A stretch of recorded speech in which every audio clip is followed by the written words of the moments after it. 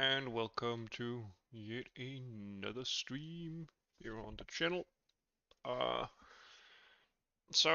Yesterday I was required to do a bit of speed work on a render to texture function,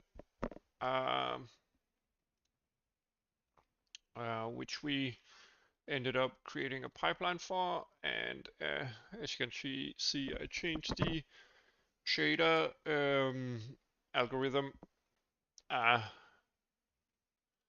basically it just uses the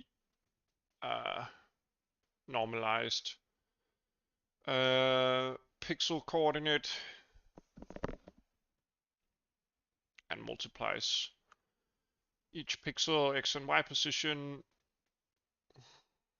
with that pixel coordinate and a color, and we get this kind of like gradient thing. Yeah.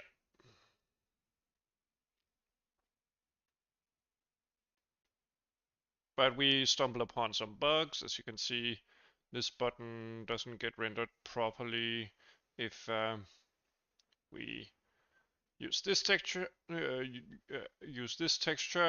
Also, the bindings are pretty bad. So, in general, we should do something like, we should do some of this.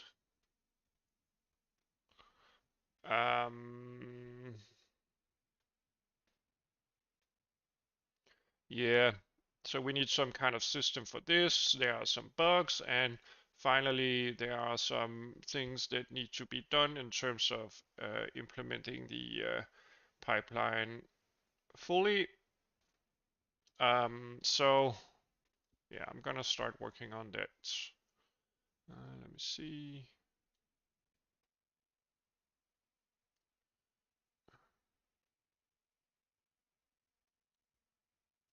Yeah, so I'll just work on that. So I think that we would want this kind of like front-end function here.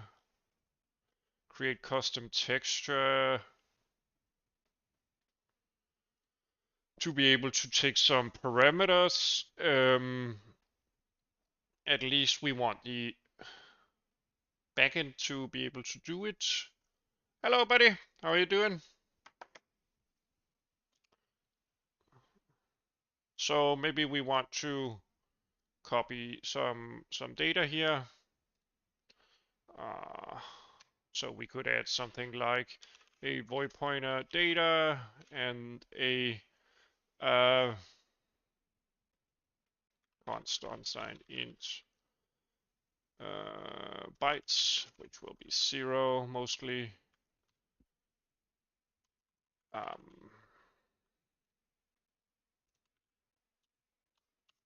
And we will ask our upload service to queue an upload when we create a buffer for it.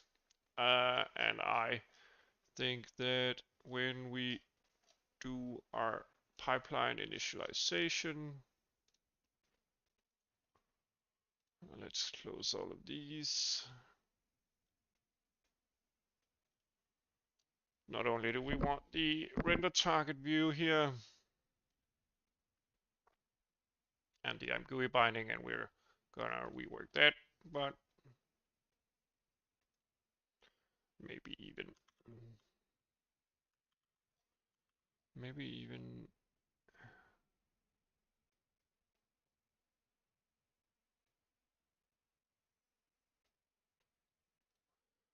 let's do something like descriptor heaps.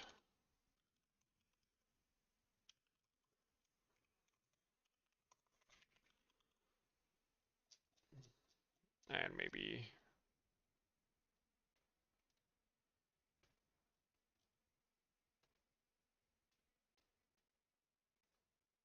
yeah, this could easily be moved up here.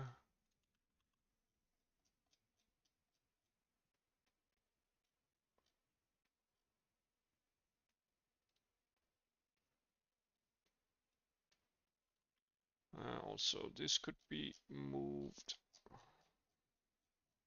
At least then we have some kind of like section where we define our descriptor heaps.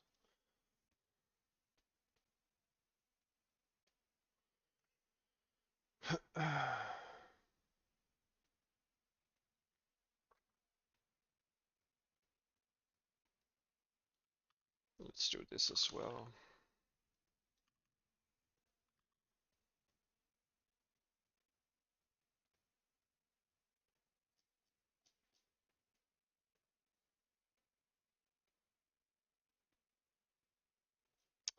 And let's see.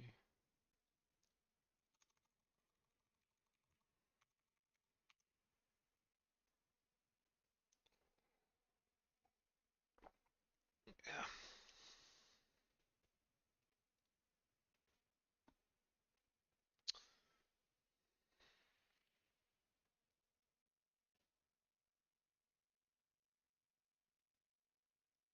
So, as I've mentioned, I would also like a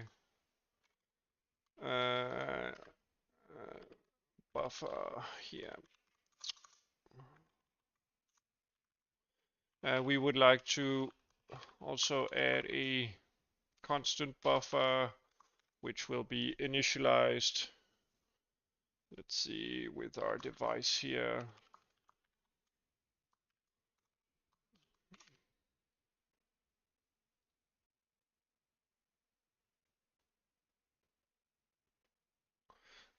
With the size of the aligned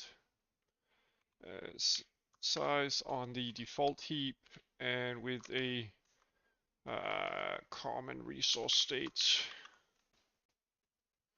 And we will set that pipeline constant buffers name. I think if we do like this, we will be fine. But we could also just keep the syntax as we've done before. Get name, set name, render to texture, constant buffer.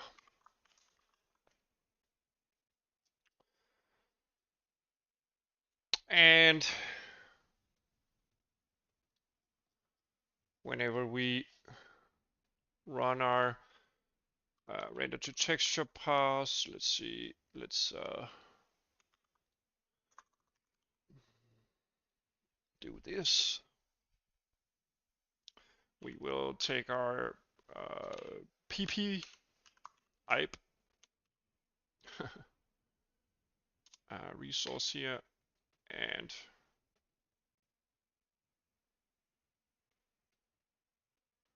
get a destination offset of 0 and use our data pointer and our number of bytes here.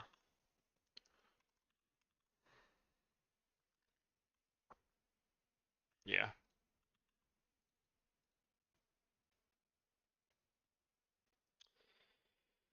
And let's do an if check here.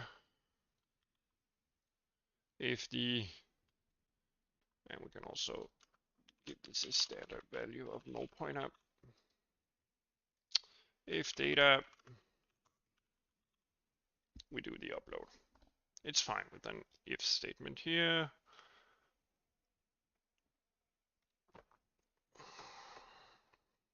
Yeah, so everything should still work.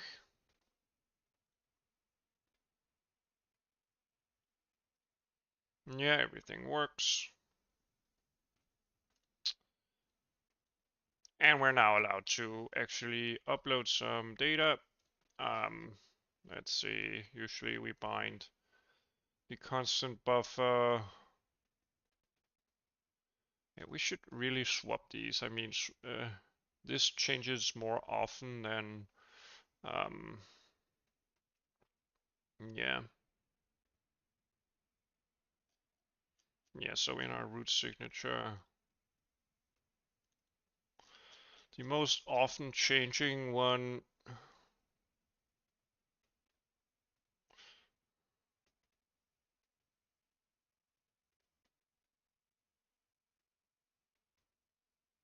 Yeah, we should basically just swap these because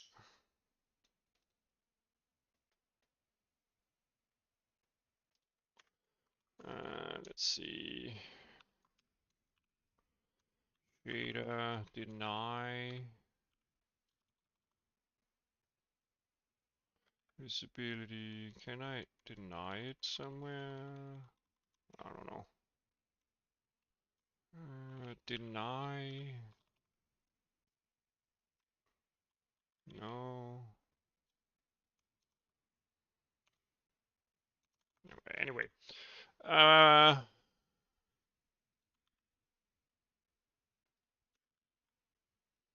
data, object, draw call data. Yeah, so we will basically just swap these. No need to change the root signature, but we need to update our pipelines, or rather our stuff here. So this will be 0 and this will be 1. Let's see, do we have any other upload pass data? That's fine. It's related to the buffers.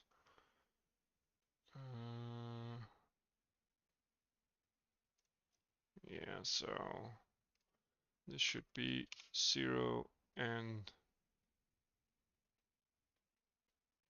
this should be 1. I mean, this changes more often than this one, so this should actually be first, since it's changing each draw call. Let's see, blah, blah, blah. Let's set the pass data to... Oh, this is a different root signature, so this doesn't compare.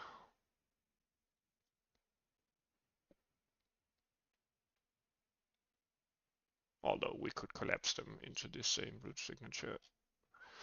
Okay, so we have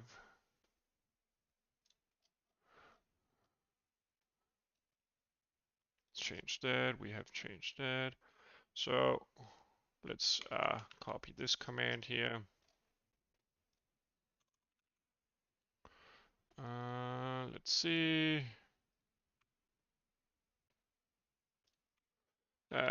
Pipe. Get the virtual address of the constant buffer. There we go. And then of course we need to swap the whole thing inside the shaders. Yeah, right now we can't do anything, but everything compiles. So inside common here, oh, we don't have any bindings there. We don't do any, what? Oh, this is rendered to texture. Okay. Let's see, polygons. So the pass data is actually this one, and then this one needs to go here. Basically, I think this could be added to common, right? Because we do define object data and pass data here. So no reason to define it in the actual files. We will probably have a lot of problems with redefinitions. So let's delete that.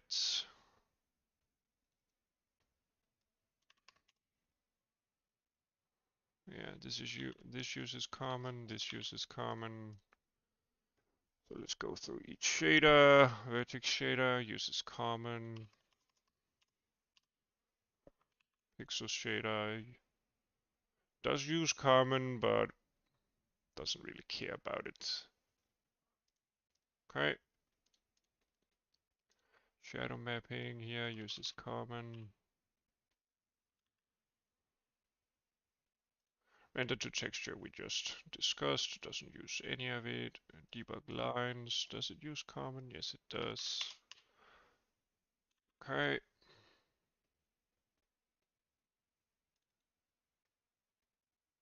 Yeah.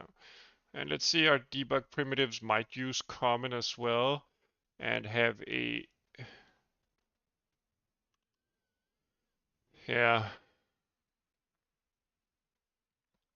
We might need to change the root signature for this pipeline here because it's bound to a different shader register as far as I remember. Let's see, common here.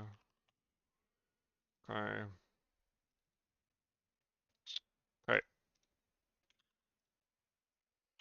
Are we Gucci? No, we're not. Okay. Shaders poly, redefinition. Oh, I didn't clean up this.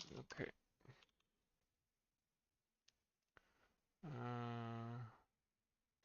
Yeah. So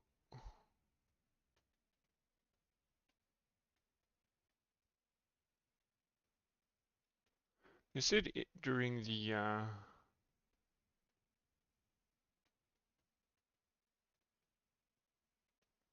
what's the call shader directory debug primitives? So it's during the debug primitives call. Yeah. So that's the problem with the root signature.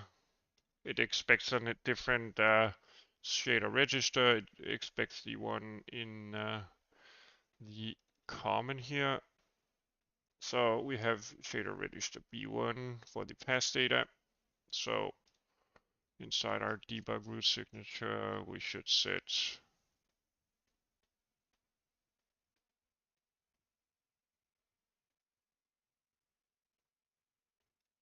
I think this right for the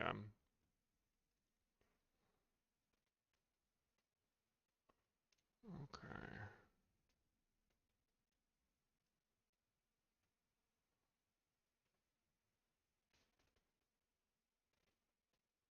Yeah. Okay. Yeah. So yeah, I made a mistake there.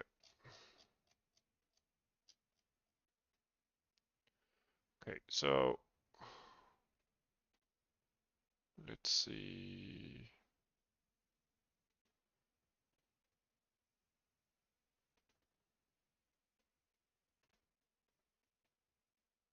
Yeah, so this is actually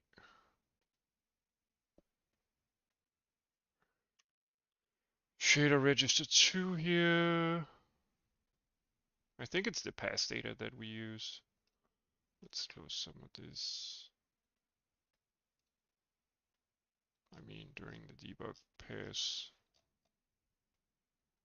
we bind the pass data to the first parameter.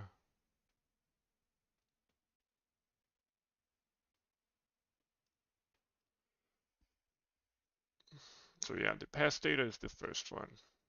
And inside our common library here, it's bound to the buffer register of 1, so that's fine. We also keep this structure where this is intact, but for our pixel shader, are we doing it in the pixel shader or we're doing it in the vertex shader? Okay, so we're looking up a constant data source here, which we will bind to the shader register number 2, as we've done here. And then things should work out fine, right? Yeah. Okay, we have some trouble during our skybox pass, obviously.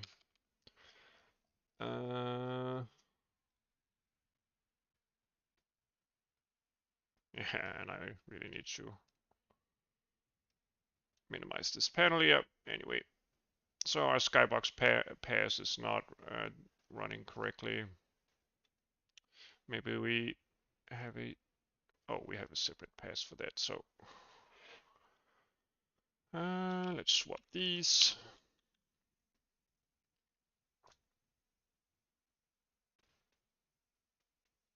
Great stuff. We're back at it. Yeah, that's just an optimization because we want the things that change the most to be applied first in the root signature. Anyway, so let's see.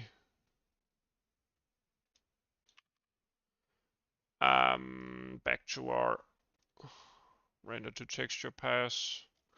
If we do this, we will upload our data, we will bind it.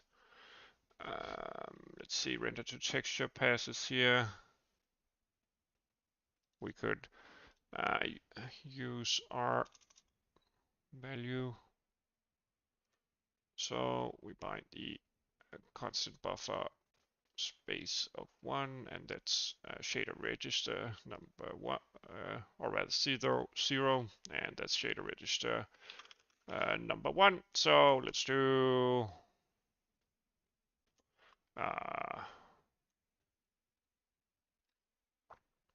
draw data or something. Maybe, I don't know. Would we want to call it pass data? Well, still pass data, that's fine.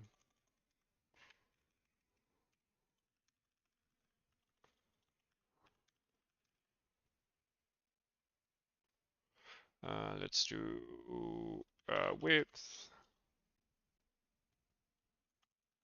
unsigned int height,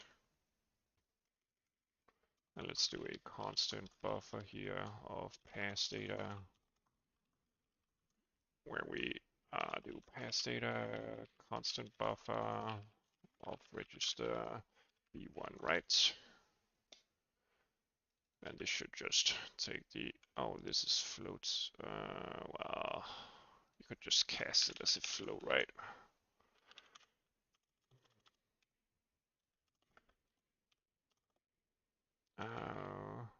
Width, and then divided by pass data height. There we go. And right now our function won't work because we basically have no value stored.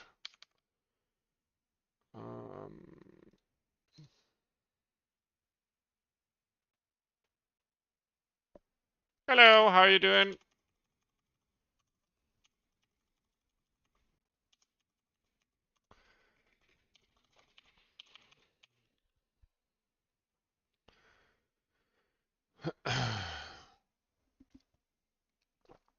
But right now we can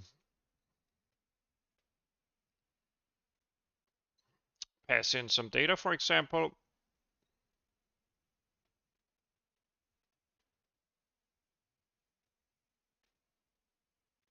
And we need to remember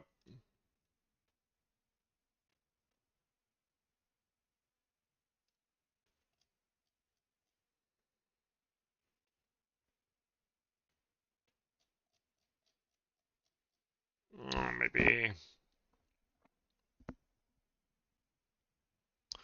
we want some kind of like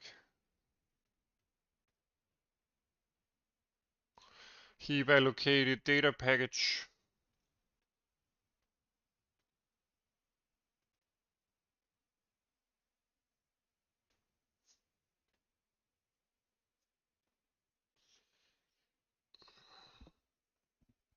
Or do we?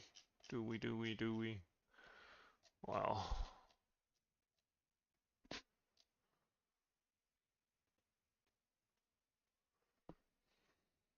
I'm currently working on some kind of like building simulation game in space. Yeah. Currently, I'm contemplating implementing some kind of like terraforming system here. So imagine being on a planet in space and having to terraform it. I don't know.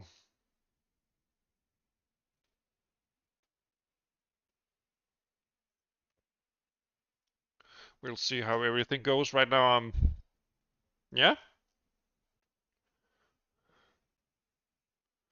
Right now, I'm implementing some different stuff.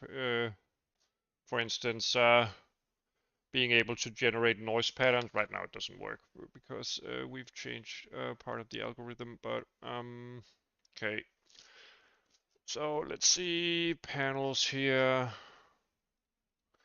Let's do a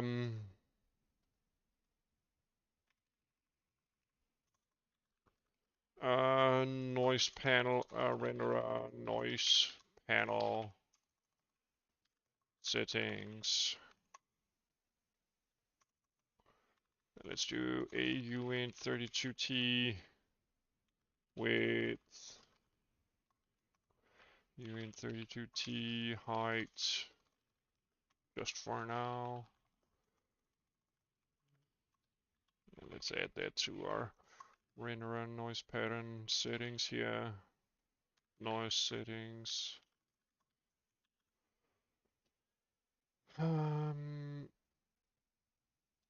Maybe just 100. Whoops. 128. It will get allocated on the stack instead during the static initialization of the global variables. So we can simply do something like render up panels, right? Panels, noise settings, and then with the size of our render and noise panel settings, and we will simply copy that.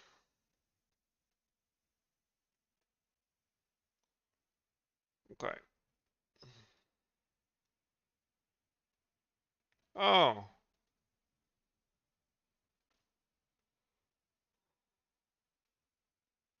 Let's see, resource state, state copy destination.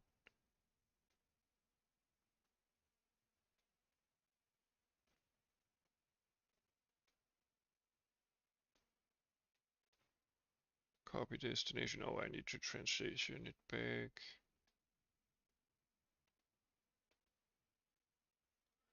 Yeah. Of course. Of course, of course. So, whenever we do this, we need to DX12 resource state manager, transition resource, or DX command list manager, get graphics list, and the copy destination, and we want a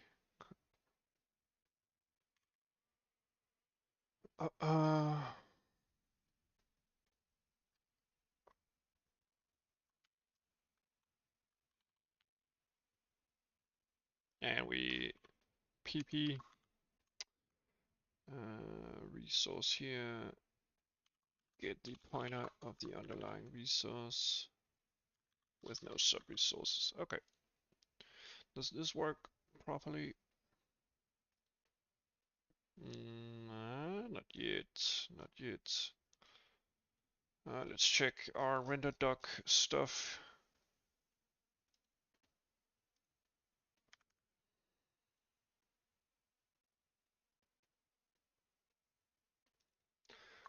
D3, let's do resource state.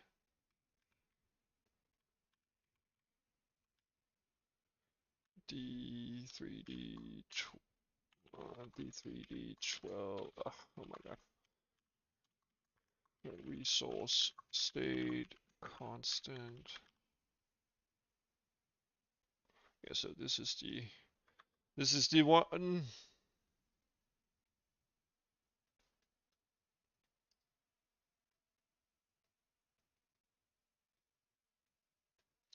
Okay, let's see what RenderDoc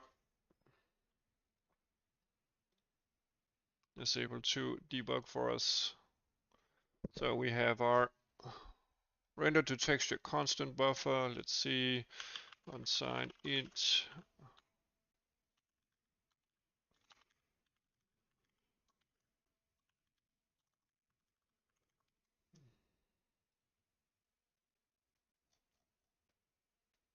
We even have zeros here. Oh, wait a minute. Of course, I need to redo this. Launch. Of course, I need to actually generate a texture in order to be able to expect anything in the buffer. So let's see, render to texture, constant buffer. It does have some information on site int. Here the first slots are actually uploaded correctly.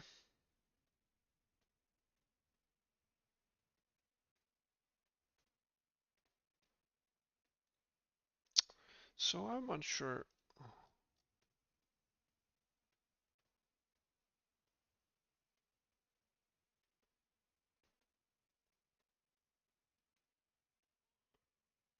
I mean, if I change this back to 128, everything should be fine, right?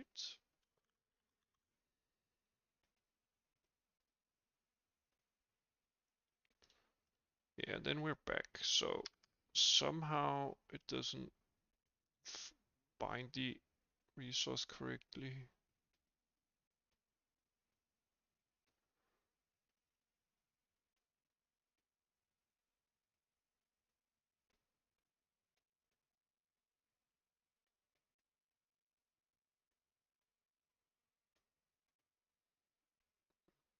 Sure thing, buddy. Welcome to the channel.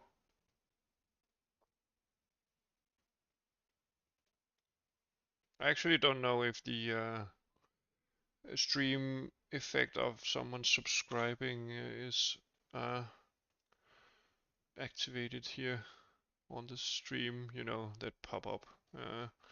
I guess you need to have some kind of like public YouTube profile in order for it to do that. I don't know how it works.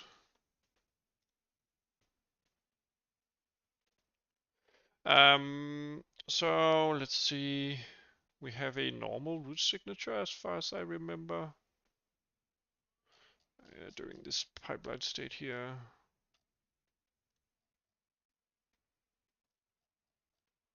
So this does have a regular root signature. So inside our regular root signature, our first one is that's the draw call. Then the second one is the pass data. So that's shader register 1. Maybe we right here want the hello, how are you doing? And welcome to the stream. Let's see. So if I change this back, let's just use this for debugging. So if I change this back width, height here, things should work fine now. Yeah, okay. So we're online. Yeah, it was just simply a wrong register. I'm pretty good. I'm pretty good. Just enjoying some streaming and work on this system here. So basically now we have a system where we can kind of like manipulate the render to texture parameters. Excuse me. Sorry for the weird noises I make. So we can upload whatever values we see fit, and it will be bound to the shader. So if we wanted to do a noise pattern, we could. Right now, this is not linked to the actual underlying buffer. So what that means is when we call this, it doesn't actually use the whole, I don't know if you use Unity and Unreal, getting started is probably not that hard. I think it's probably hard to do it the way I do it, where you do everything, almost everything from scratch.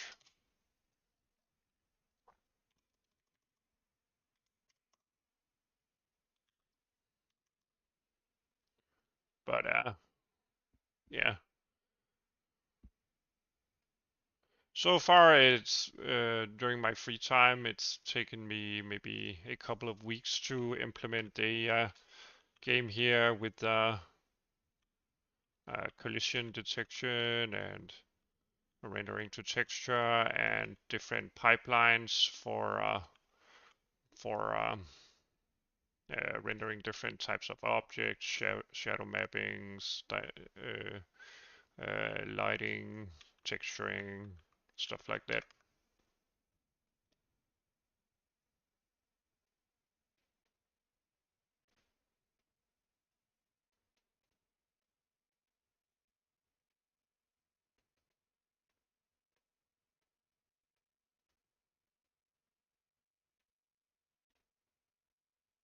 Okay, let's see. Uh, so at least we have that functionality now inside our render to texture pipeline. And what's left is basically maybe be allowed to reshape the underlying texture. Right now it's hard coded to be 128 times 128. I think for a noise pattern, it's probably better to have something like 256 times 256 as your standard values, maybe even a larger noise pattern, but at least this resolution.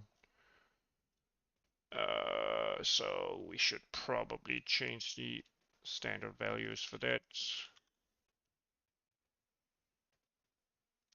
And then do the same thing here.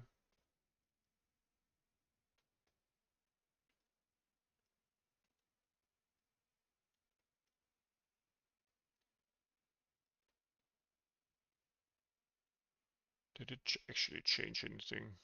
I'm not sure.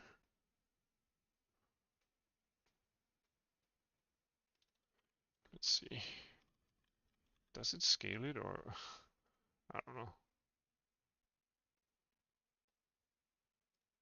Yeah, it does. Okay.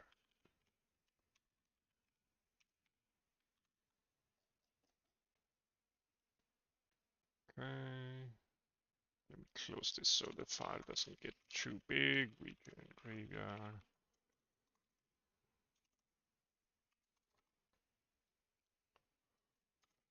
Oh, whoops.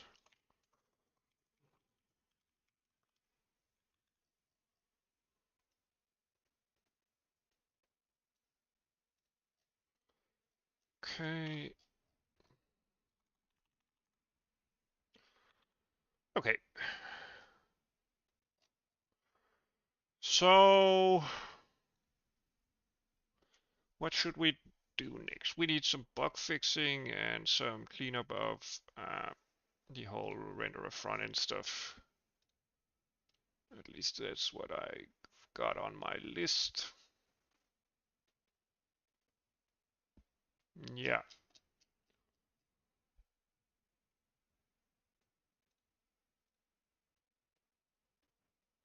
At least that's what's on my list.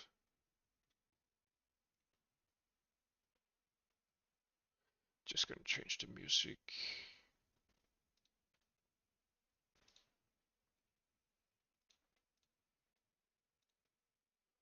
Okay, so we realized that we have had some kind of problem.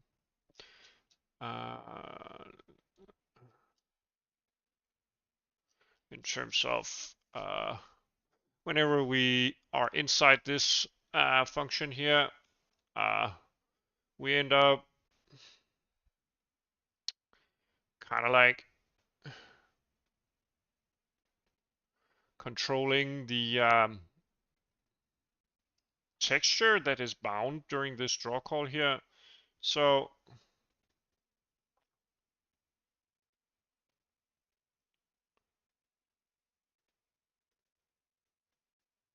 and if we push this, we do set a texture index, and when we do this, we check whether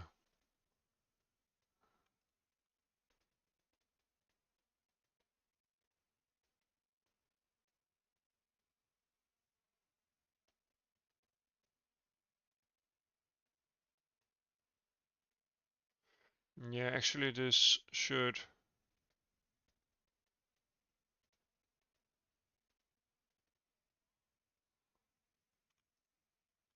and the header size.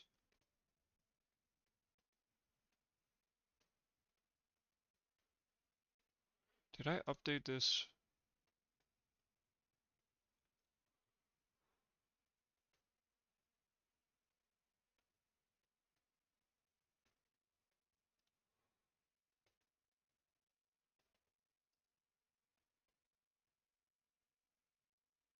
Offset off.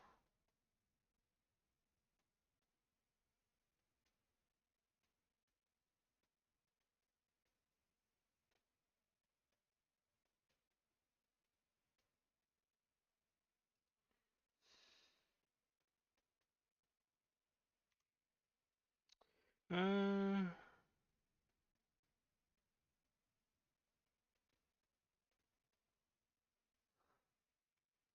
yeah, so the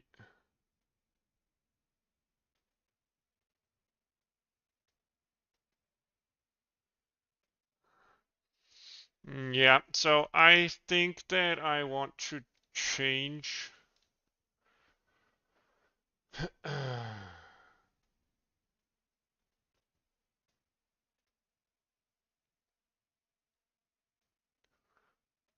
this back and just handle the logic. Okay, so right now we will have some asserts that will break because static assert, offset of the vertex offset, plus size of unsigned int.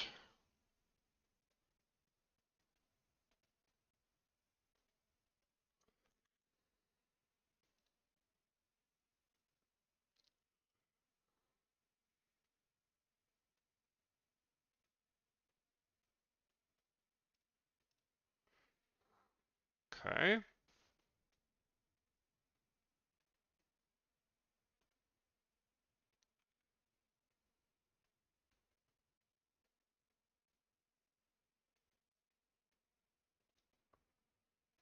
Let's see.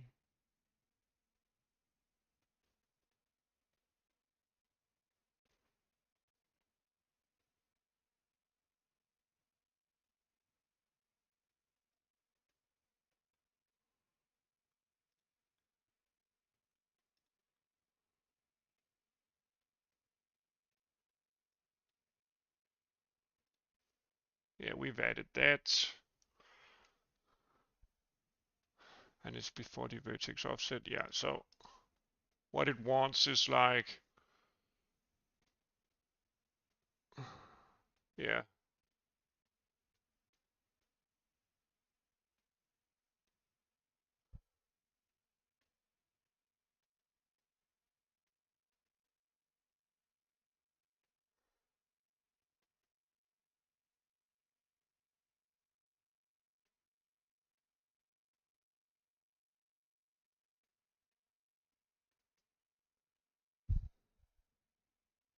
okay. Yeah, so maybe we solved it by changing that. So let's try this.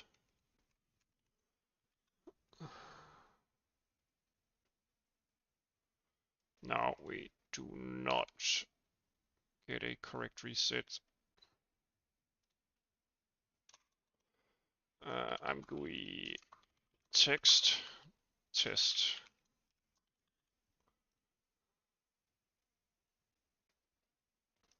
No, it doesn't even draw. So we definitely have some problem here.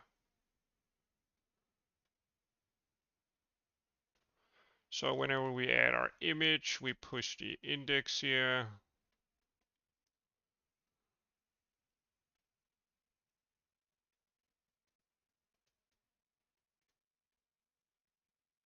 A sequential. That's fine.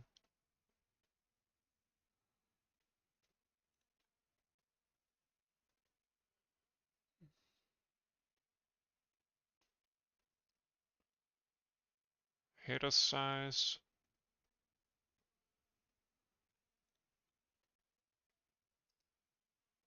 Draw command.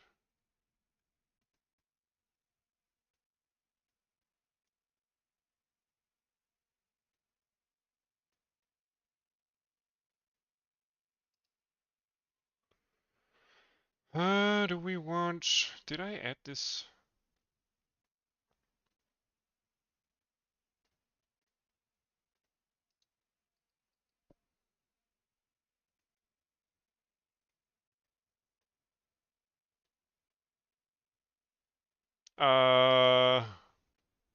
What do you mean?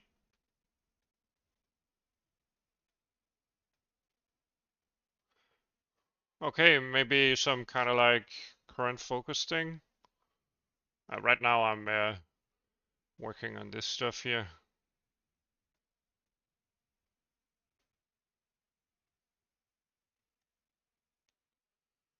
But there's a bug here in the interaction with ImGUI.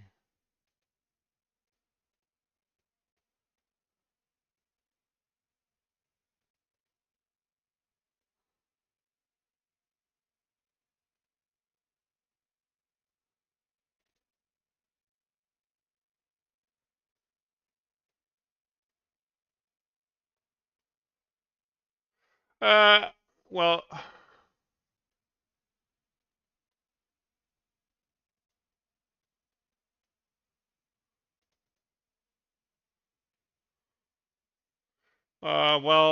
maybe next stream I'll implement something like that.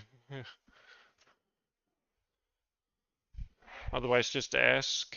It's fine. I'll explain what I'm doing.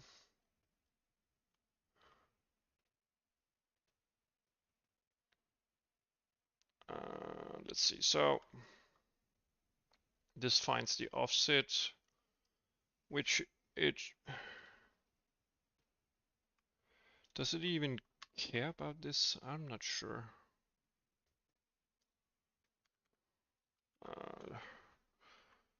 Let's create a version of this without that.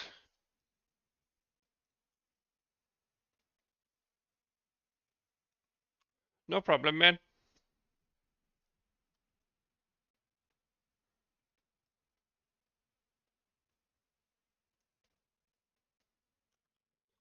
Texture index as well. Modified by me. Let me just look up the original ImGUI draw.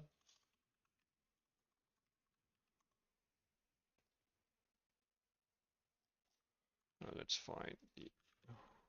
Whoops. Yeah. So this is the original. Okay. This is the original, and I've already modified the draw command. Added the index here, so it should already know how to compare it. It will compare the right hand side and left hand side.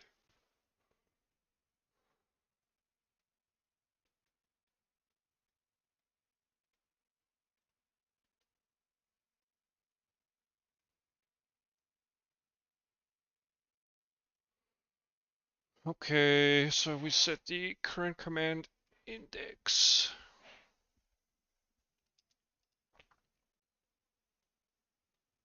Pop texture index. Oh, of course I need to. No. Oh yeah, onChanged gets called anyway, so I'm probably just forgot to call this in the Yeah, there we go. So we're back at doing stuff like we would want to. Obviously, this is way bigger than the actual texture. I don't know why. That doesn't render the whole texture. Yeah, so we fixed that bug. Are we having a memory leak somewhere, or is it just the stuff that I'm running that... It's almost like we're having a memory leak somewhere.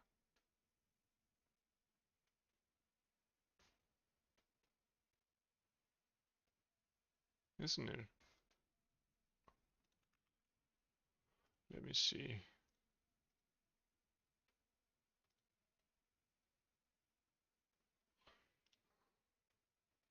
No? I don't know.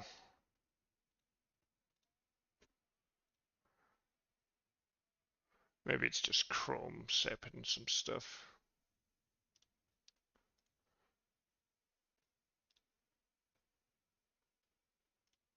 Uh,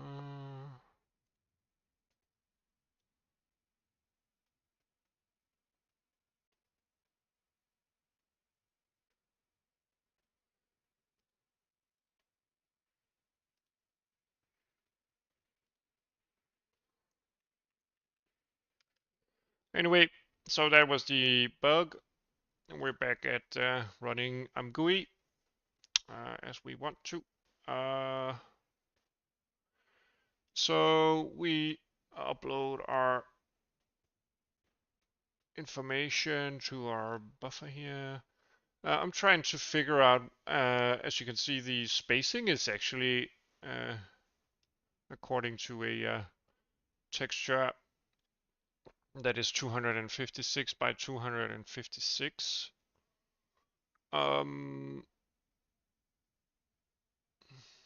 I mean, it doesn't render it all. And maybe there's something in the implementation of the actual widget that we've created. I mean, image size.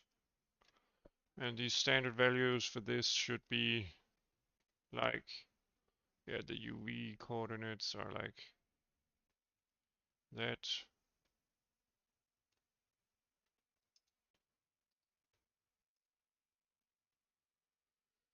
Okay.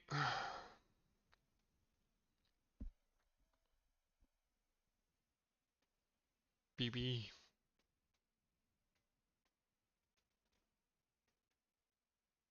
Yeah, so it uses the image size.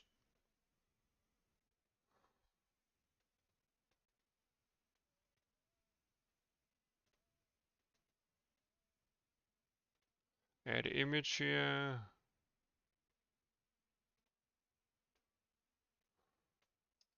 What do we pass in? We do add image.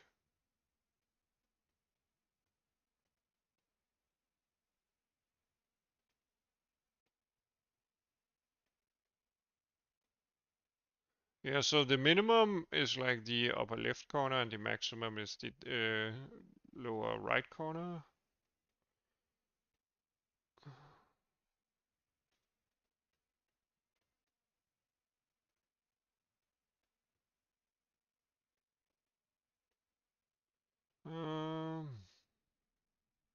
Yeah, so that's the upper left corner, and we add that. Yeah, we delete the padding from the maximum value. So push rect UV.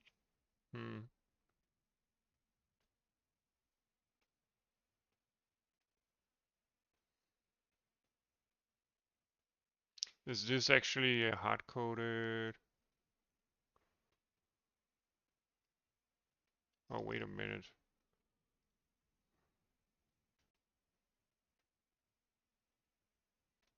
This is not the correct one. There we go. So this one calls here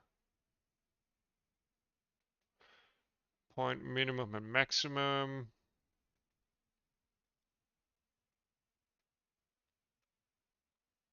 Primary service. Oh, that's just the.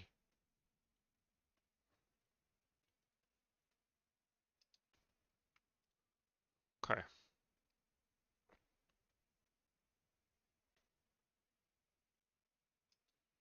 And the first two values, A and C,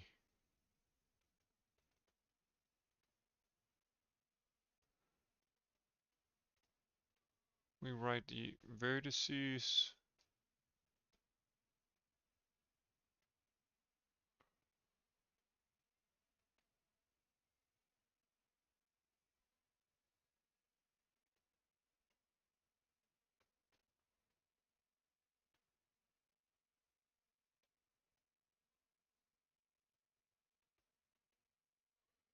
Um,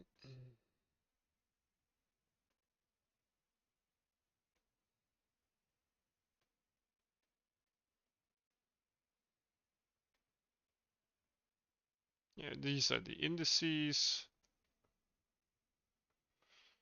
I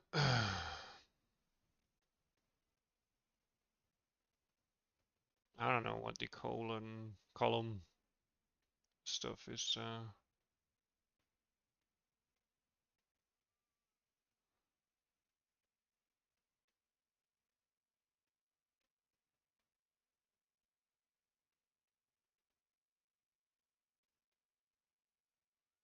B and D.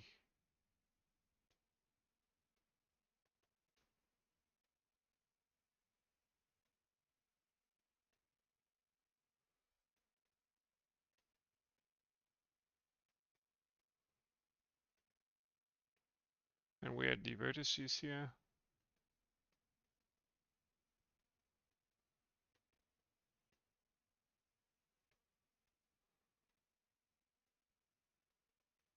Yeah, so the D position.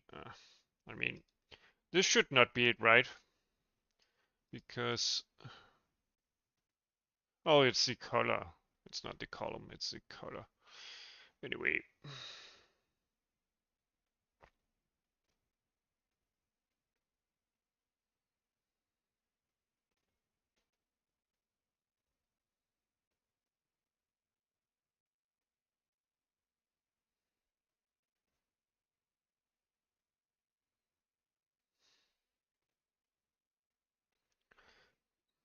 And if I double this, we should see something that's really big.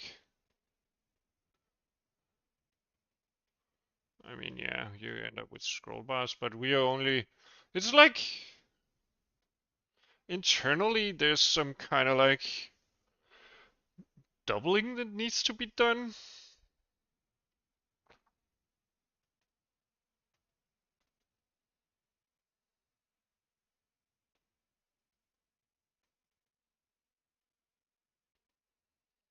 I mean, there's all this blank space here.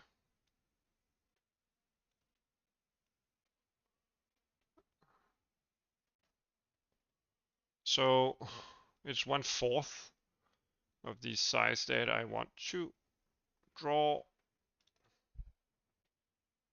which is correct now.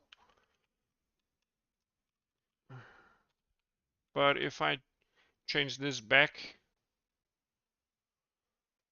it's like we're back to only applying 1/4 of the texture. At least in terms of the widget here. Huh. But if we add some text, or rather a button,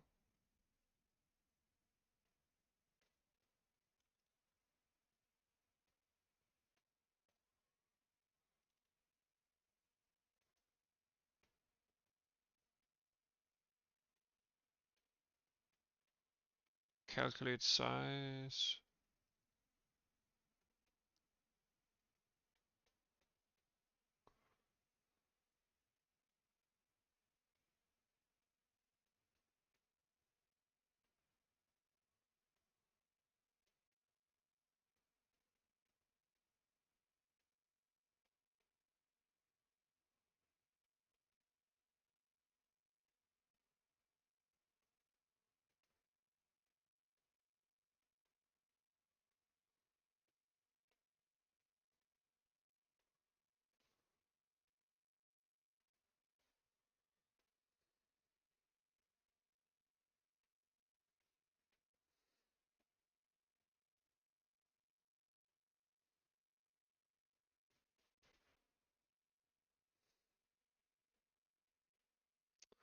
Okay.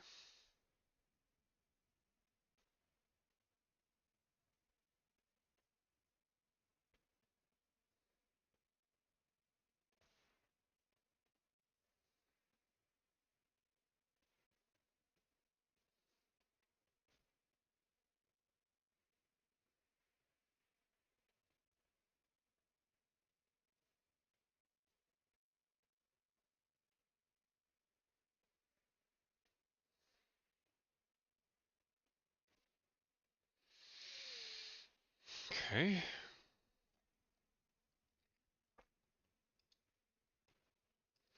And if we jump to the other function here, the actual size call is the same.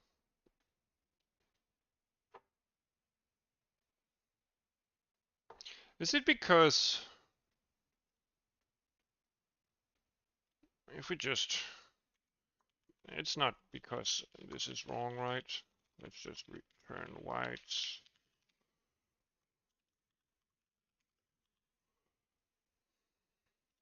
No, it's not because we don't fill the buffer. And the buffer is correctly set on the GPU, right?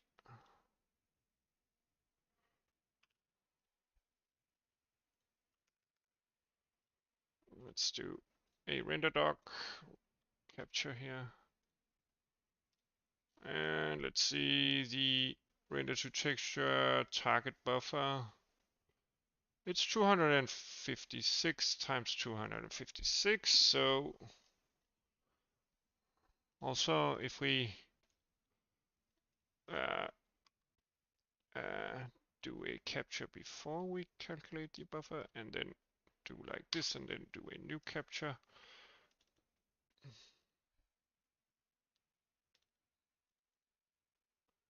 Then it gets, no, it's still 256.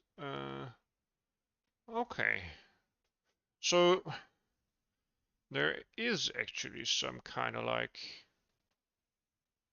almost half size of it. So the buffer itself is 256 times 256, but it's maybe we need to scale up the vertex shader thingy here, or what?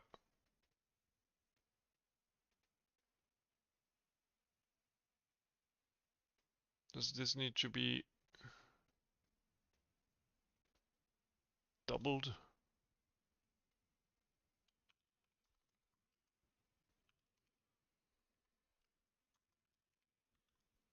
Or what?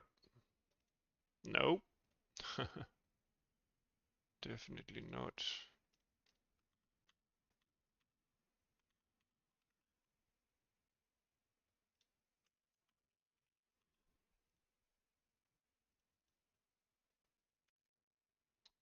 No.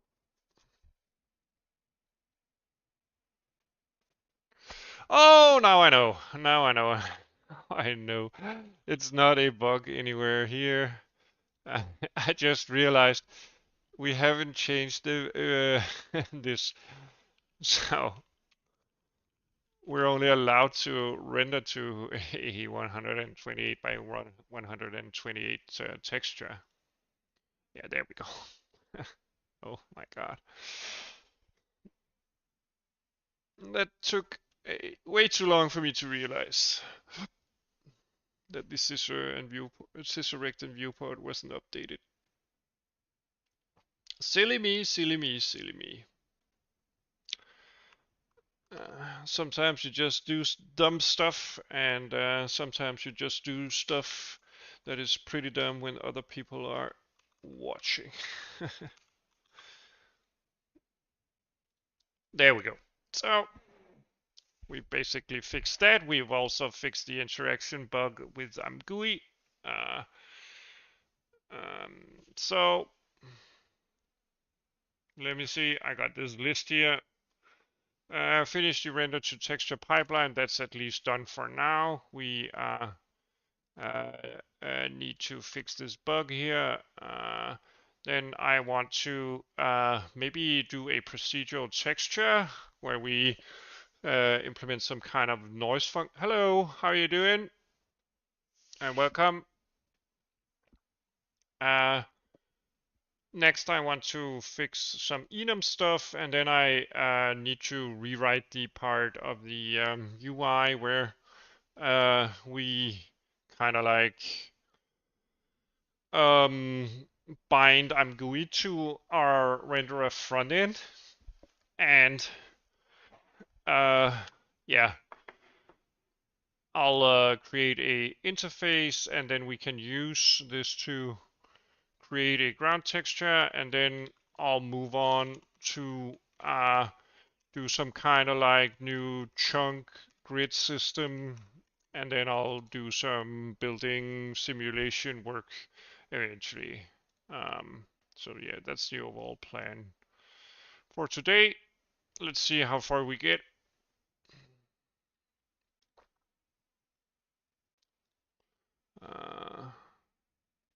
Yeah, let me just check some stream settings here. Also, feel free to tune in, or rather chime in terms of what I should do when we reach 500 subscribers here on the channel. I've been considering doing a extension of the tutorial series, beginner tutorial series, where we implemented a toon shader. Maybe we want some special effects for that, or a different shadow implementation, or whatever. But yeah, I'm considering doing a tutorial as a celebration of reaching the 500 subscriber target, which should be fairly imminent. Anyway.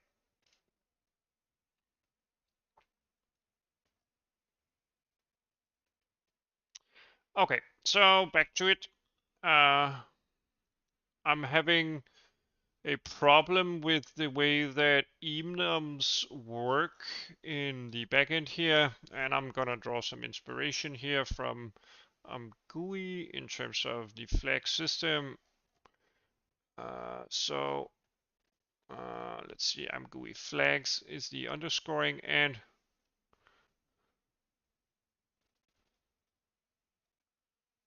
it's like they do.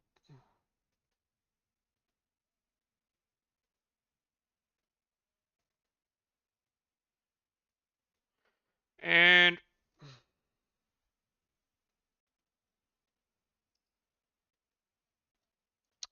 let's see. ImGUI flags is actually a different stuff. Yeah, so the integer version kind of like maps to the underlying enum, and then the enum is like kind of like prefaced with this. Okay, so I'll quickly rewrite that because I really don't like this implementation. Maybe we even want a flags section. I don't know. Flags and their enums.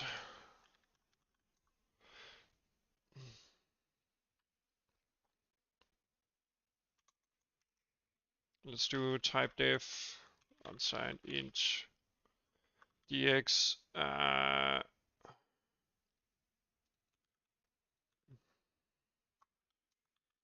And let's do this.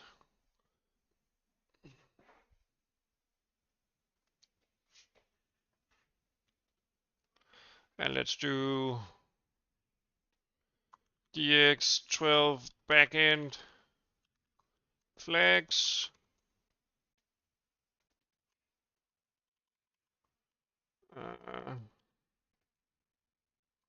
Viewport rect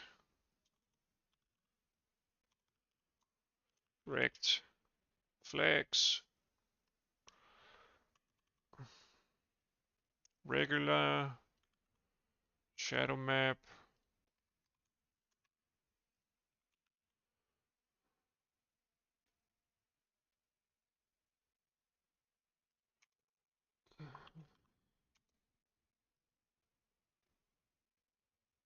Let's call it something like that.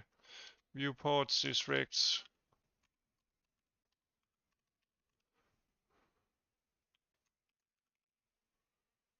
There we go. That's better.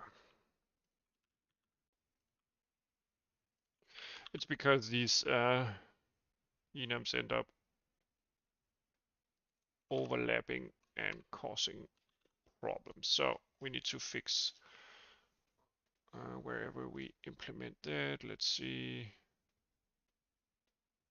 Viewports here.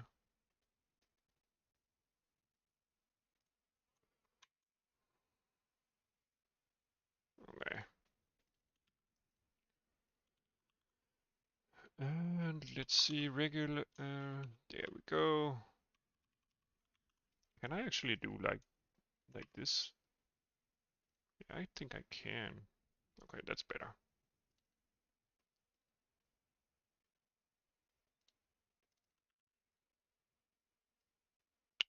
That's even more readable. Okay. Let's hope that works.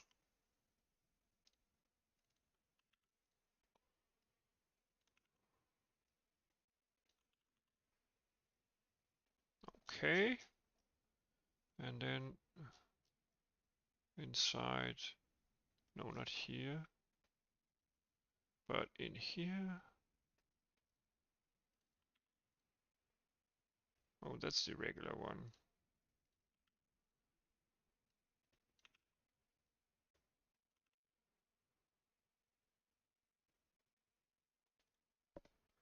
And let's do a, this is also the regular one. This is the shadow map one.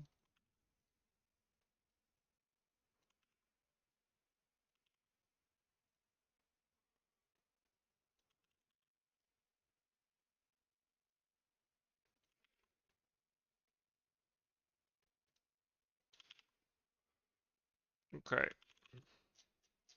Are we? No, we're not done. We need to prepare.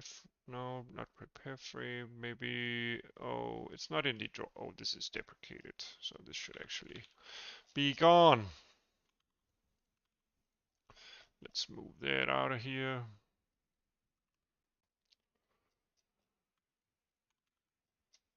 Get out of here.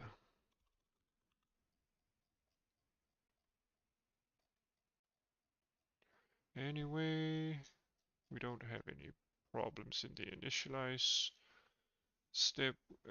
Let's see, upload past data, no. Set viewport rights, yeah, so we have the regular viewport here.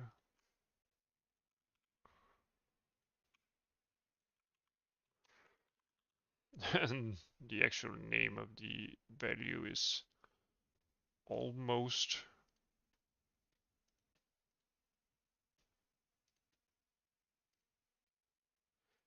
almost as long as the original one, but at least you get rid of the doubles colon stuff there. Let's do no, and then render to texture.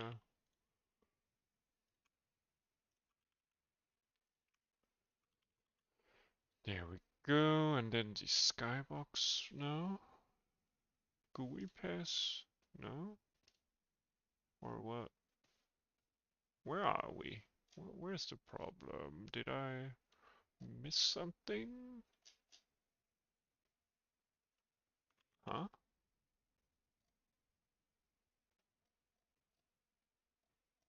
Okay, let's see what the problem is.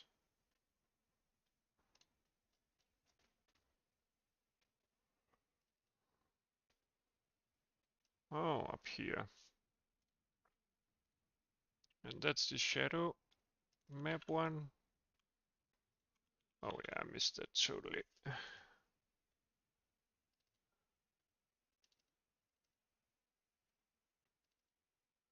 Let's see. Okay.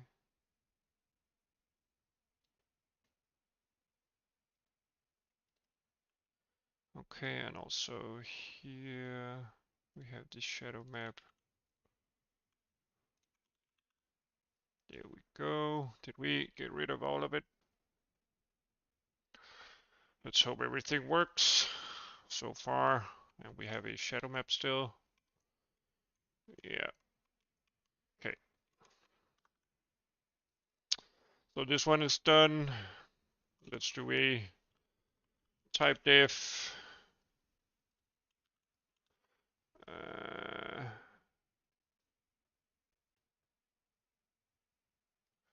On sign in here.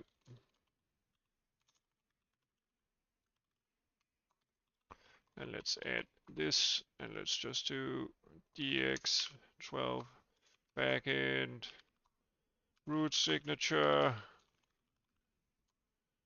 type, not flags actually. This should be type. Oh my god, I'm gonna redo it. Okay.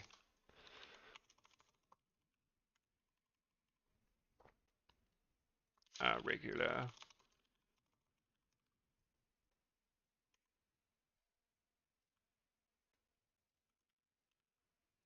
Debug.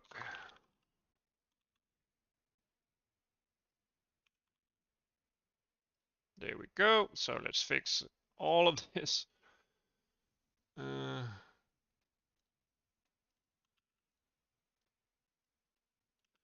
At least this is fast to fix, and then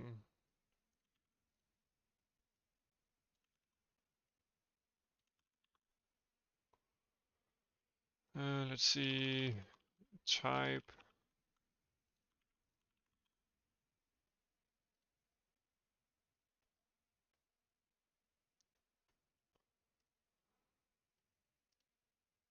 Well, I think the shadow map stuff should be up here. Oh, we have the root signature type, of course. Oh, we didn't fix that one up here, did we? No.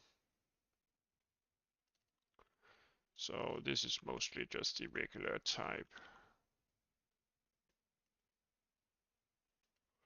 Yeah, so this should be done.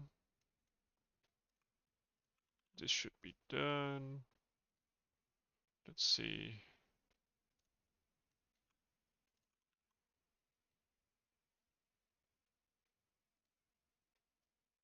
We don't do anything here. We don't do the viewport up here. Transparent.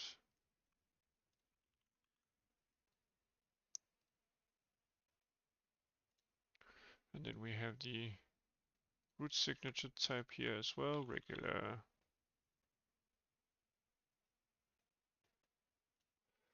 Let's see, type.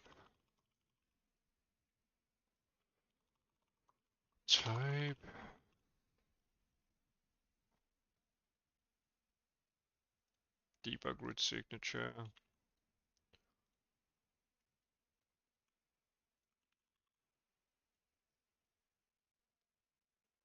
And then type.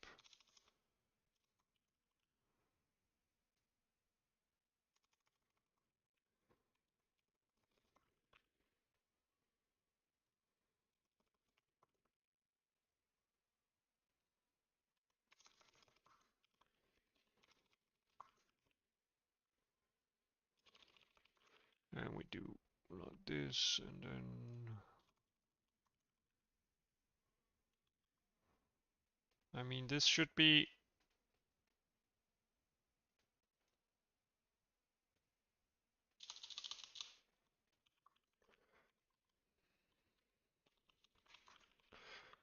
it should be moved, and this should be changed.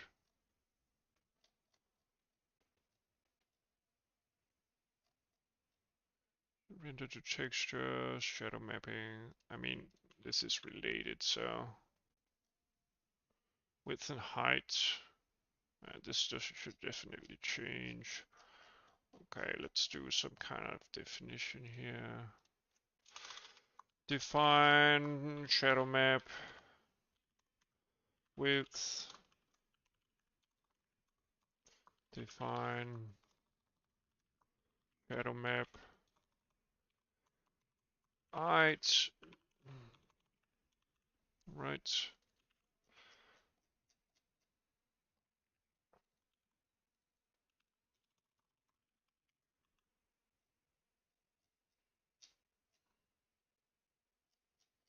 And then down here.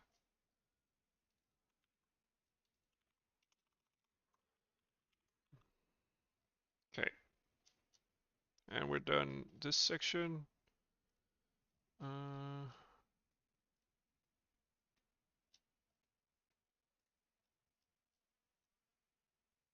Let's see. And we don't need to set the root signature stuff anymore because we're done with that.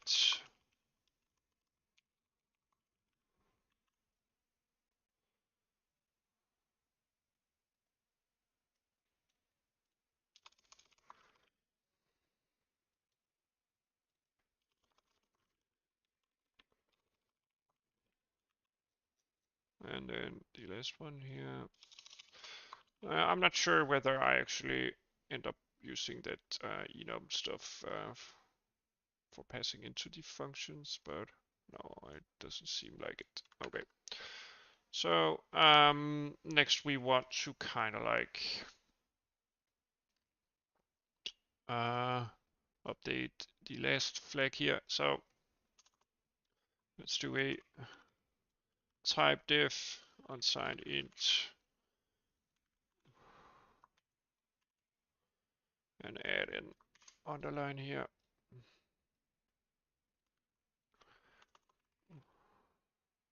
Backend pipeline.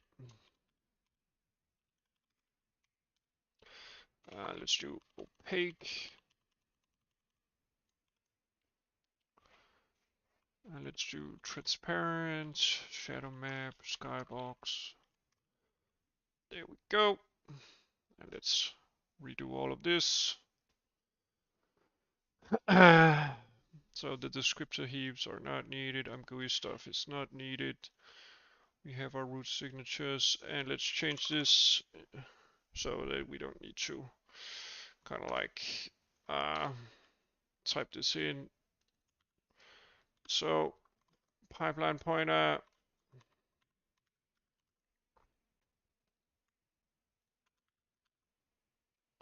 And let's do a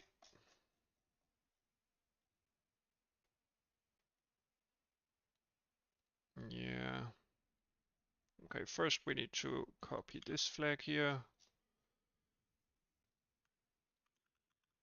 There we go. Did we need to? Yeah, we need to specify it here as well.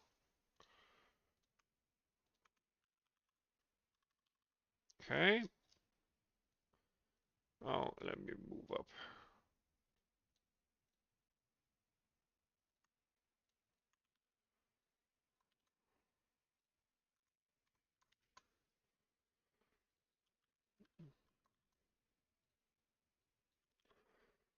And we simply do like this.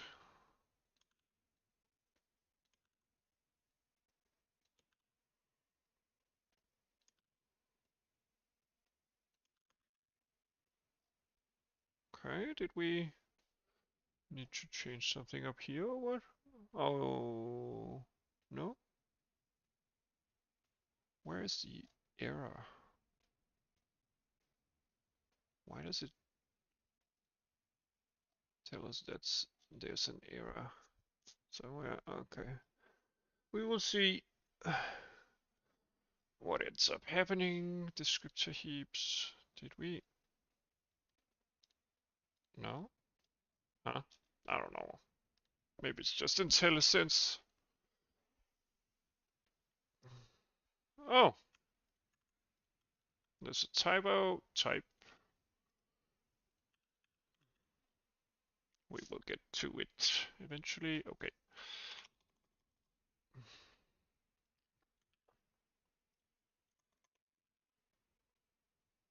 And let's do a shadow map here. And let's copy this.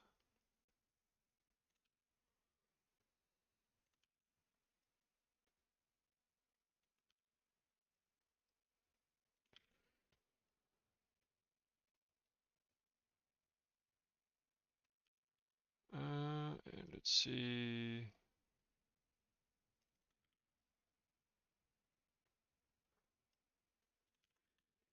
There we go. Okay, I'm not sure what this is. Where's the error actually here? Anyway, I guess we'll figure out. Okay. So that's cleaned up. That's cleaned up.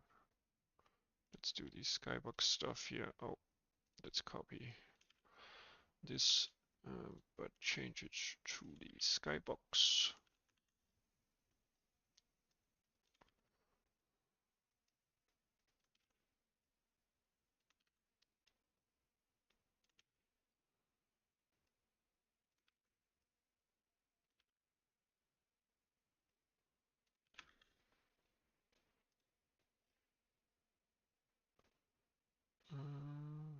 Let's do this. Okay, and we close this. Transparent here. No, transparent, right? Yeah.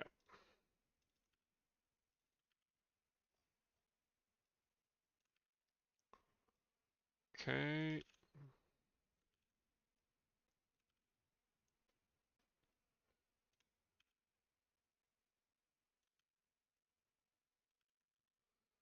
Okay. And this was already updated, render to texture.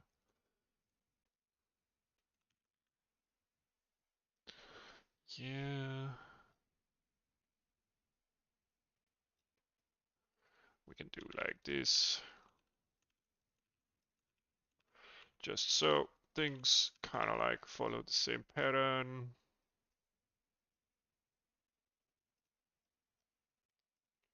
Did we change anything here? No. Render to texture.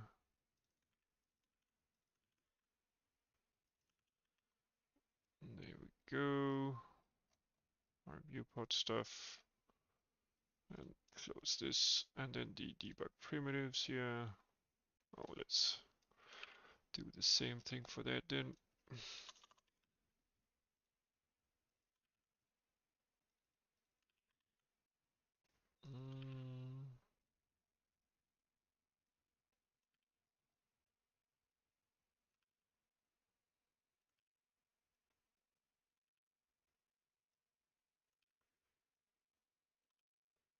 Type.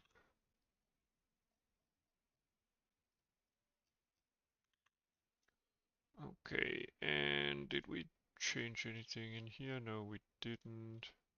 And we didn't here either, right? No. Then we have the create resource, I think. Yeah, we need to update this. And let's just do opaque here.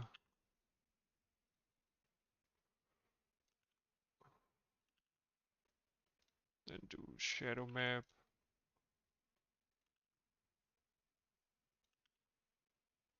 Skybox.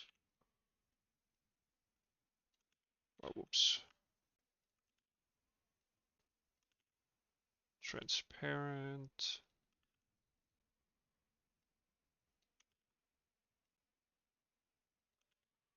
Render to texture. Yeah, this is definitely not very interesting to do, but it needs to be done. Create debug buffers.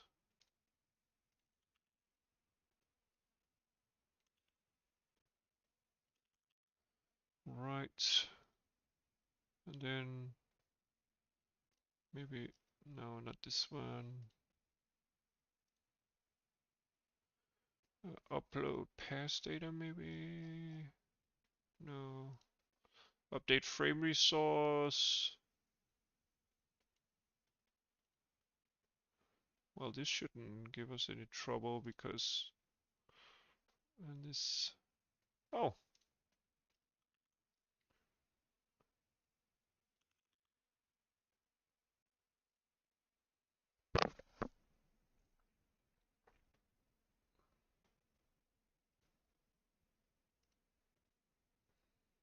yeah, I kind of like updated the whole thing here.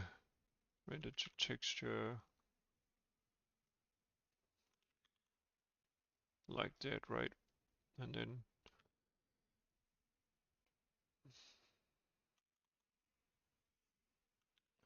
we kind of like do like, this is for the shadow map. And then we do,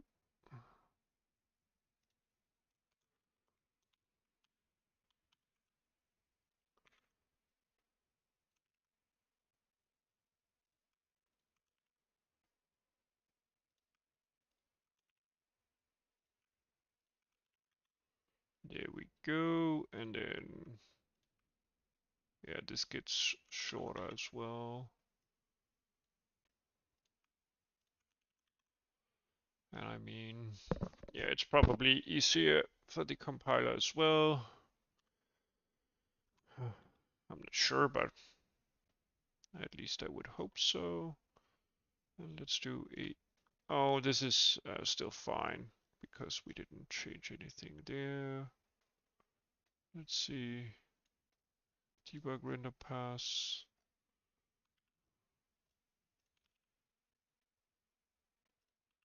Debug primitives, right? Yeah.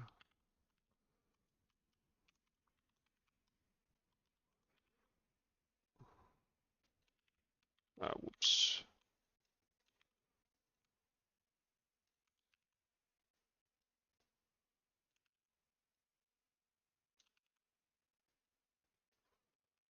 Okay, we're almost there, I think.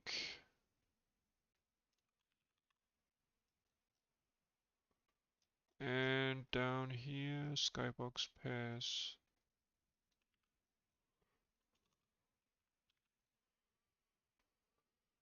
This also means that if we ever change the enums here, we do not need to update a lot of different sections.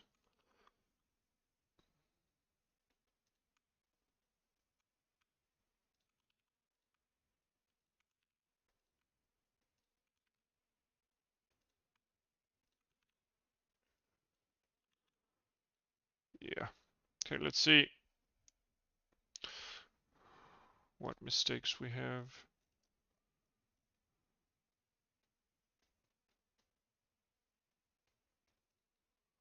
Shadow map. Oh, it's the release stock. Oh. There we go. What is the problem?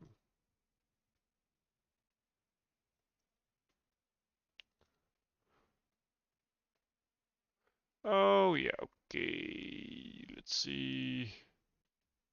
So in the actual calls to this, so the opaque,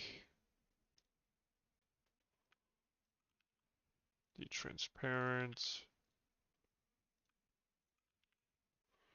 the opaque, transparent here. There we go.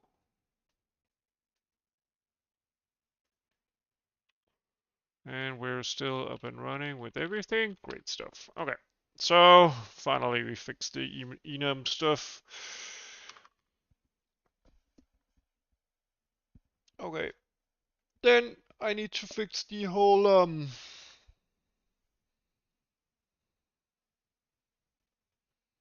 kind of like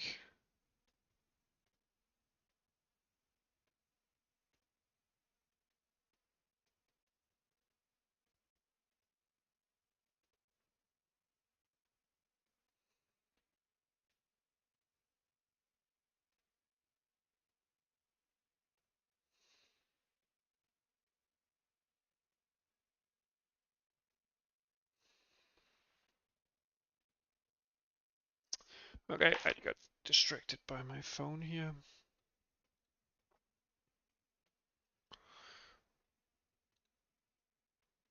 Let's see, I'm just gonna check some stream stuff and then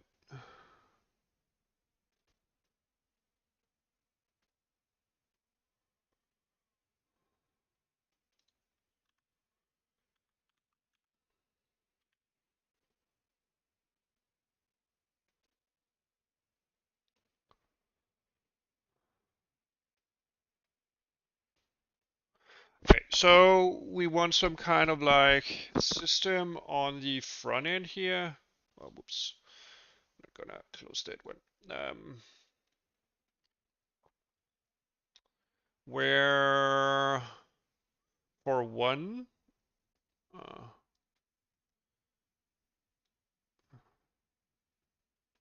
let me just expand this and let's see. So there we go. This is way better. So for one, this icon here should be kind of like a separate thing. So I imagine something like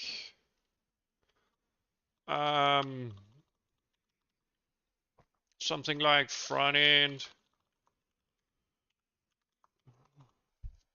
load ImGUI texture, meaning that it's either an icon or a widget kind of thing.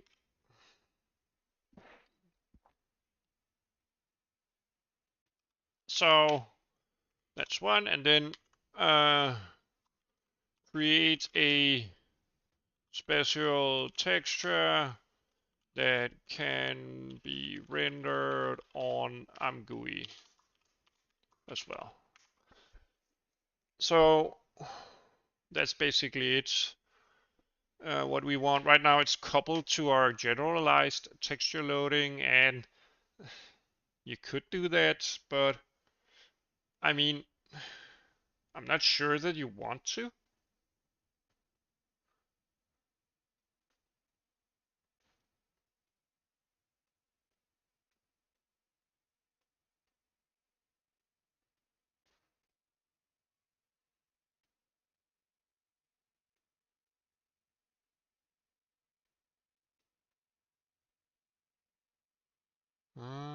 Just a sec.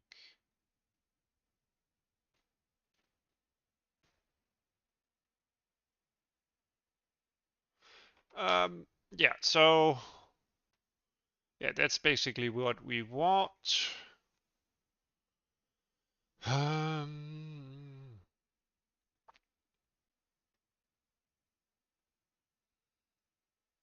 so let's do something like that. So our front end here, load texture.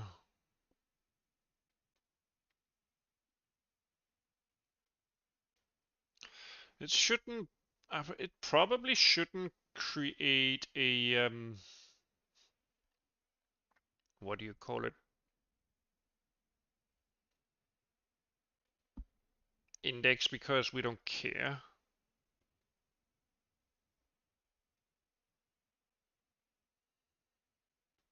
I don't know.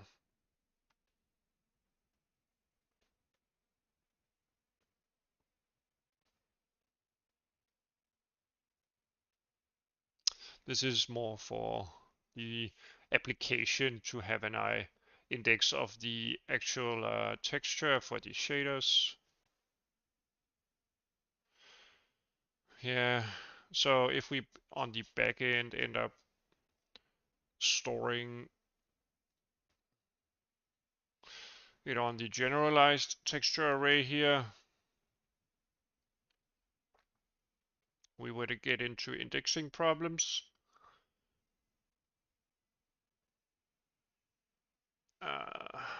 So maybe we just want a,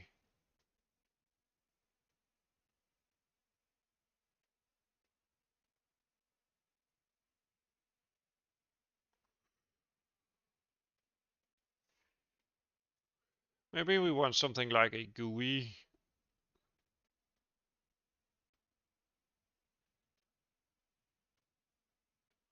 Or rather, maybe custom texture array is fine. Maybe it's fine.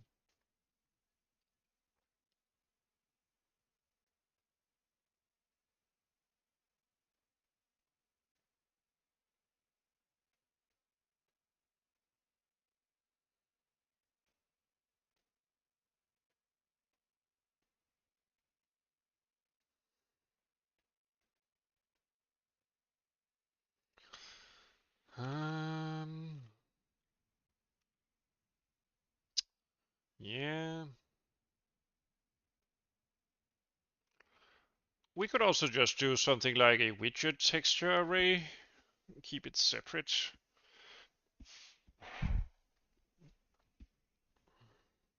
Yeah, let's do that. Doesn't really matter that much. Texture array here. Widget. Texture array. Yeah.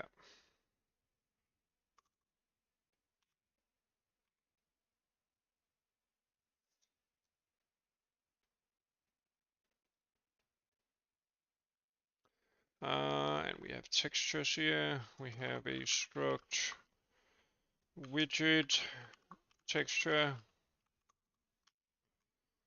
Let's just do same thing as here. The file path, unsigned int,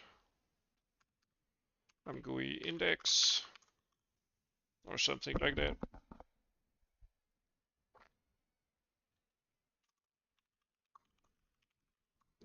Widget texture.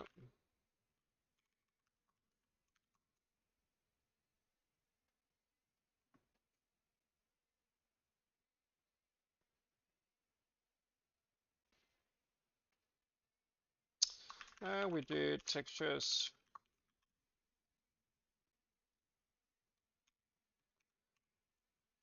And let's do something like void load widget texture. Const char pointer file path.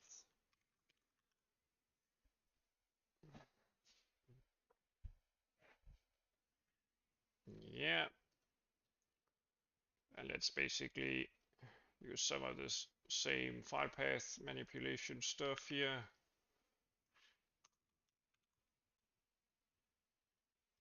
Widget texture.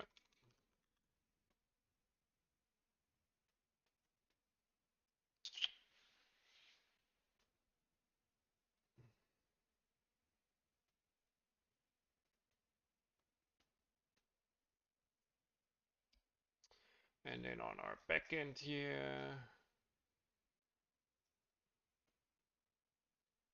let's do a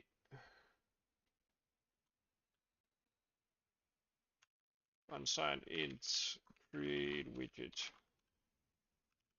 texture. Or maybe we don't care about that. Let's just do bool here. Widget texture. Texture.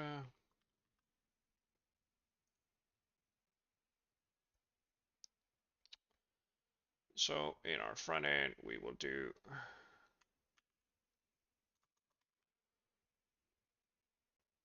create widget texture.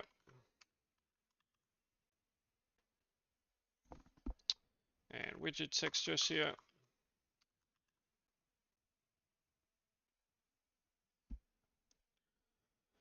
And we don't want it index returned because we don't care. The application is not going to use it, at least as far as I know. Only the renderer will care about the data. Okay, so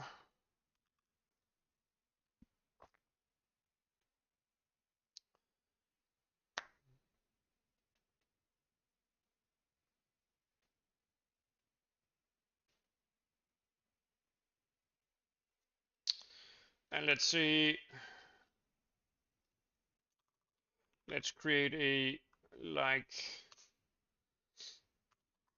uh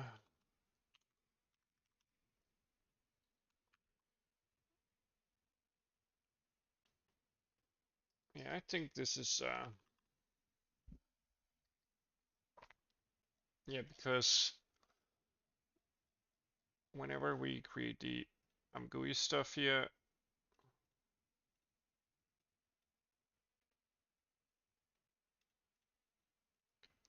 we use the standard one plus this, so we create descriptors for this. Yeah.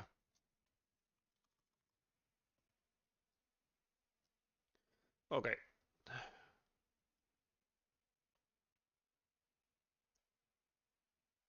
And this shouldn't support cube maps. So let's copy this.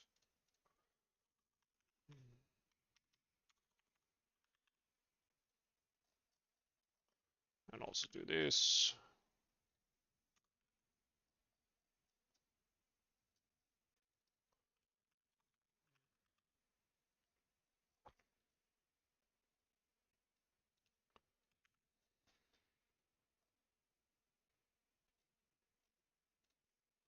Okay, we try to load the texture.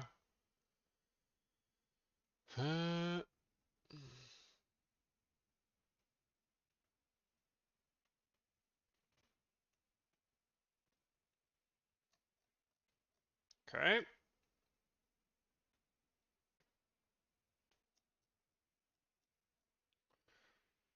And we should be able to check the bool, right?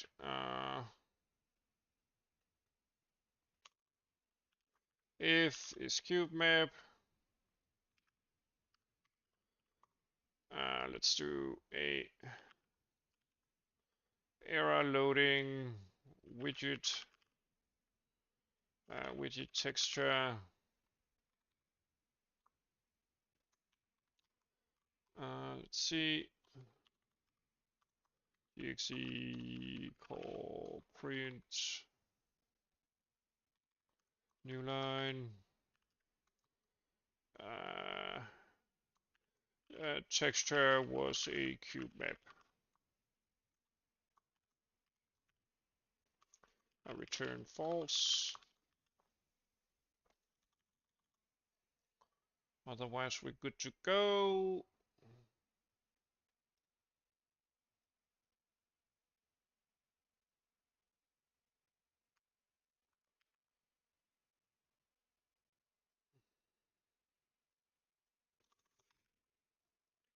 Okay, loaded widget texture.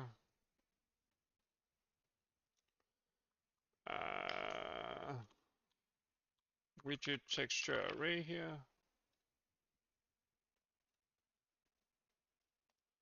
And we don't need a cube map implementation. This should already be checked. And we transition whatever resource we have here. Okay. We do not bind this one to our regular heap.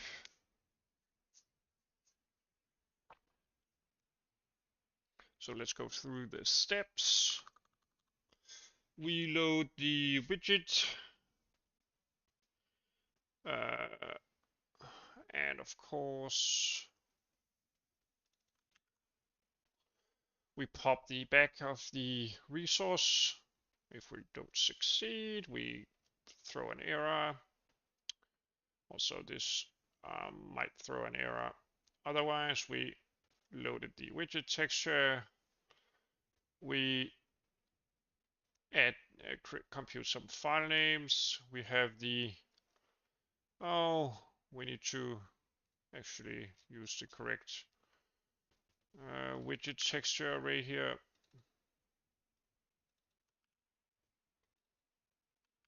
Of course, there we go.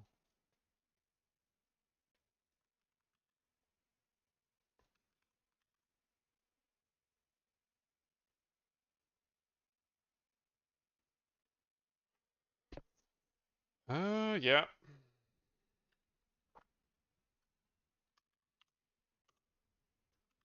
So we simply create it and bind it. Okay. And I think we should bind the uh, ImGUI reference index here.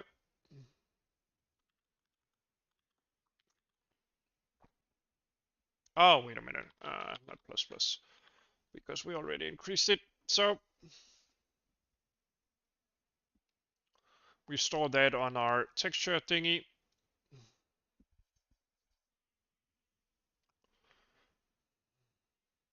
Okay. And then our application. Our application here. Models, load textures. Uh,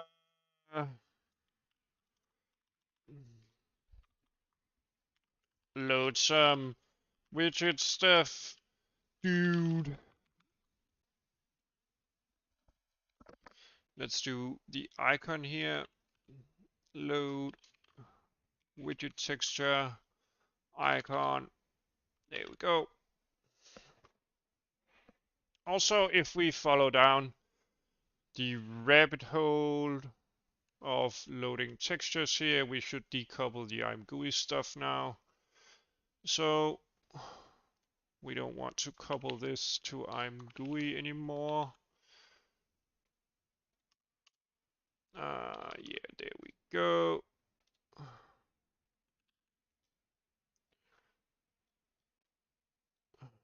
Okay, let's see how that works.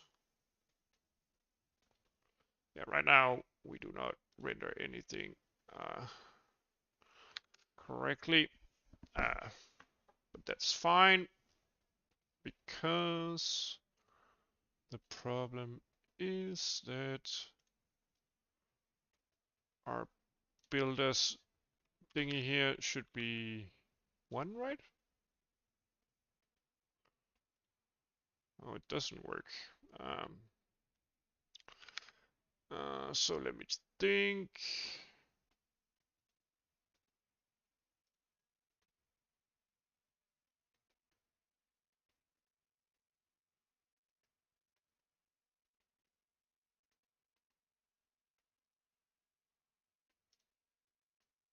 So the backend, we don't need this.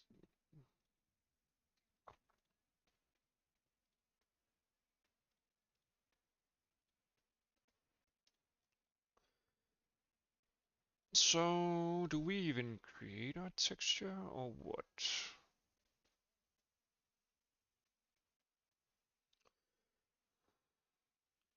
Let's see, render doc.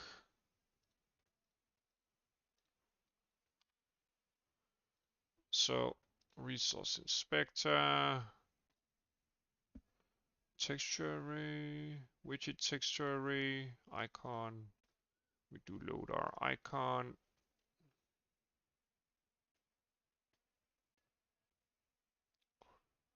Do we have a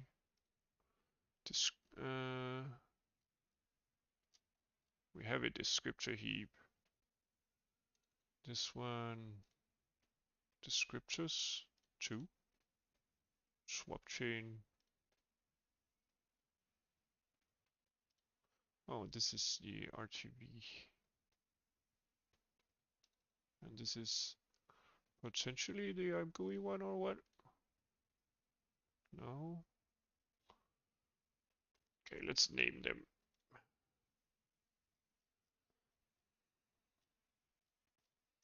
Descriptor heaps.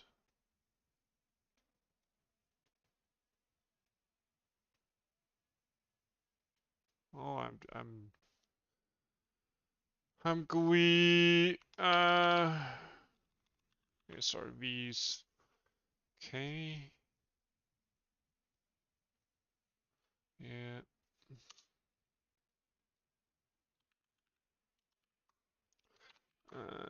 that get set name custom RTV. Let's do descriptor heap as the preface, custom RTVs. There we go. Inside our swap chain here, descriptor heap, mrtv heap that gets set name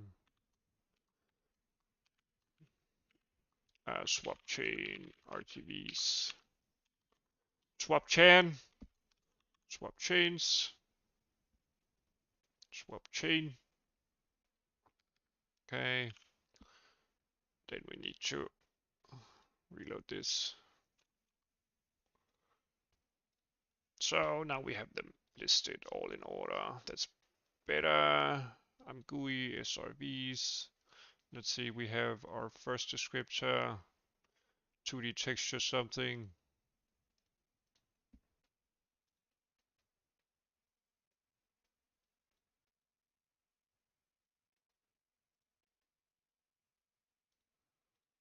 I don't know.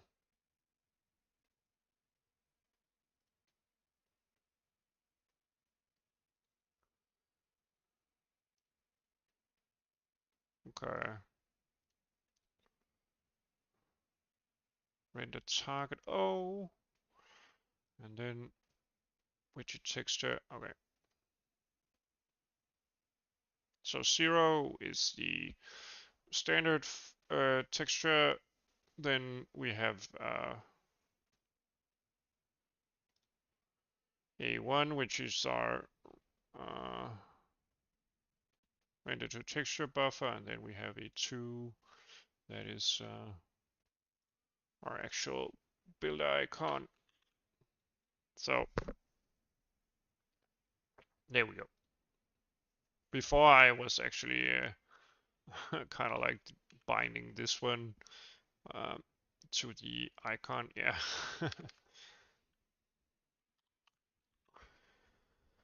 Okay.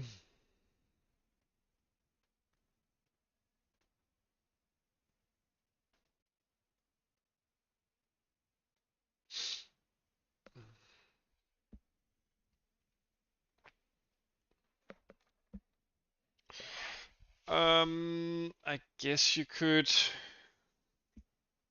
create some kind of enum system where this is more kind of like understandable.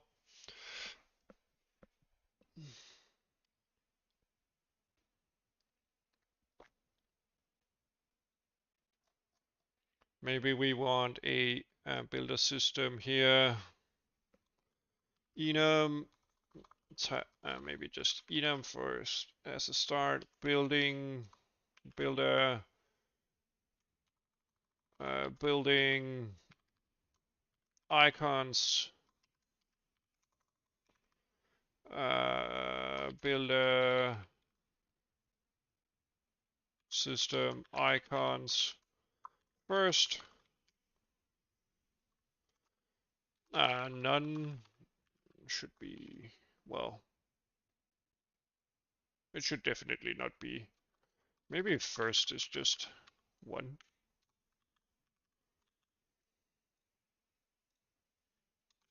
Or rather 2, right?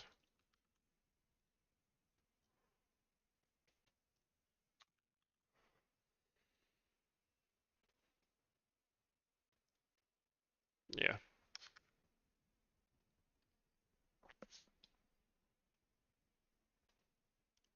And let's just be more explicit in terms of what we're actually doing. Let's do building widget icons, and then there we go.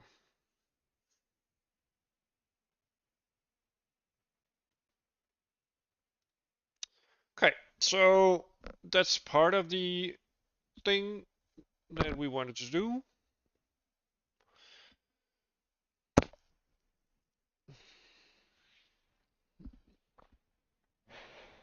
Um,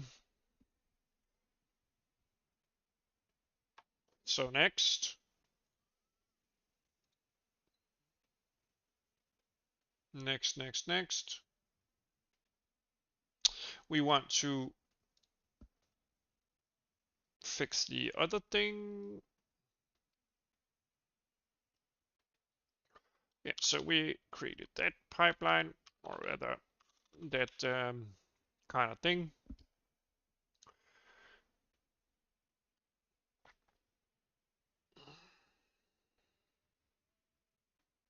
And right now we create our special texture.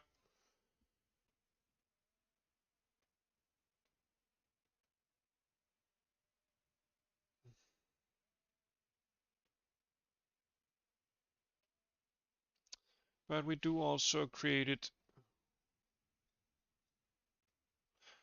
Maybe we should bind the special texture to the backend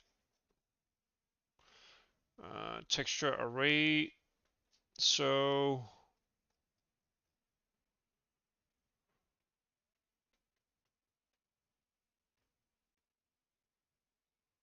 you know, on our descriptor heaps here,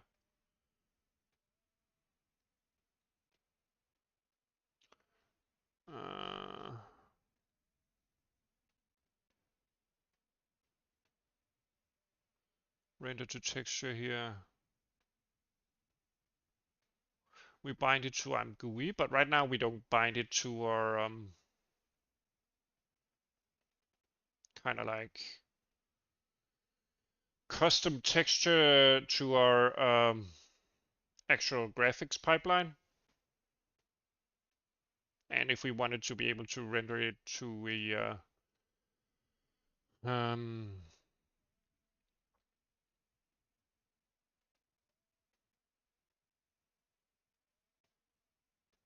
if we wanted to use it as a like a texture for a mesh, I mean, if we want to generate it and then use it as a texture for a mesh here, um,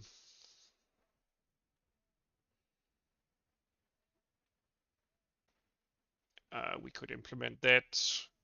I mean,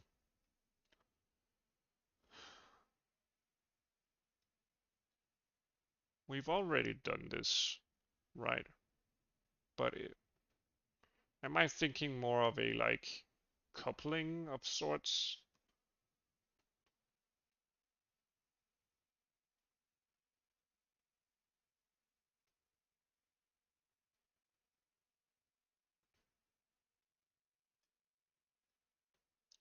Yeah, I don't know. I mean, I would like to be able to generate a texture, view it in ImGUI. For instance, if we were to do noise patterns, let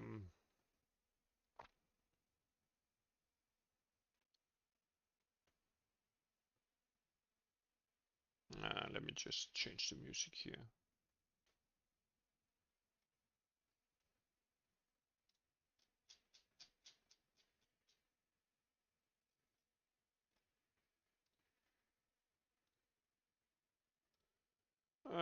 Yeah, so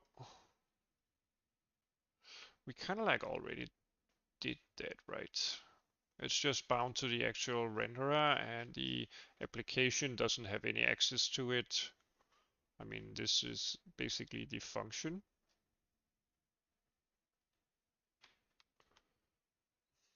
And this is the pass.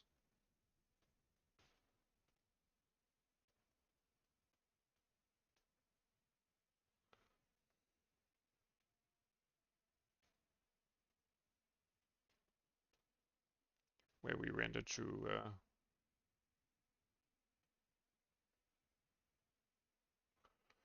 our texture and upload the shader data. and it's created during initialization time, and ImGUI is coupled to it during initialization up here.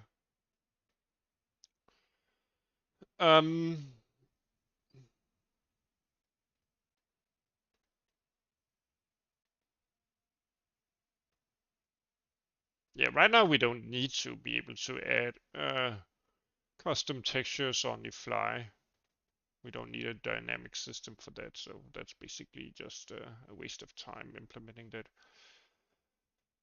Okay, but we've cleaned up the whole texture API stuff. Okay.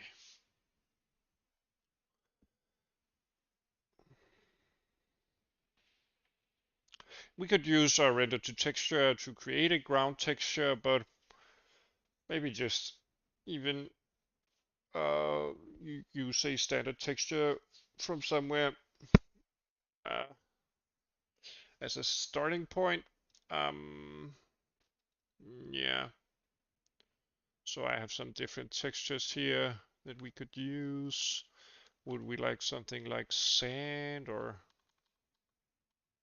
something darker? This is more like moonish, I guess. Maybe it would give us a lot of gray scale colors. Maybe we want something with a more... Yeah, definitely don't want green because that's probably going to be part of the simulation stuff.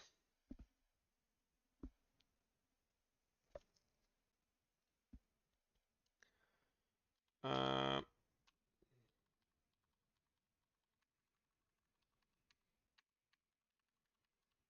mm,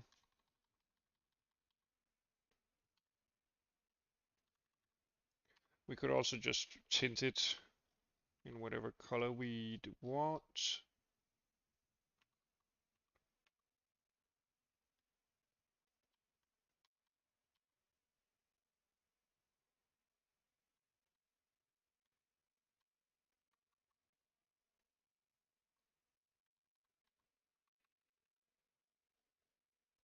Do we like any of these?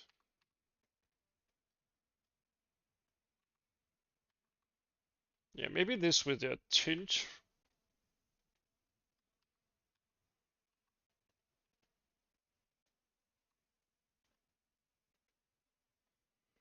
Yeah. Okay. NVIDIA texture tools exporter here.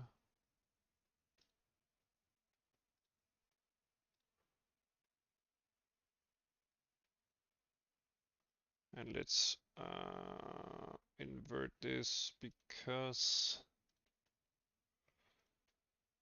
that's what we do. We do Dirt1.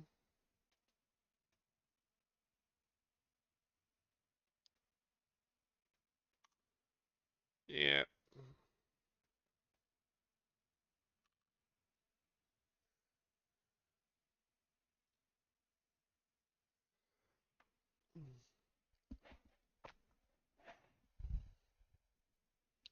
And let's use our application call here. Load the cube map first.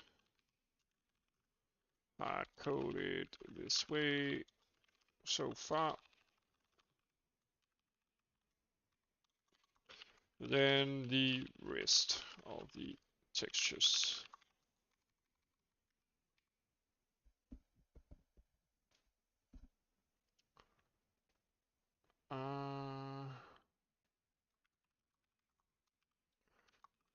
Load texture. Textures. Dirt1.dds. Right.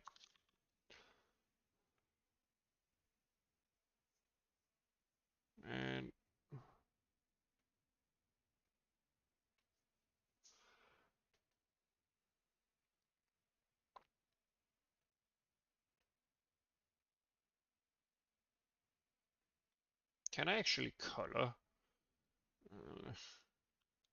Std cout color.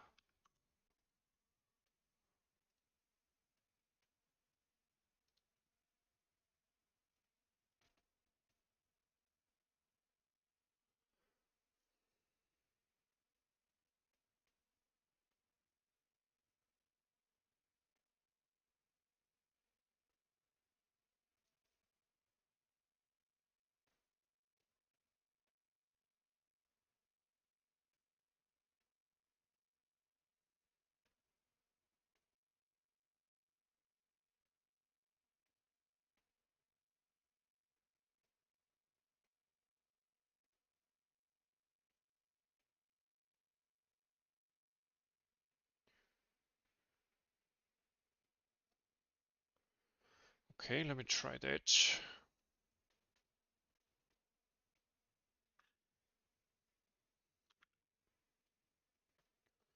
Let's just do that for testing here.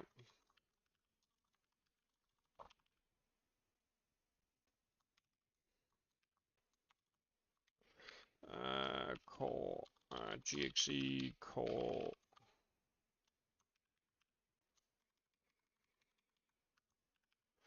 temp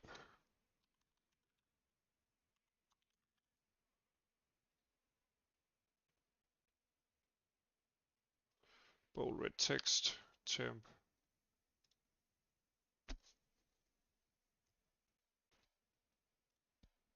Okay.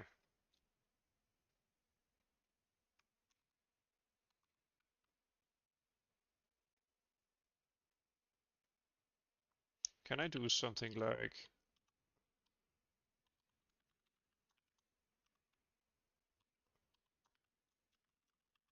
this?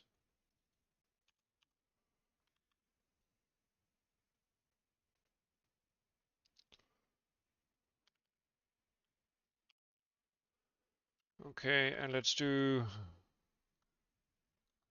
random.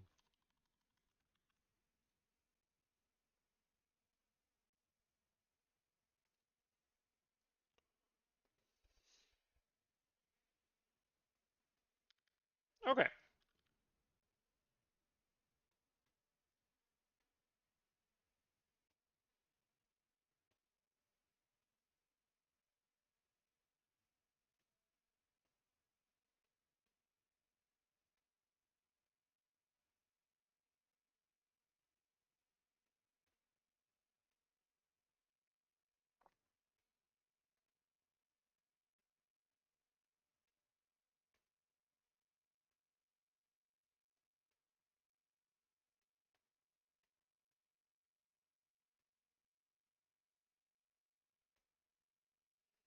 Okay.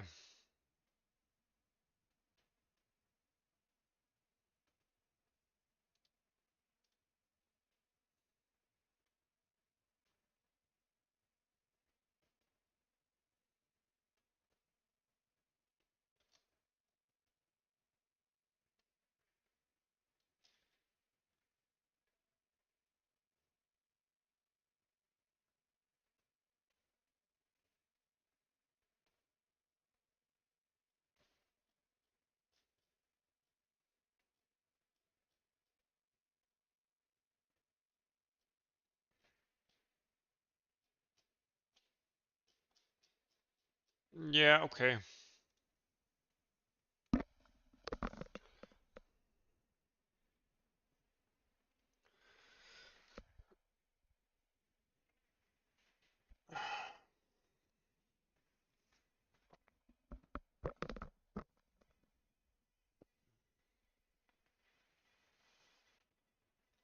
Yeah, so if I swap the 37, 31, 37,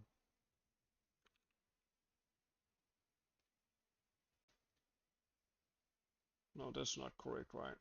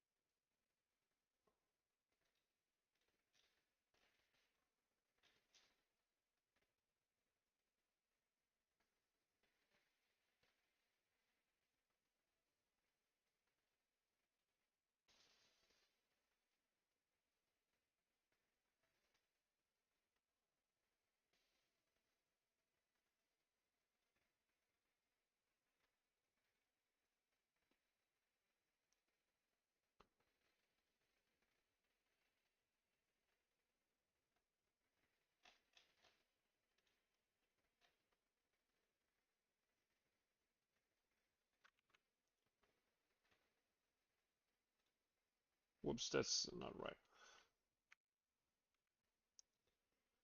Okay, let's see. So he said,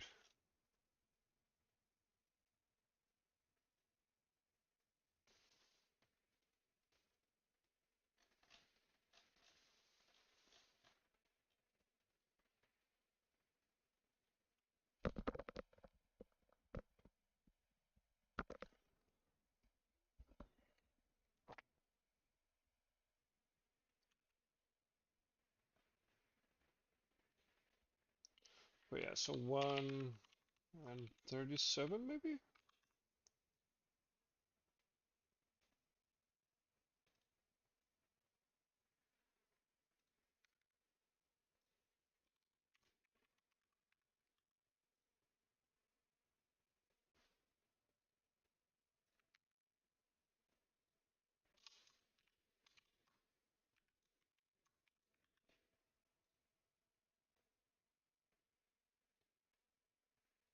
No.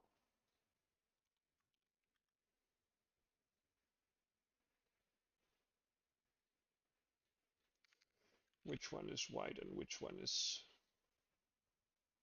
So 37. Yeah, that's correct. The text should be white, but the background should be maybe like this. No? Huh.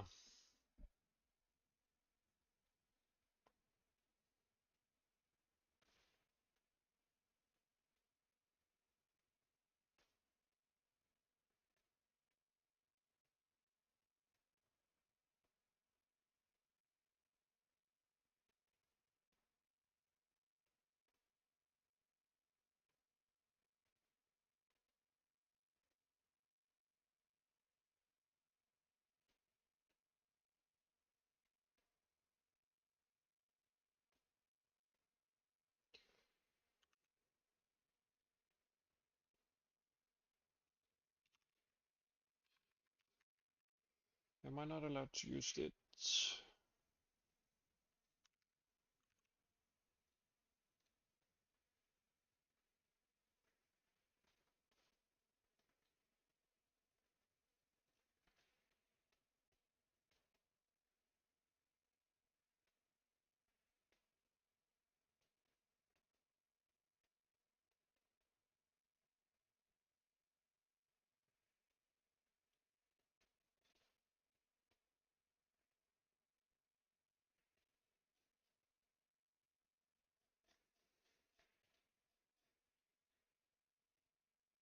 Oh, now I see. I'm using the same thing, yeah, okay. 37, 47, right?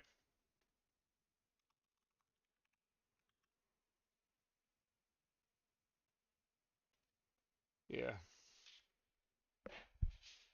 But 41, yeah.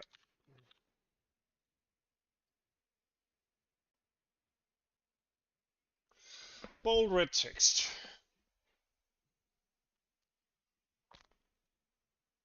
Okay. Let's copy some of this stuff here. And step into this.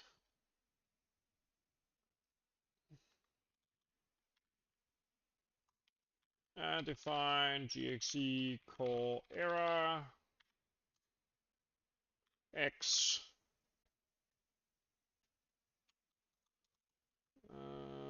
Let's do, can I do a parenthesis? I guess.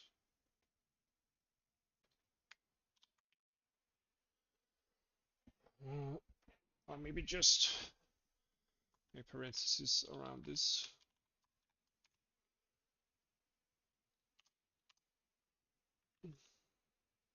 Okay. And then let's try that.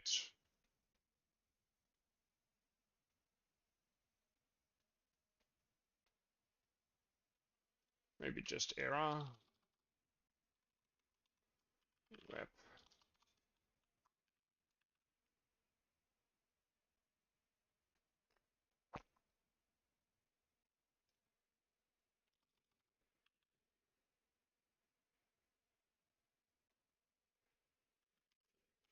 let's just do G error wrap. Okay, and then, for instance, let's try out our load texture function here.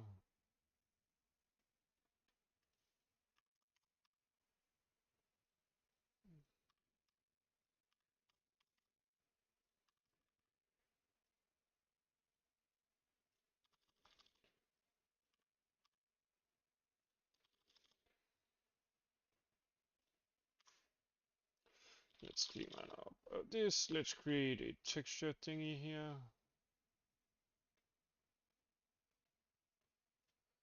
Let's do a, there we go.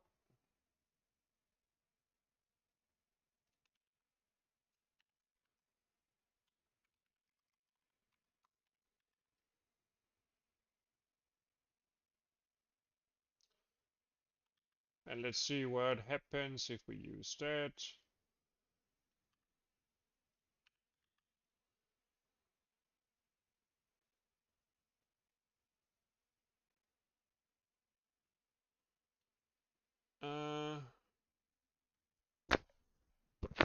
Yeah, okay. So I accidentally added the whole error thingy to our, oh, this doesn't need it. Great stuff. Yeah, I like that better.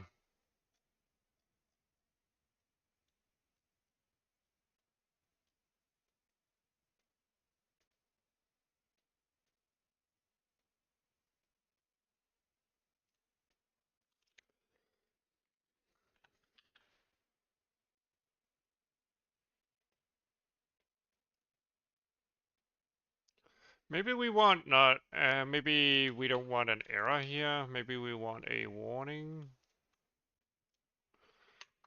Define RG warning rep. And let's create something like this, but instead of using yellow, so as a background color, it's 43. And there we go.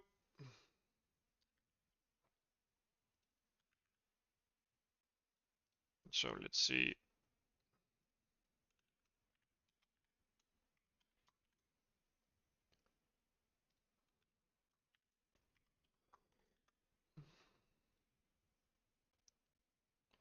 And let's do the last one.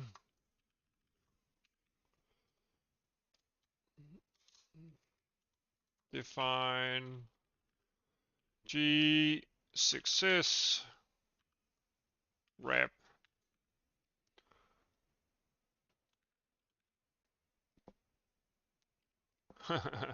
This is obviously a distraction, but a nice one. 42, right? Didn't I? Yeah, so we can actually use it in here.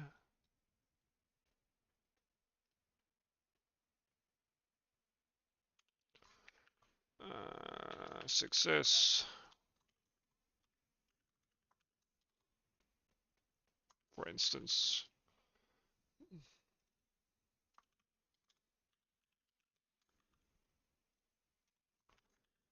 Not like this, but like this. There we go.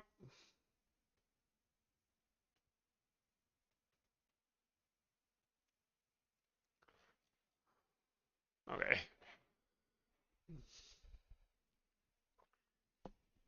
And let's do some better stuff here. Warning. There we go. This is better. This is better.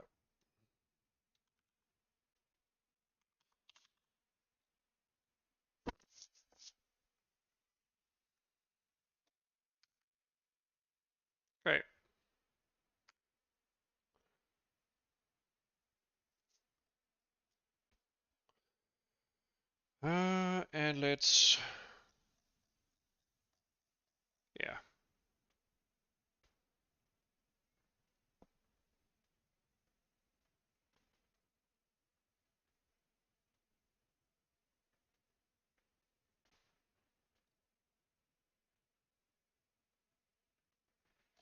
Yeah, we don't need it.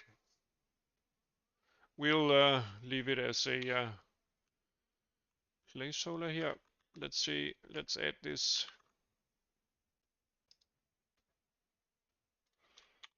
so that everything just seems a bit more elegant.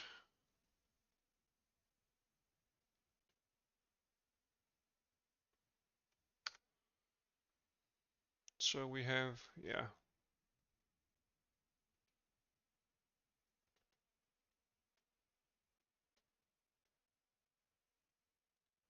Maybe we even want to do like this and then do something like this.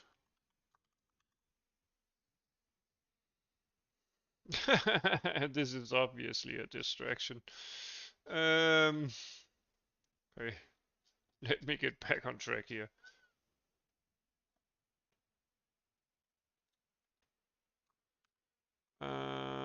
Let's do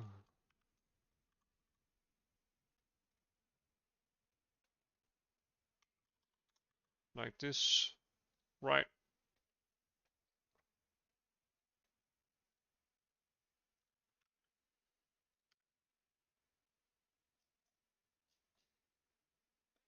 Yeah.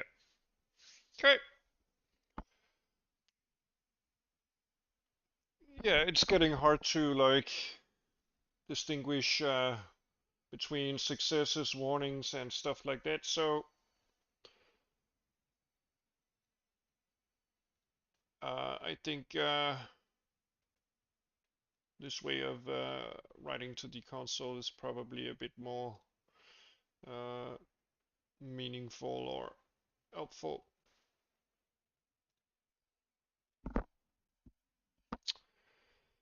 Would we want to update whatever?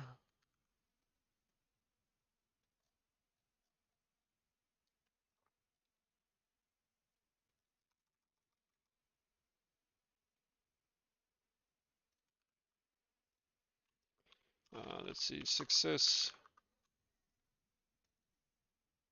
success, also.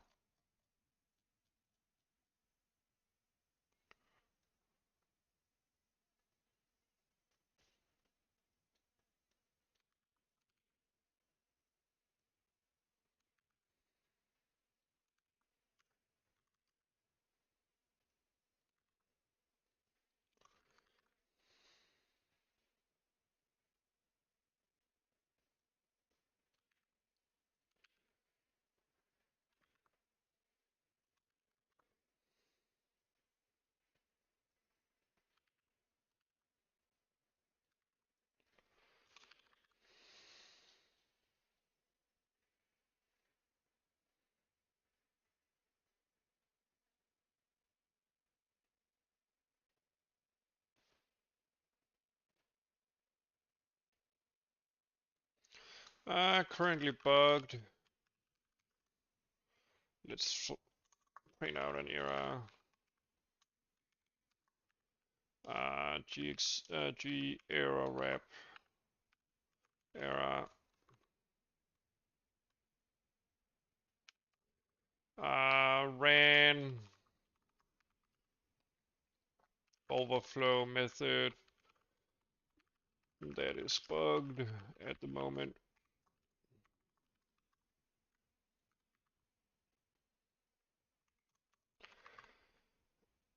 There we go. Create material. Do we even have? No, we don't have any errors here. We have our error stuff. We can use this for our widget stuff, right? Yeah.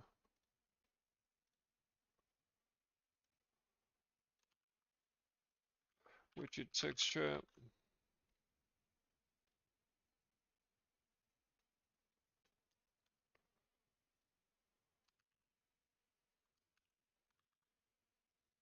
Let's do error, yeah. Also, this should be capitalized. Okay.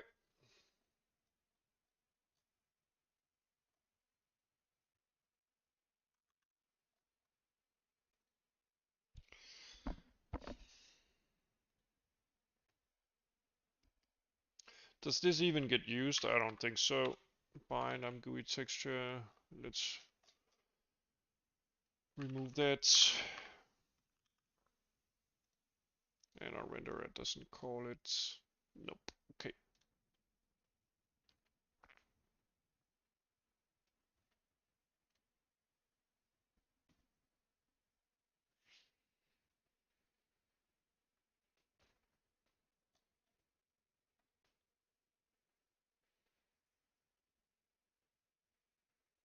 Did we actually... Do we actually create a 64 kilobyte?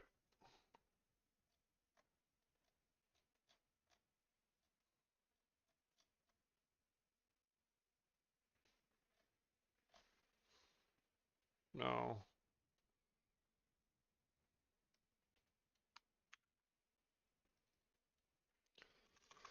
Const expression here.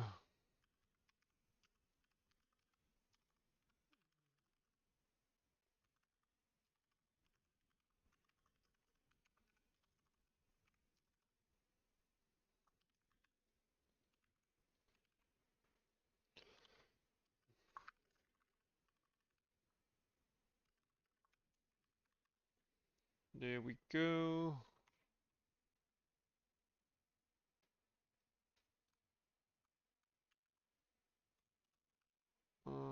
Let's do buffer size here.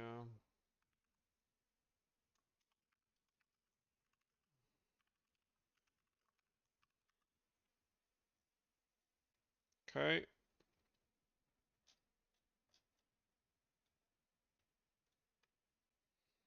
So this is actually more correct.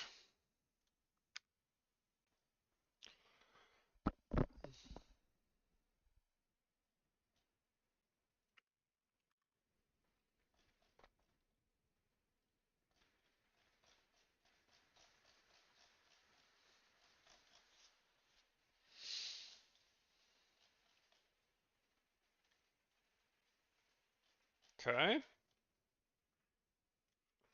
Let's do pragma region graveyard.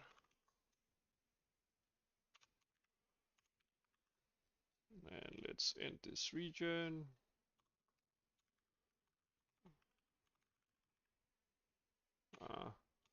Pragma in the region.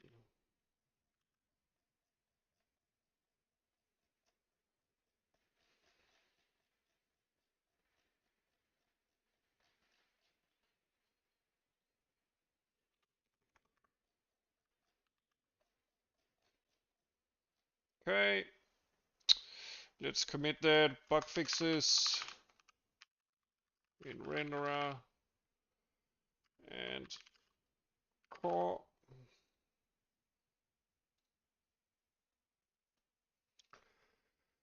Okay, good stuff.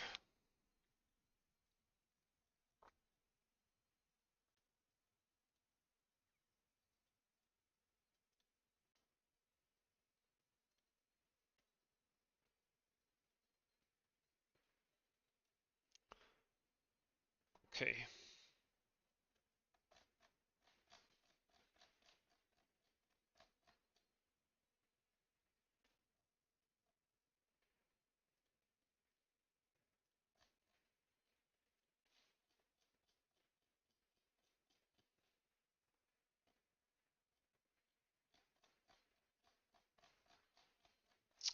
This computation here. Front end. Data. Draw data compilation. Okay.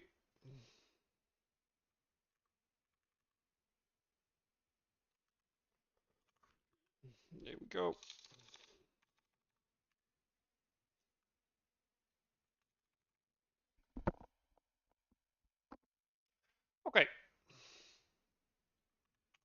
So we've cleaned up our stuff, except let's create the texture correctly here.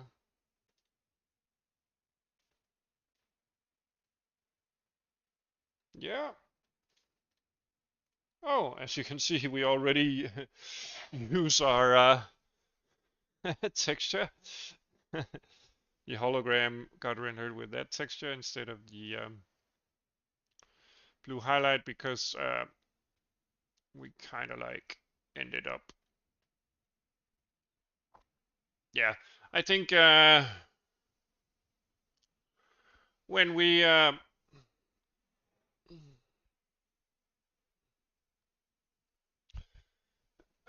we load stuff, we should probably have a sort of load file or something um, where these kind of like, excuse me, indices and stuff like that get compiled correctly. All right, we're back.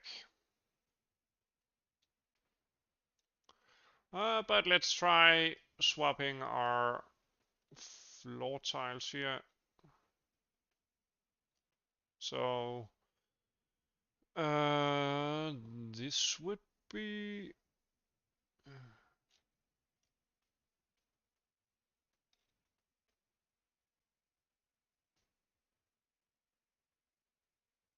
the game area, and the texture is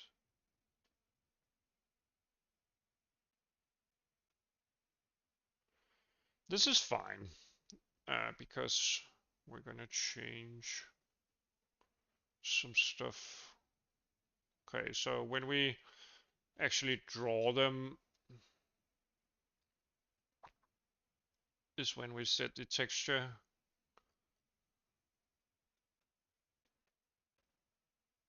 Yeah, I guess this should be more dynamic.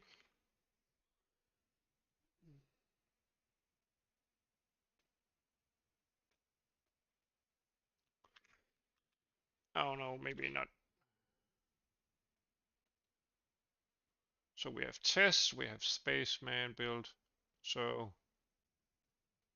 0, 1, 2, 3, 4.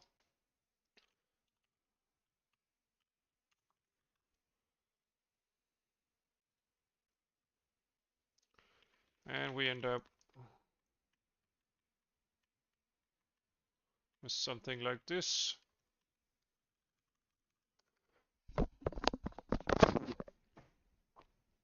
And let's set our material here.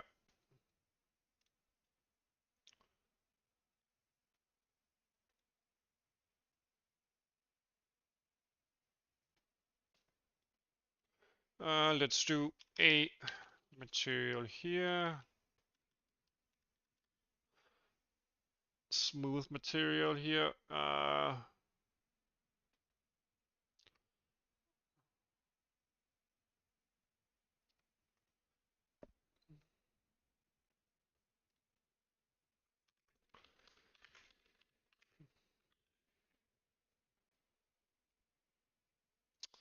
Okay, ground material here. And let's see, let's create some kind of like color calculator, RGB.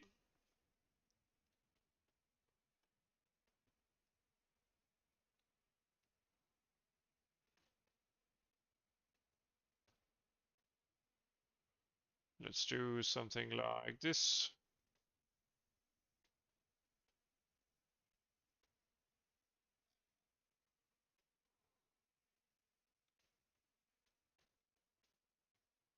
And let's do a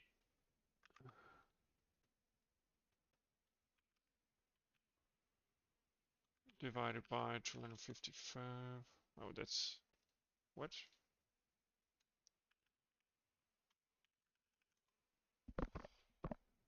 Okay.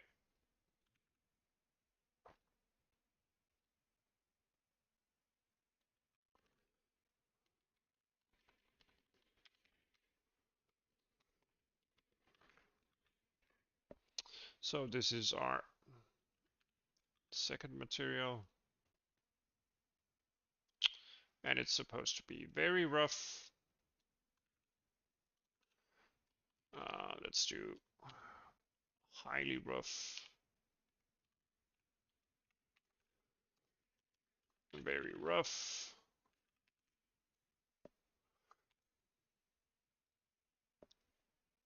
Whoops.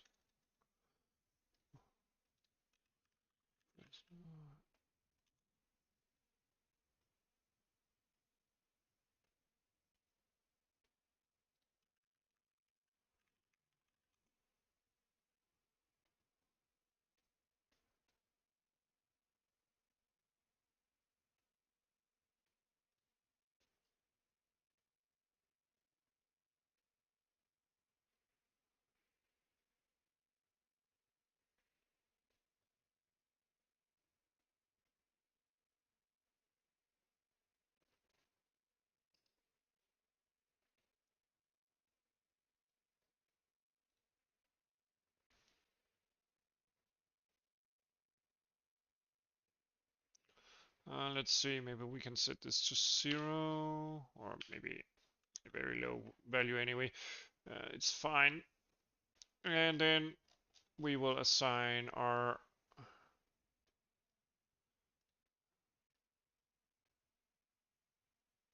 material, don't we? Yeah, we do, right? Tiles. Yeah.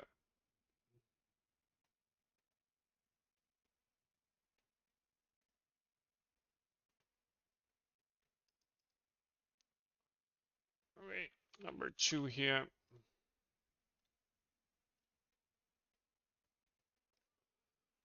Yeah, so it's more orangey now.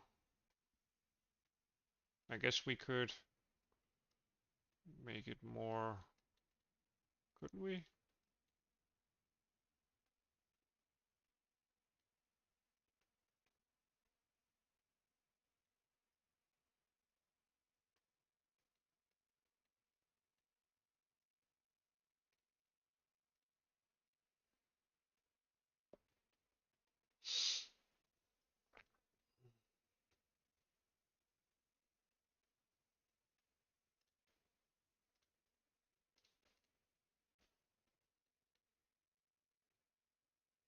Yeah, maybe this is better. And nice. 28. And that one, okay.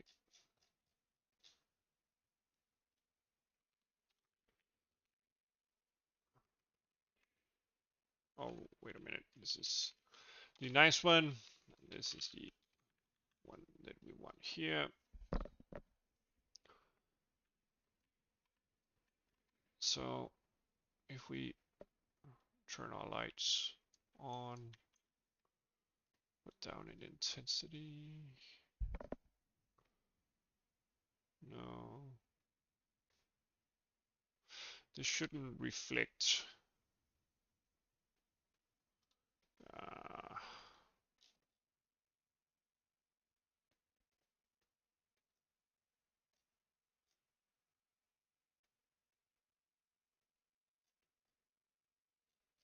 let's see, calculate shadow factor. We don't need that.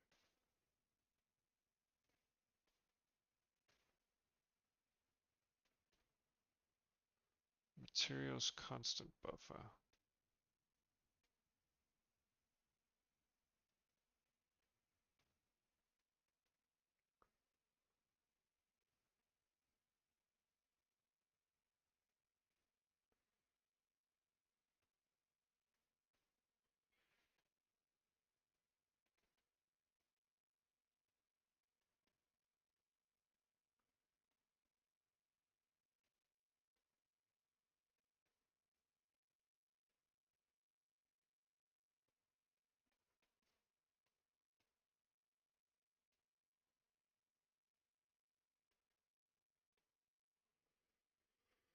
Uh,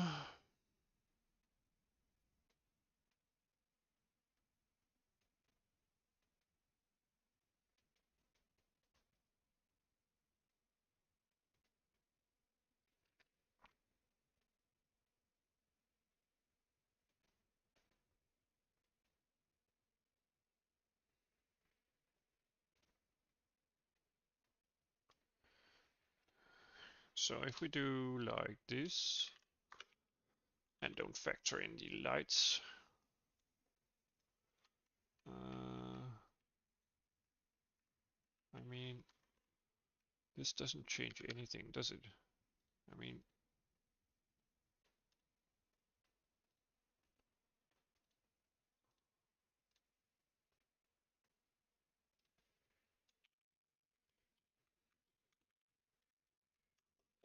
so if I set this to white,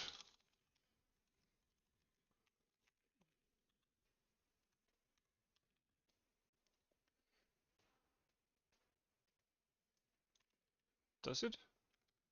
Or if I,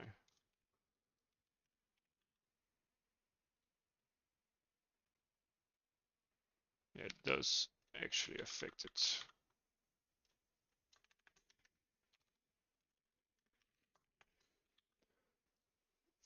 But it's of course very dark because the ambient is very low.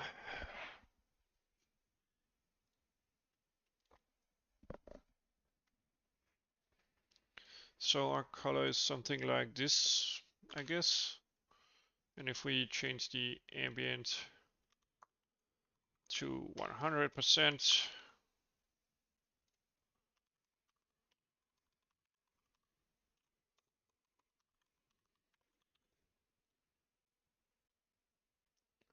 yeah, we do end up with something that closely resembles this, I guess. Should we turn down some of this to make it feel more orangey?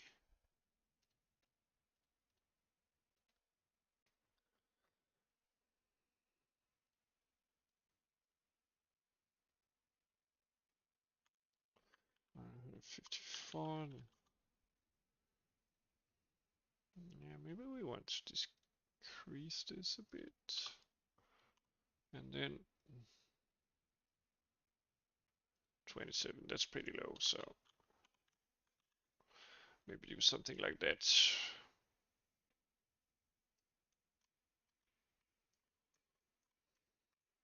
Yeah, I guess I like that base material color.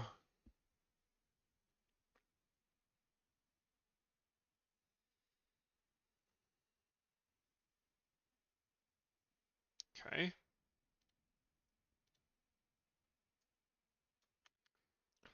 Let's just temporarily change it to something that is only red. So that we can see the effect of the, no, not red, blue, because our light is currently set to a reddish light. So maybe blue and green, because the light values are only red. Okay, so this is the override right now. We'll turn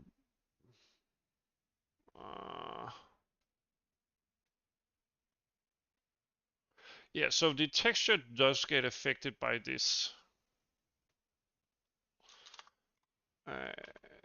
which is pretty obvious from what we just saw.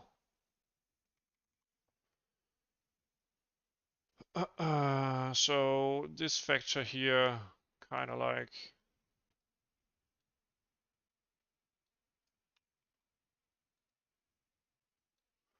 yeah, something's happening inside the compute light function here.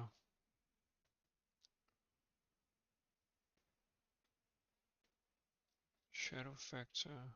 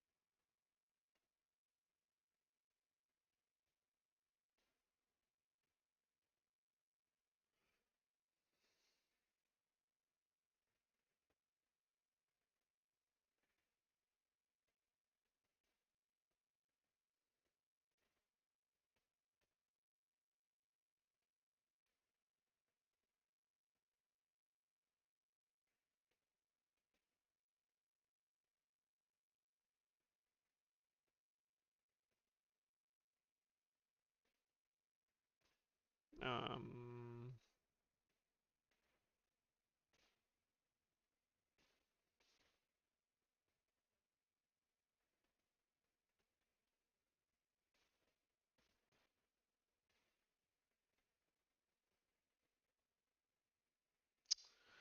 okay.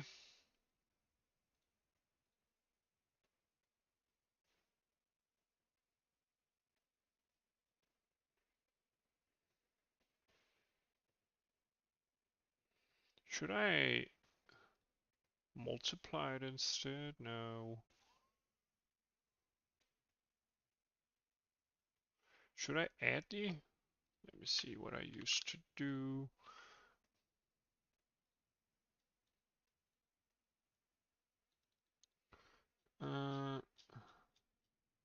What did I used to do? Pixel shader.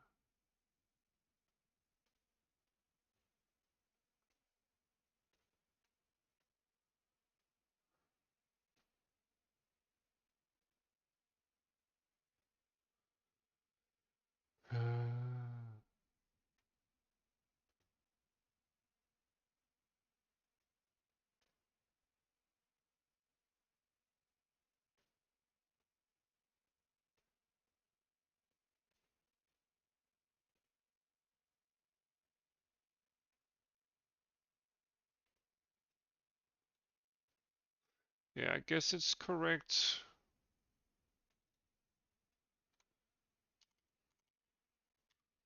I guess it's correct. Yeah. Right now the lights only affect the character model, which I'd say is correct. Okay. Yeah.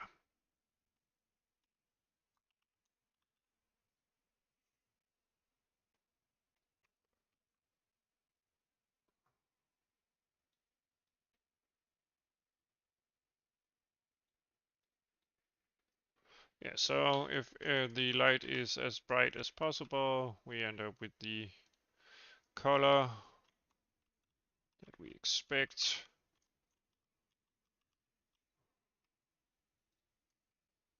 And we do have a kind of like thingy, texture thingy.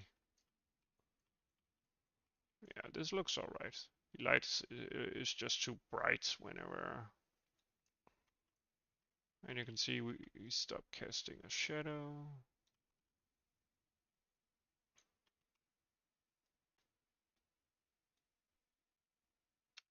Yeah, I guess we don't want a light that is that bright.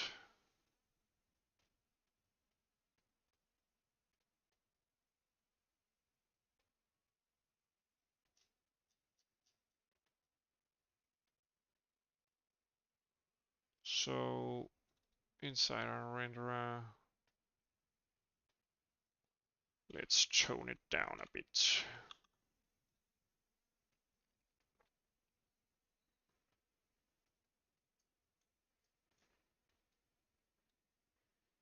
Maybe even less.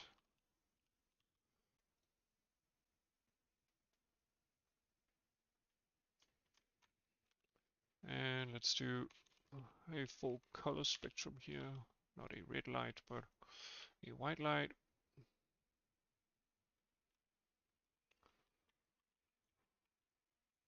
I guess.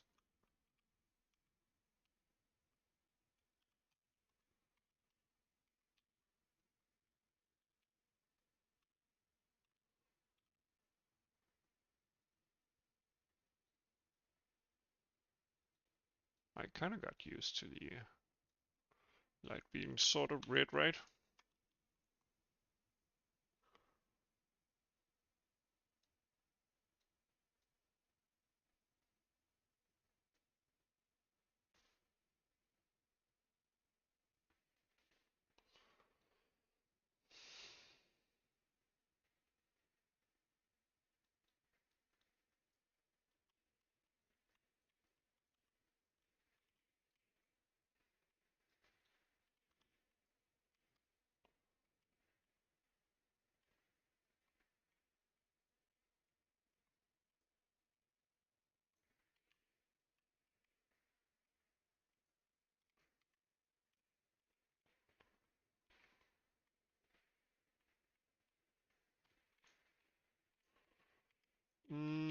Okay.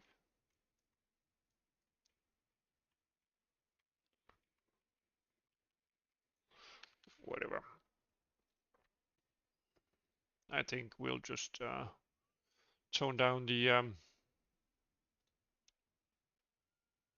other components here, maybe halve them.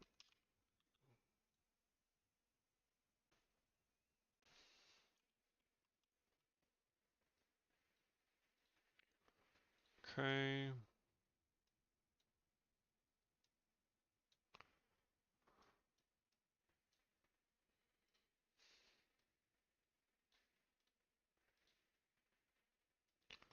Maybe even keep it down here.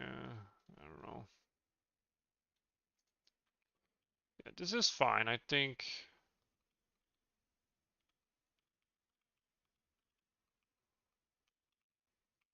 Okay, no more fiddling around with silly little details, I guess.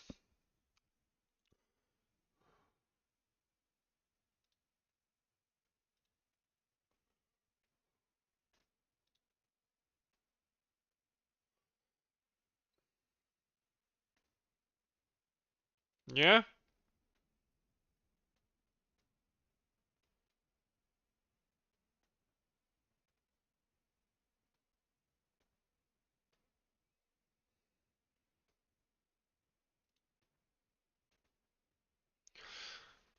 It's the time of the... Yeah, it's the gist of the time, I guess.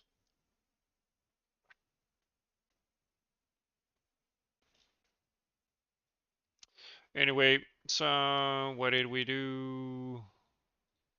Yeah. So my thinking was that basically there's no reason that a plane like this couldn't be rendered as one overall piece of geometry. So um uh and then we still create the AABBs for each tile, but there's no reason this couldn't be a complete mesh, which would save us time in terms of draw calls, and from a game logic perspective, there's really no problem uh, in terms of doing that. So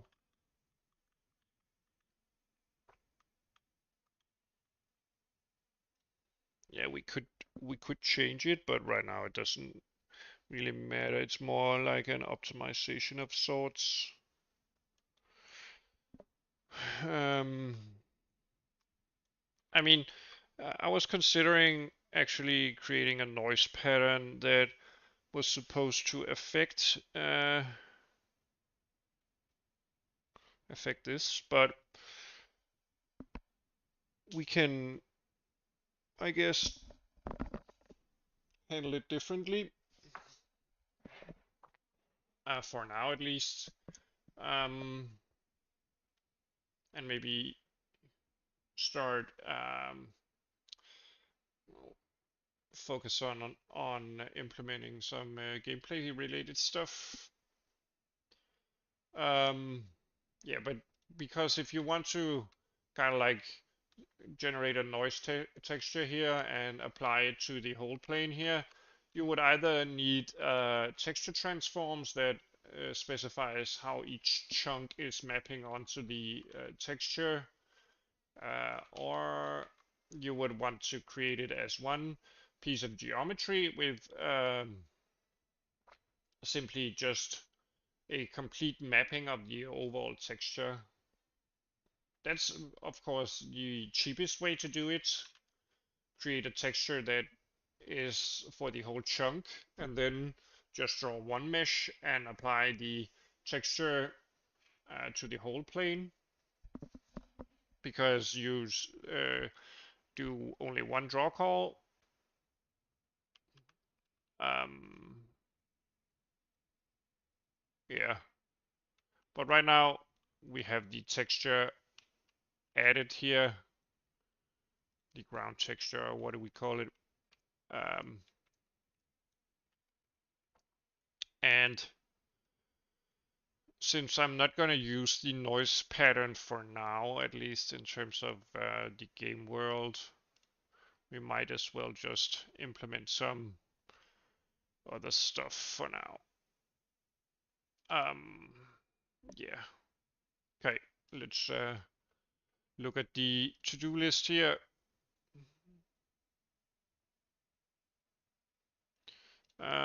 We did this.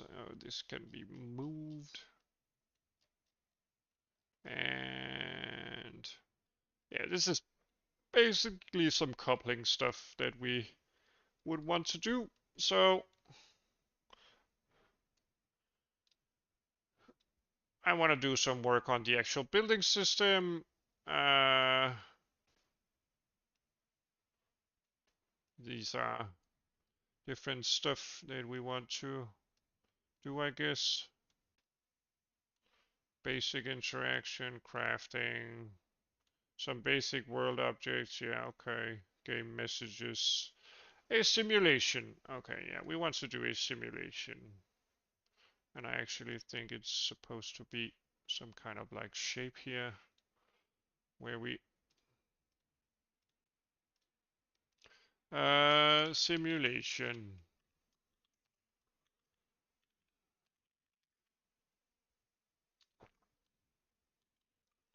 Let's do both bold and underlined.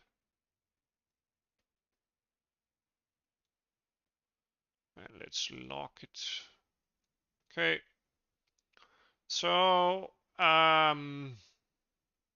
if we're doing something terraforming, we would probably want something like maybe, oh, it doesn't keep the border. I need to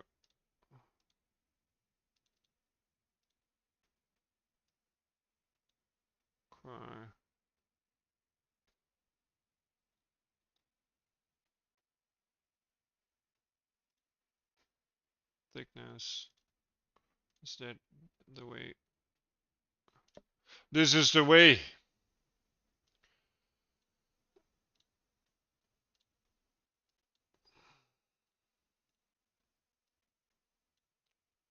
I don't know why I care about this.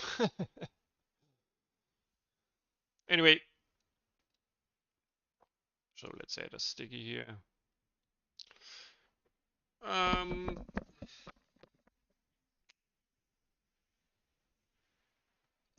So let's do something like a temperature system.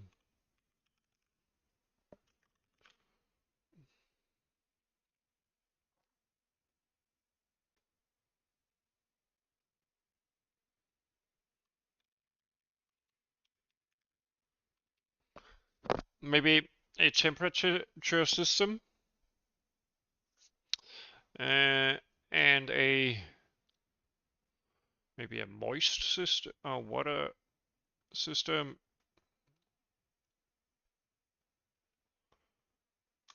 Water system, I guess. Let's just try implementing that. So yeah, we need this,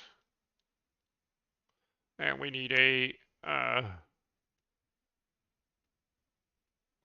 maybe a water pump, and then a heater.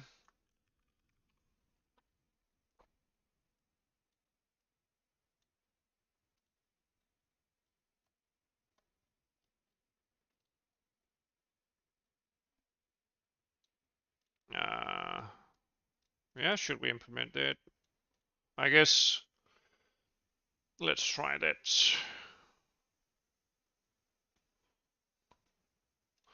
But I'm gonna do a short break beforehand. So I'll be right back.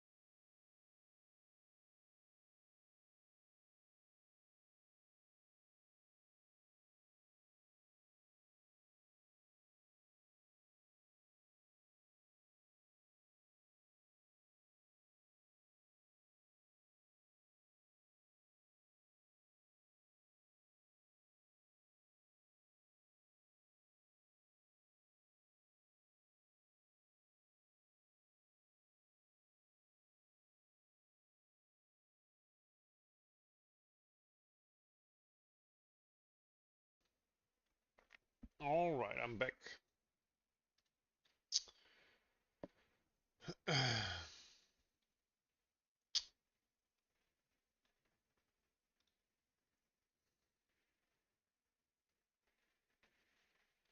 So,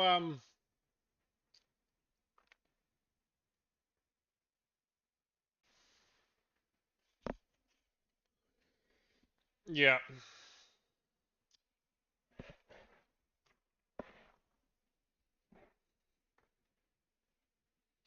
So let's build a heater of sorts. Let's do a Blender model here.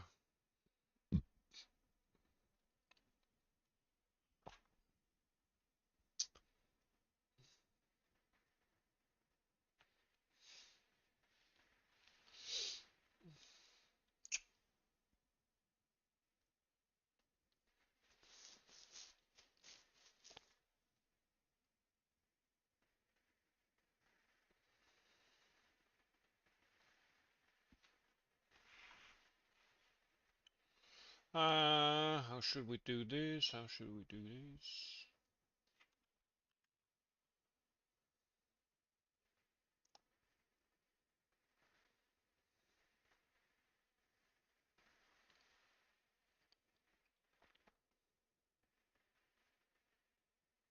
Let me just change the music here.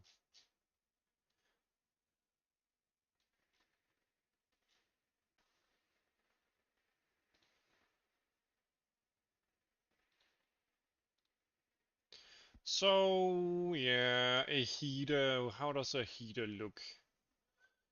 Uh,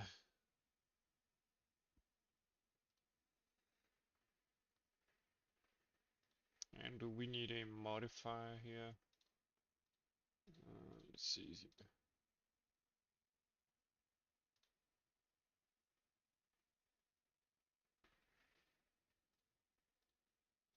Uh,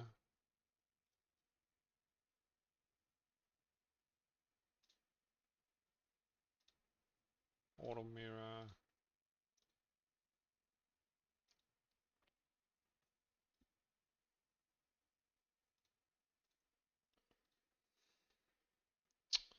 So,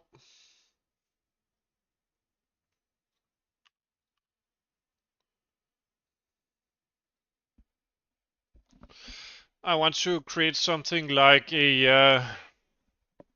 I don't know, is it supposed to be a tower or is it supposed to be something, uh, is it supposed to be a tower or, well,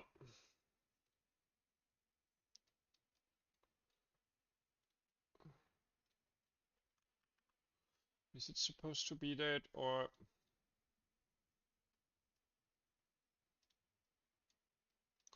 let's start out by scaling it, scaling on the C here.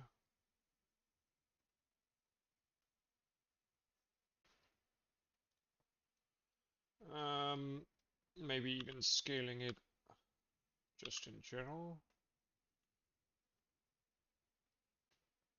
So if we remember the scaling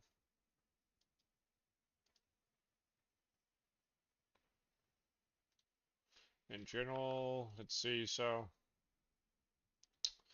uh what's our scale?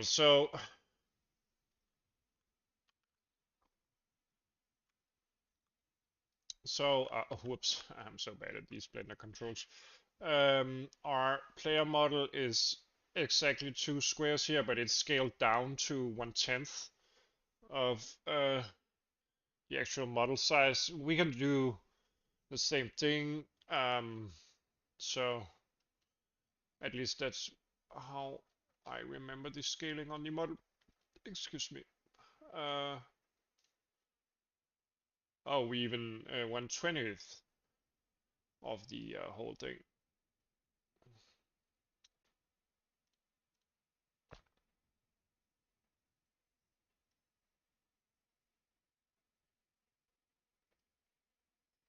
Yeah.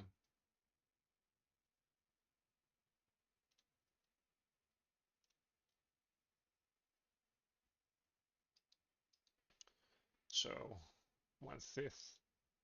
But it doesn't matter, I guess, as long as we know that this is the player model kind of like height in this world. So if we build something that is whoops, twice as high,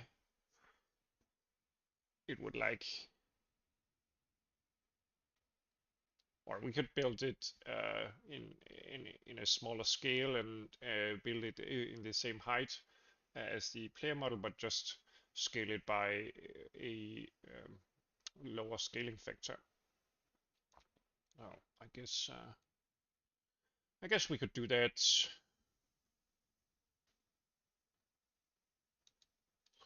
It doesn't really matter much. It's all in the details. Or rather, it's all arbitrary details as long as we keep some kind of sense of scale. So if we were to have our player model here, how should we build a heat tower? It should be probably twice as high as the player, I think at least. Yeah, I like that general idea. Uh, these controls. Okay, so let me scale on the z-axis here. That's okay. And then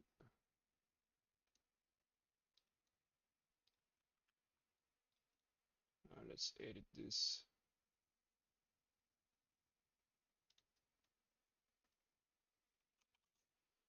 There we go. What? Okay.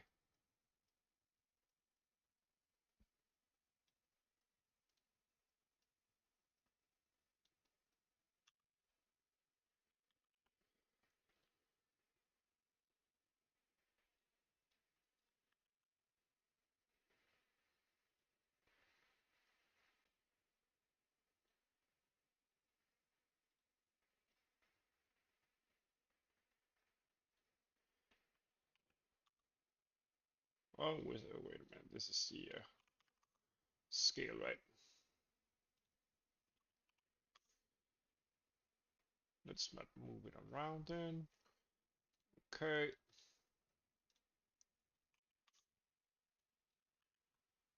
There we go. We have a foundation. Hello, how are you doing?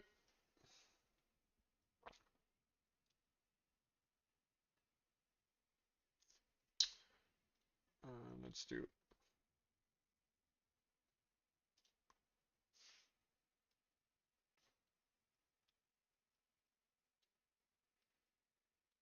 Wait a minute. Can I do?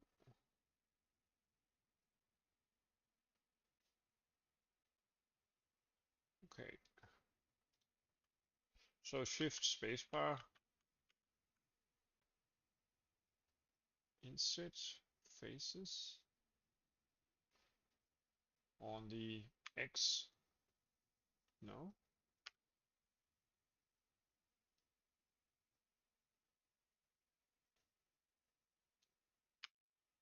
Wait a minute.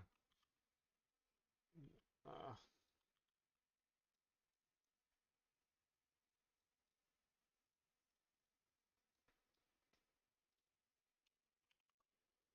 there we go. How are you doing, buddy?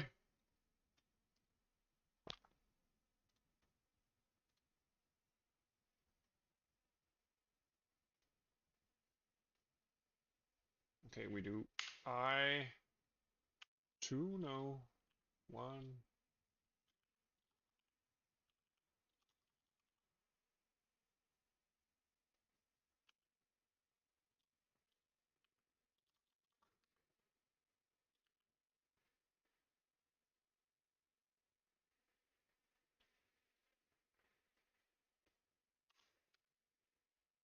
I 1,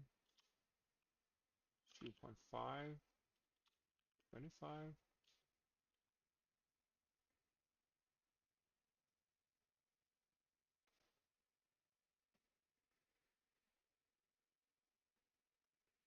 I'm pretty good. I'm pretty good.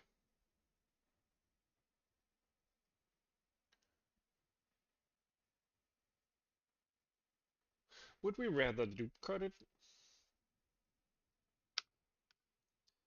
Uh,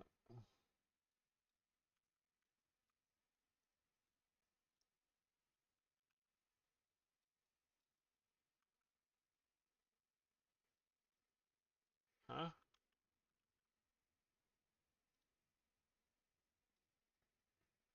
Okay. So if I loop cut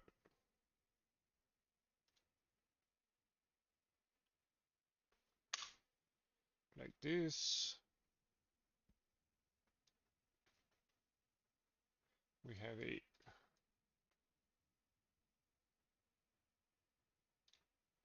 and if I do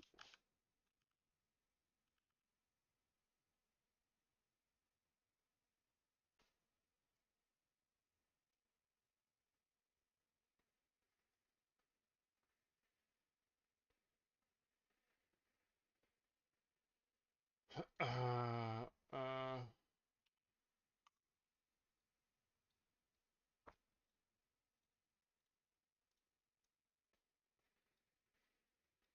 do I need to do this?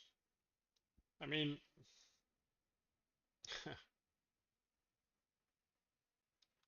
for this heat tower here,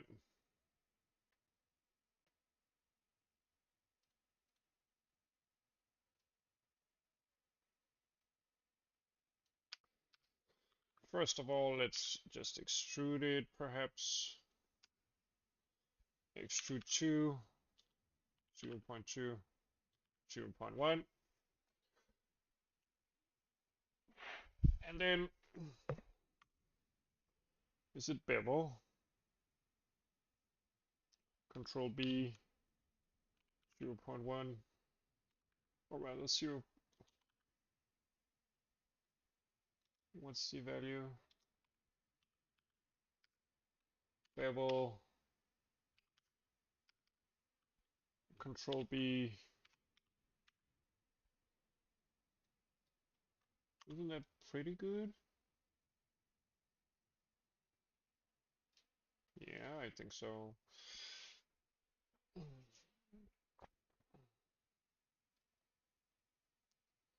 Let's move this up a bit.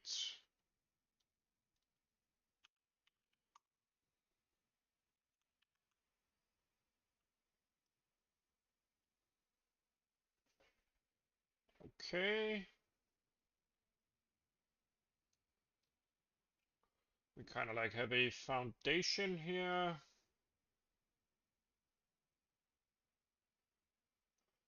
And then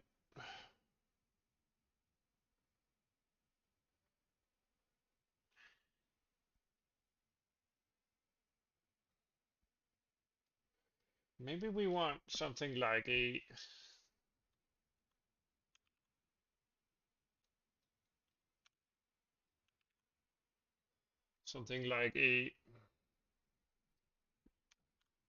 core, maybe.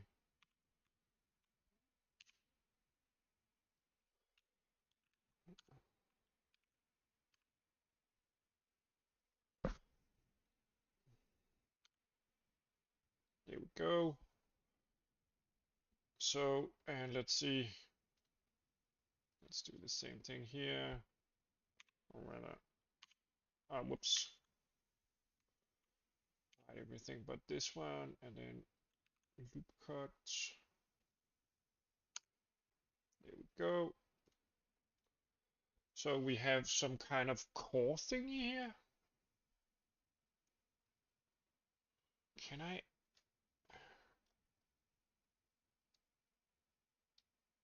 Do something like where I hide this, and then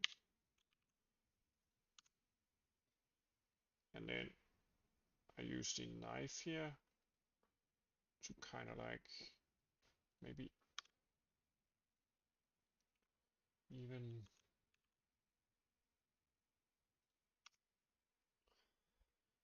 and then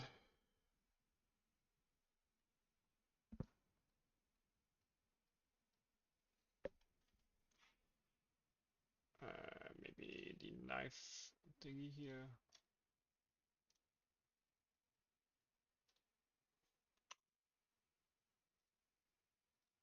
Whoops.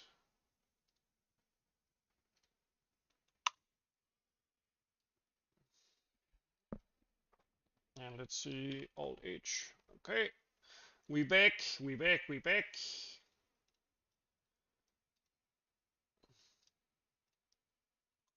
So let's do something like a core thingy, where we extrude this.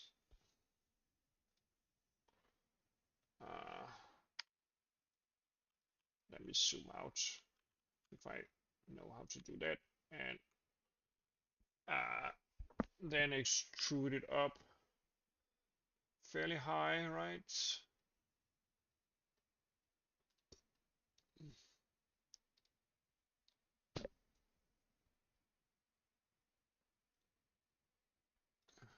Maybe 30 meters.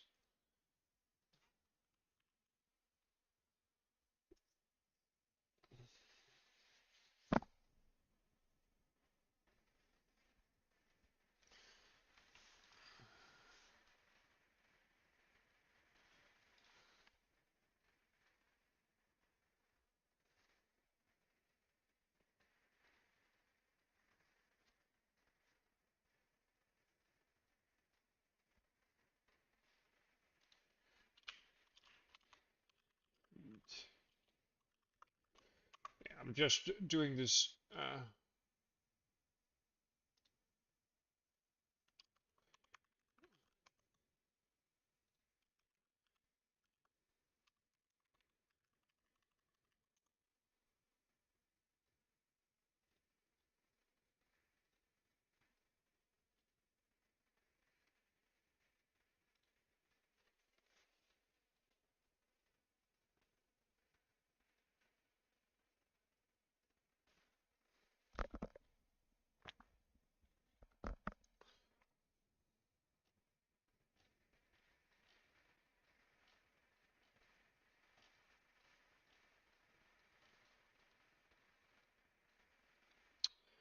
Okay.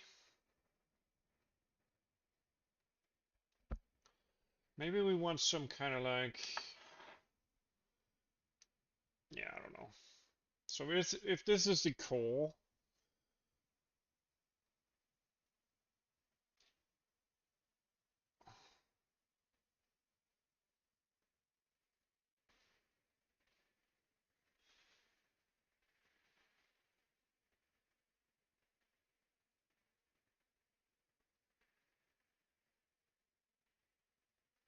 if this is the core,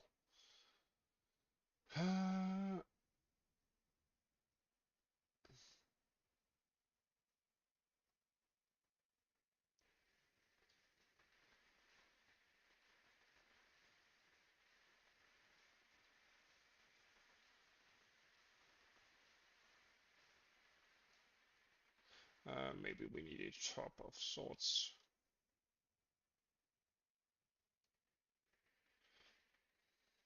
Yeah, I think so. So let me extrude this.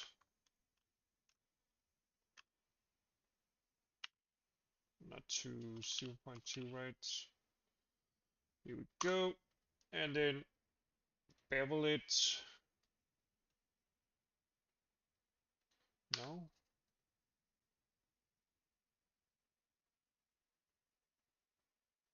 Maybe scale it on the Y plane. Yeah. Let's do 0. No. 2.25 or something.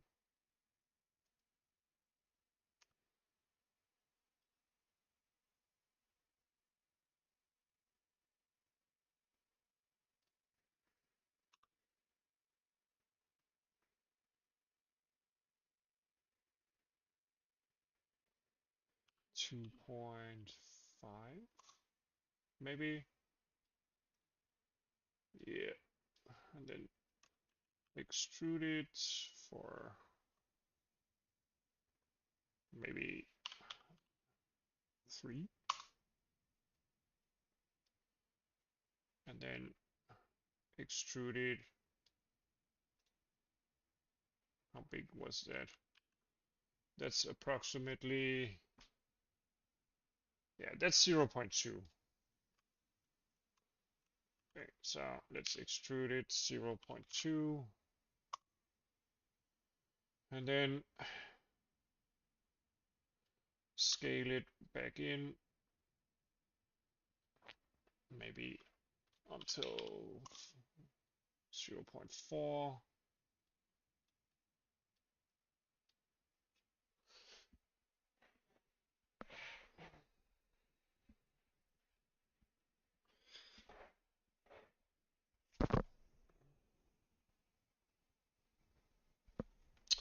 Yeah.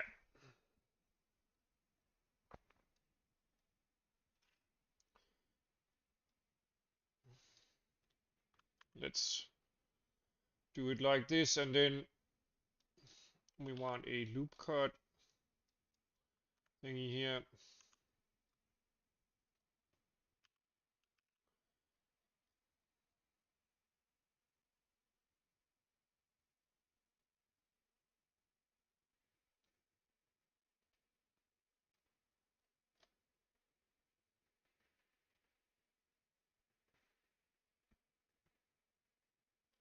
Okay, let's do, if we do an uneven set of cuts, one cut, it will be split in two. An even cut, then we will have a, yeah, so we need even cuts.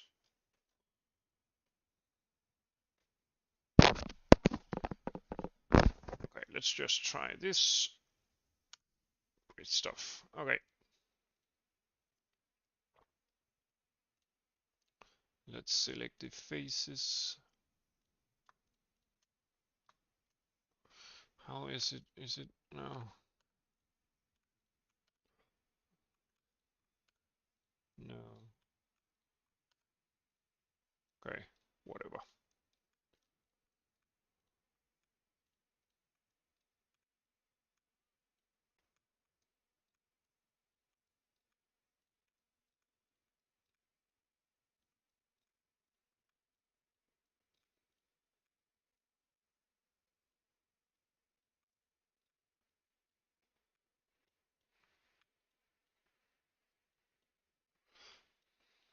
Ah, I messed up. Oops.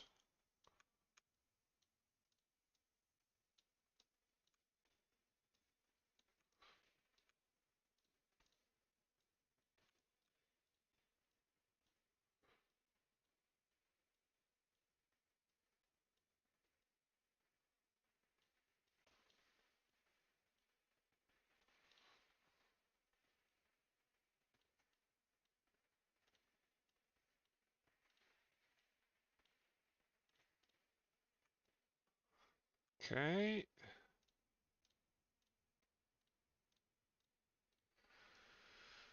And let's see, extrude.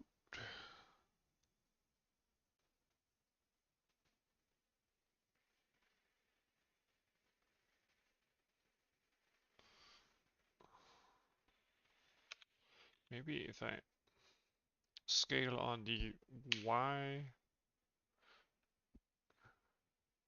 X. Okay. Scale. Not on that one. On this one, maybe.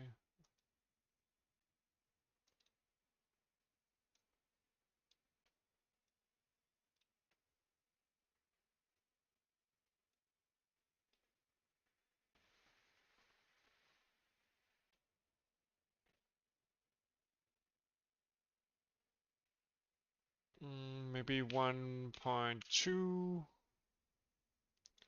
And scale Y 1.2.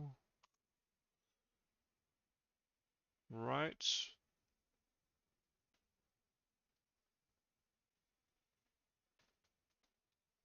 And then maybe even bevel them a bit.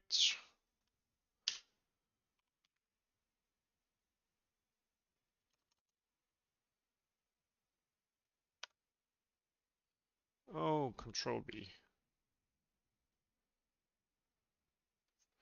0.12.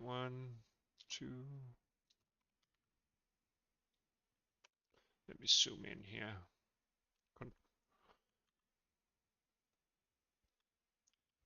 Redo. Okay. Control B.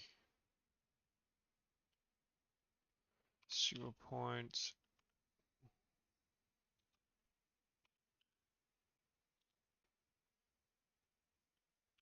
Where's the value? I can't find it. Oh, there.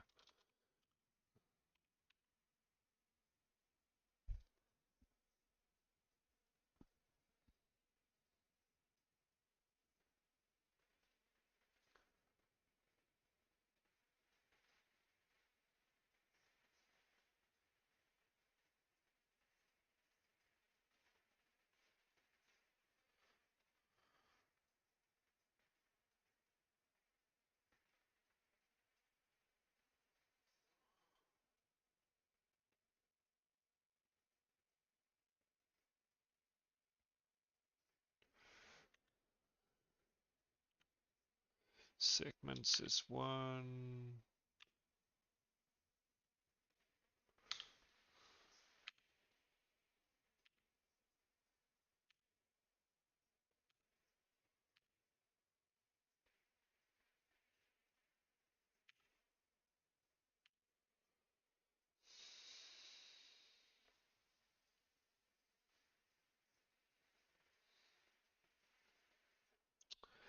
Um,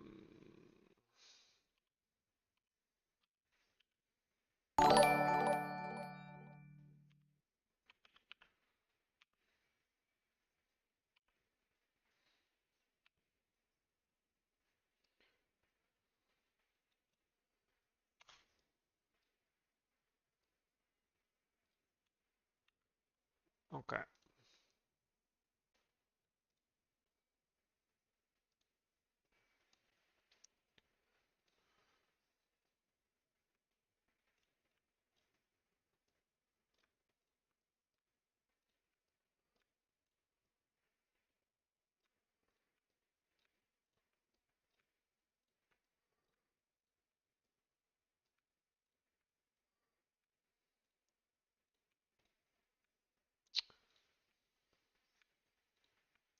Let's see.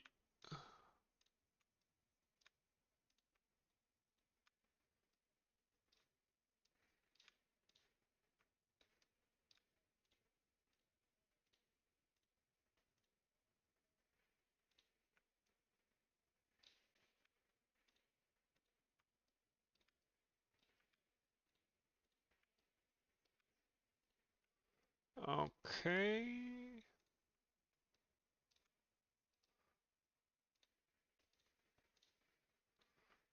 Okay, and then scale on the C-axis.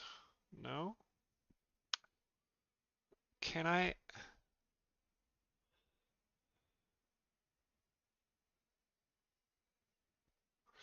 Is that not what I'm looking for?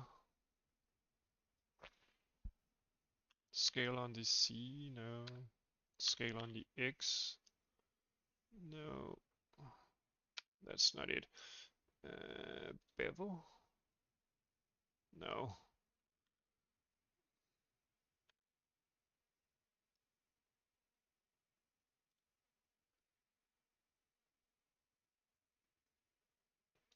Nope, that's not it either. Okay, so if I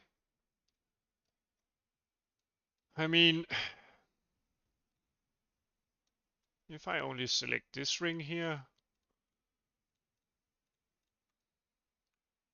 and I kind of like bevel that.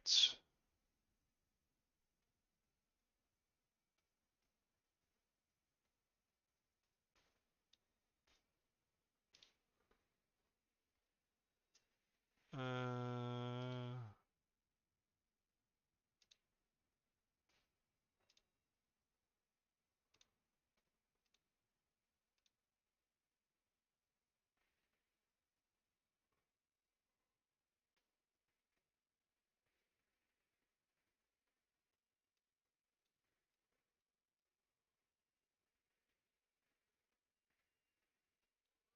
Can I not?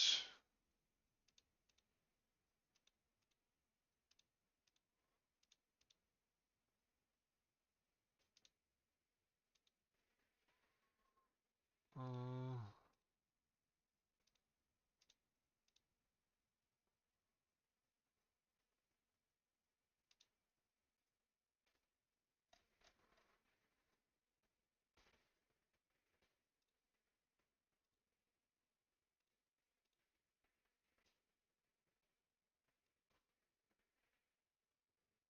isn't that more like it? Okay.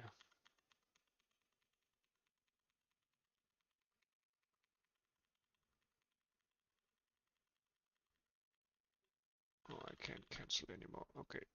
Anyway, if I just bevel this one,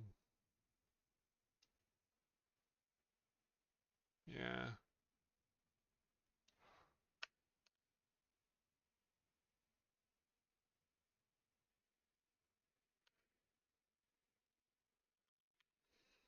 Control B C, I guess.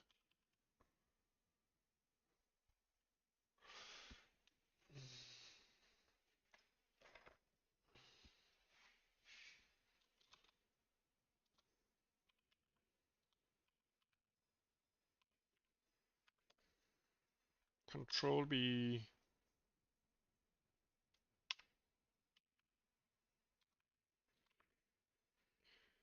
And then C or X or whatever. No.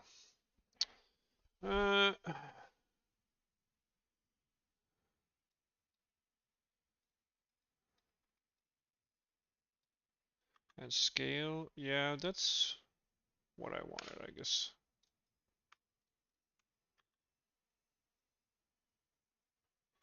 Maybe scale on the C. Yeah, that's what I wanted. Okay.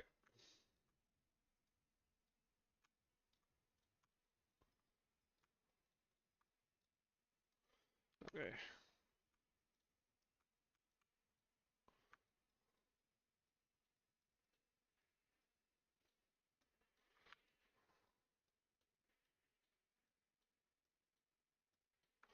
Let's see.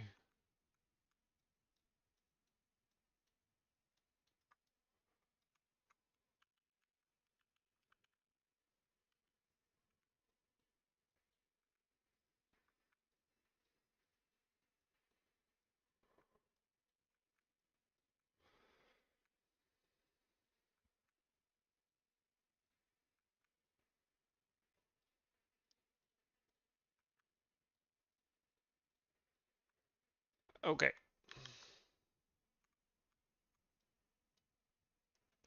Scale C. Oh. Scale. Can I actually shift space? Let's do.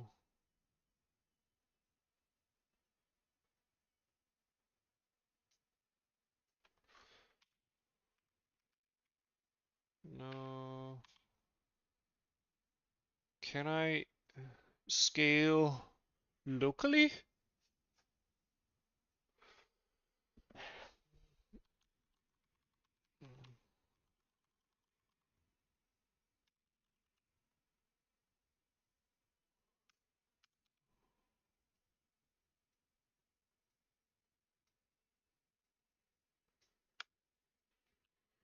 Okay.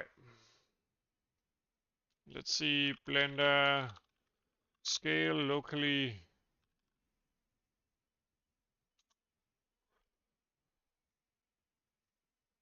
face.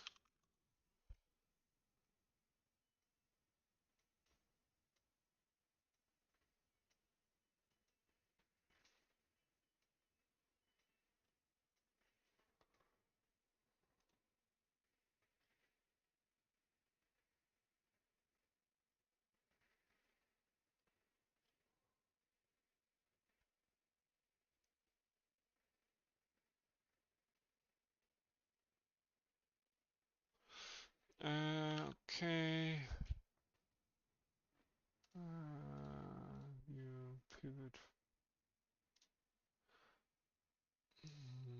set the pivot in Blender. Set pivot Blender.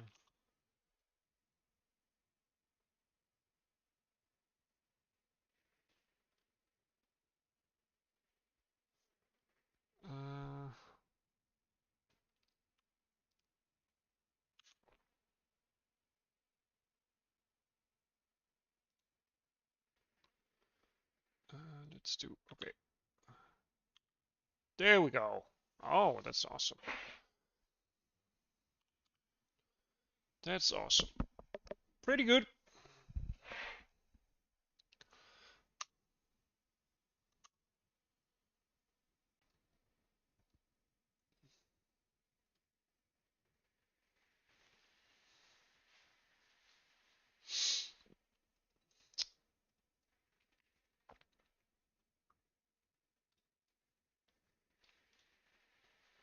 Pretty good.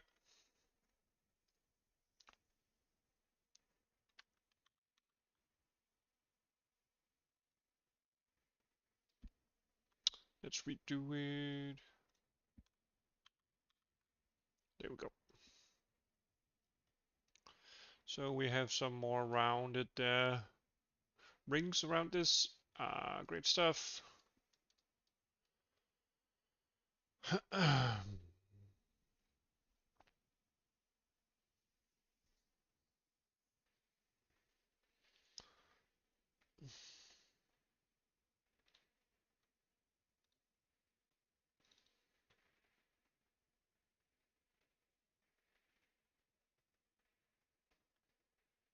Let's see.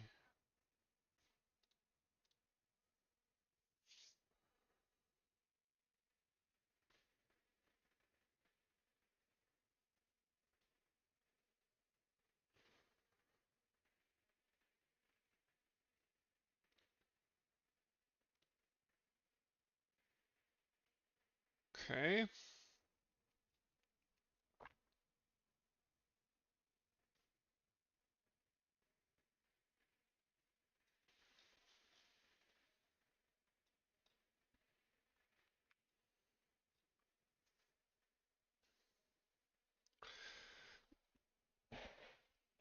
Is that what we want to do?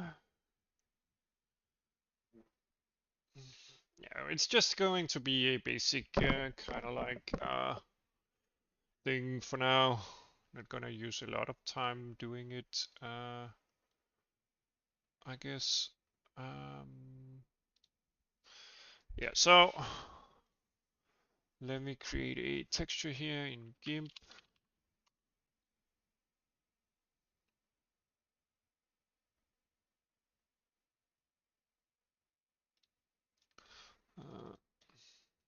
New.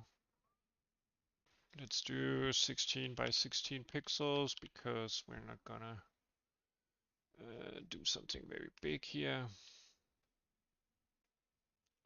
And then this selection is going to be size 8 times 8. Oh, let's do this. Edit this 8 times 8. Doesn't work or what? Or just 8 times 8.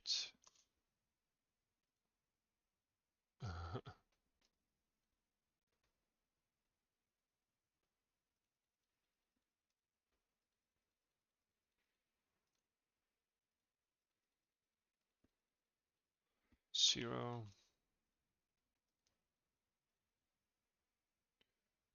Let's do a new layer here.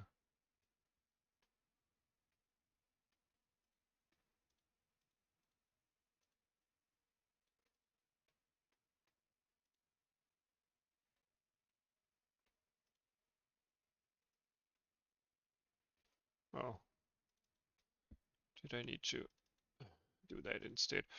Okay, 8 times 8. Okay. Let's create a somewhat dark gray color here. And then move this off by 8 pixels. Oh, select it first and then move it by 8 pixels and then do something like this here, and then move it down 8, and let's do something very orange, bright orange here. And I'm unsure what the last color should be. Let's just leave it for now.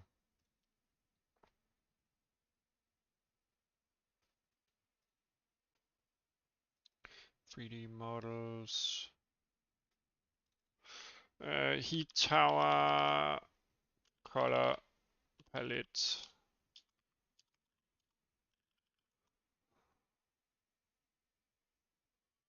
Let's do that for now. And let it export it as a PNG, that's fine. And then in UV editing, maybe even shading here, we will find our model stuff.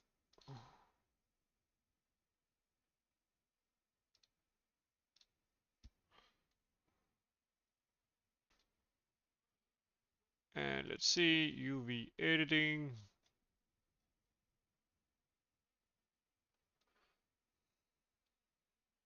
Okay.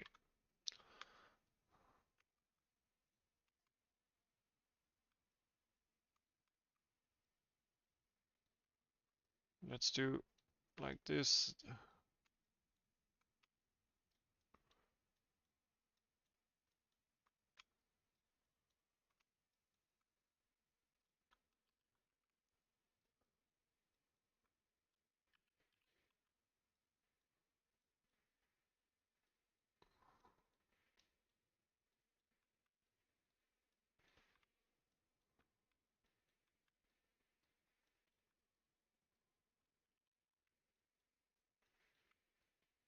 Whoops. I'm so bad at this Blender camera. Anyway.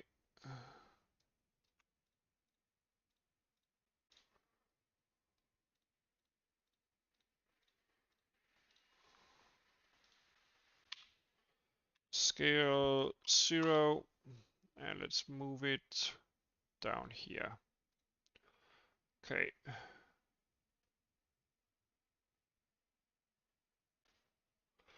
And let's see.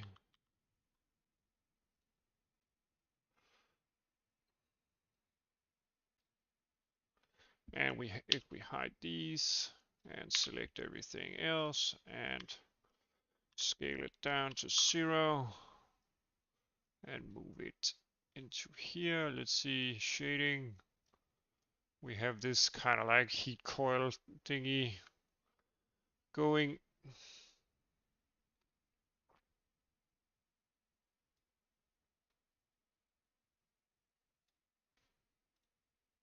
And I don't know.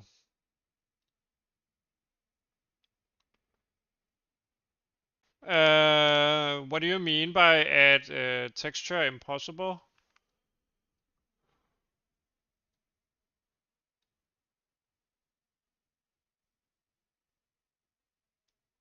We can even shade it with the texture, I think.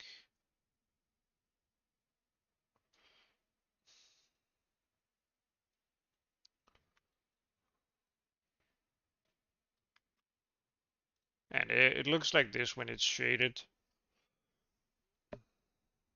It's just a simple heat tower.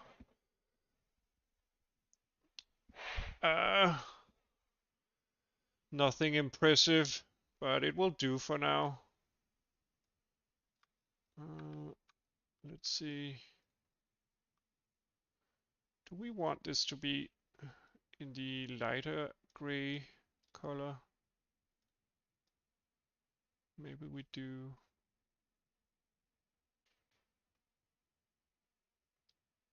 Maybe we even want the whole top area here to be in that color.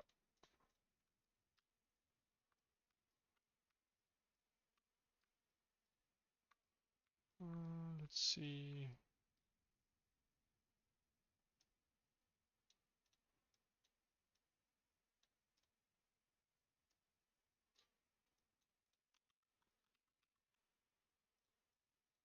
Yeah, okay. So we got our tower here. At least some kind of tower model. So let's export it. Let's first save it. Heat tower. And let's export it.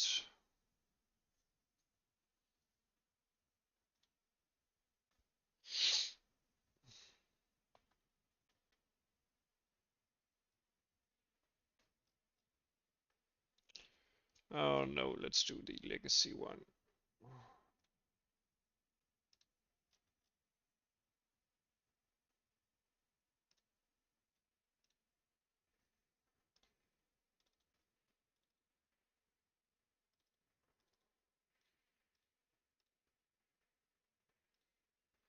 Yeah, okay.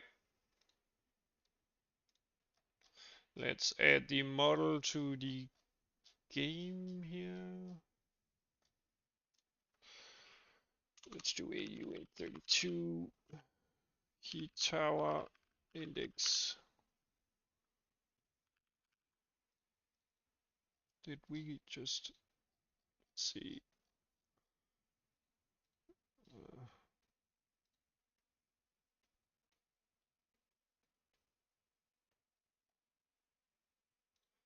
models. Didn't I save it? Oh yeah, I did. Heat tower.obj.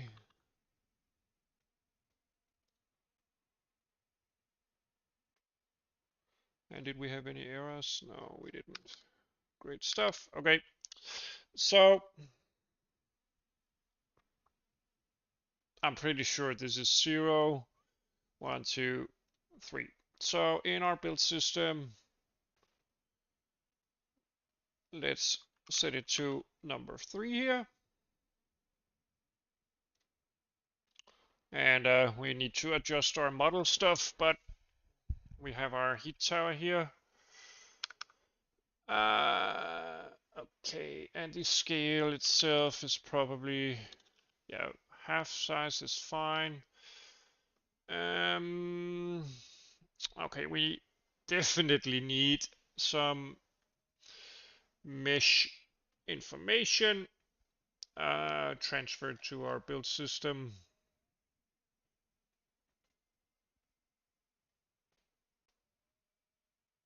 Yeah, but for now we will do like this. Well, that's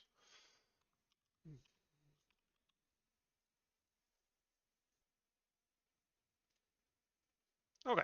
So we have our heat tower here.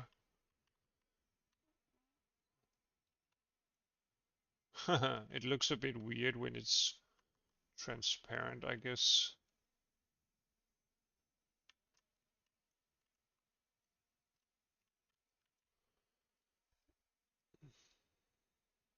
Yeah, that's definitely something that is pretty weird. I'm guessing it's because it's transparent, but I'm not sure. If we change the player model into the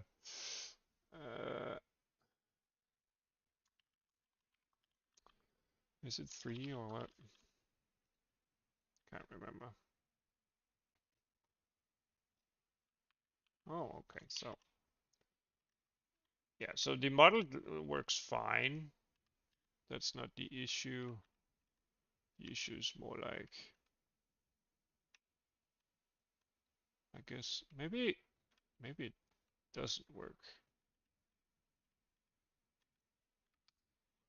Let's see, Blender.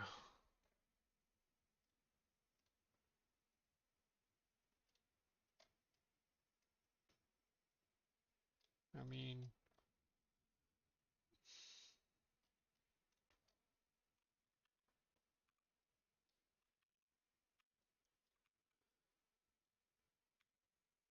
Let's try hiding this. Okay. The model looks fine on the inside, right?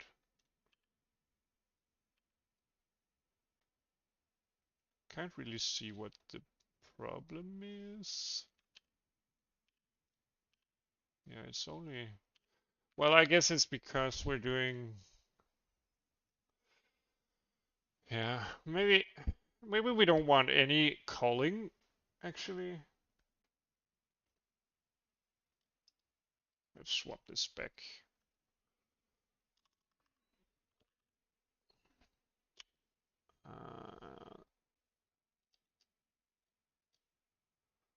So when we set up our pipeline,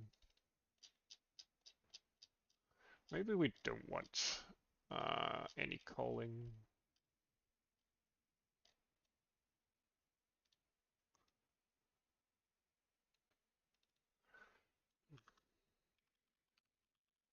Don't call anything.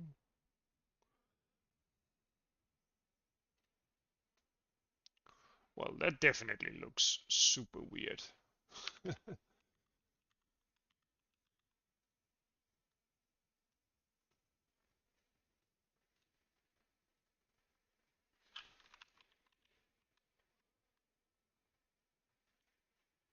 Yeah, but it's definitely related to the calling method, I think.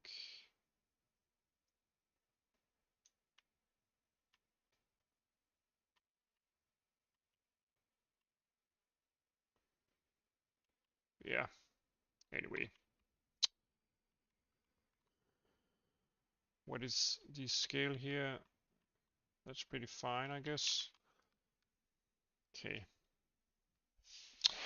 Yeah.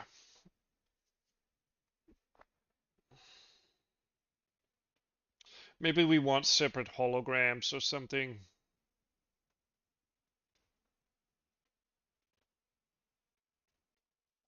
Or maybe we even want a solid version.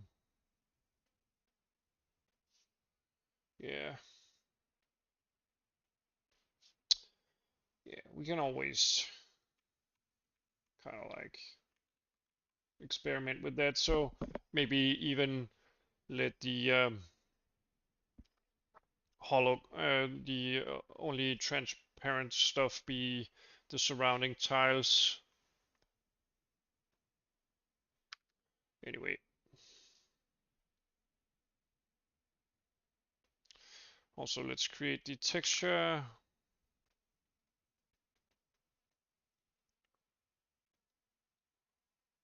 And let's flip it.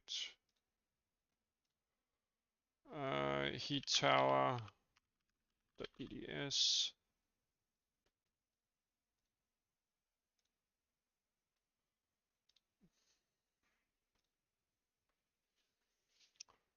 And let's load that.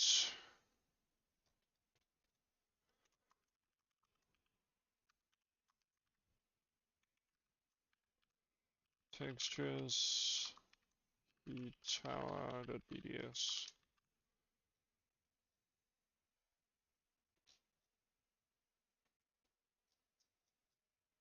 Let's just try drawing the mesh.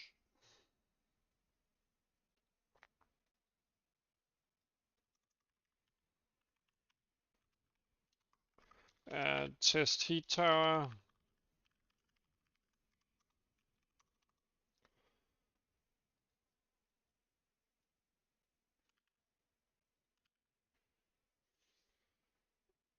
Let's see, and our builder system mesh ID 3.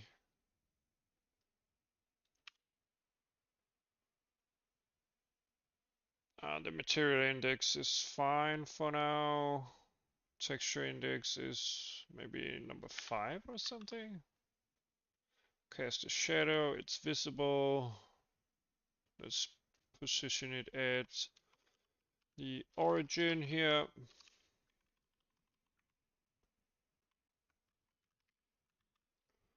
And let's scale it down.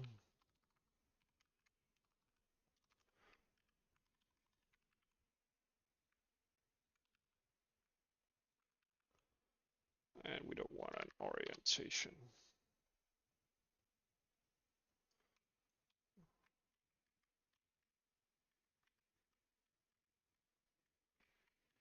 Well, some of the faces are pretty weird or buggy.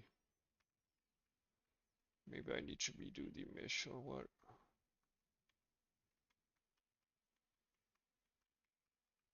Or is it just, oh, it's the frustum, I guess. But let's see. So 0, 1, 2, 3, 4, 5. Our dirt texture is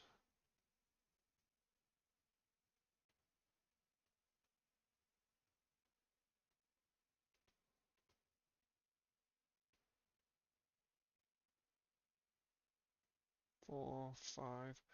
Should be fine.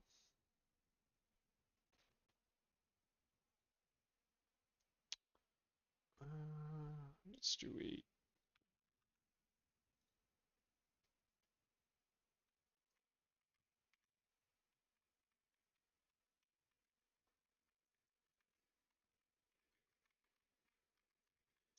Okay, let's create a tower texture, or rather material. Try setting a tower material.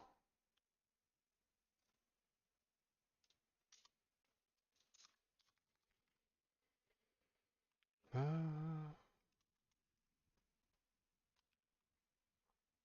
uh, Tower material.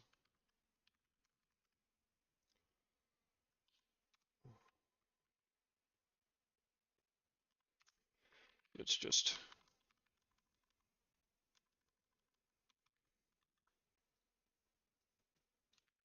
the roughness is supposed to be medium, I guess.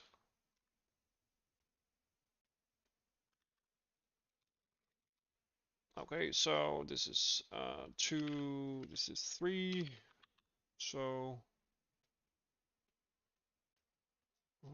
down here.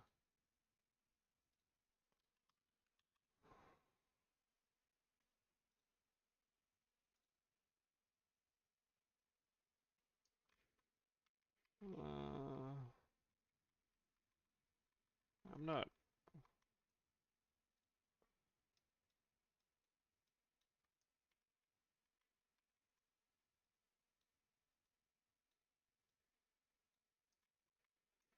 Well, I don't think this is the way it's supposed to be.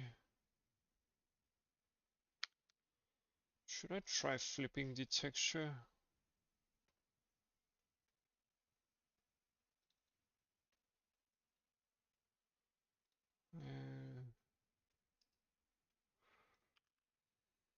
Let's try doing that.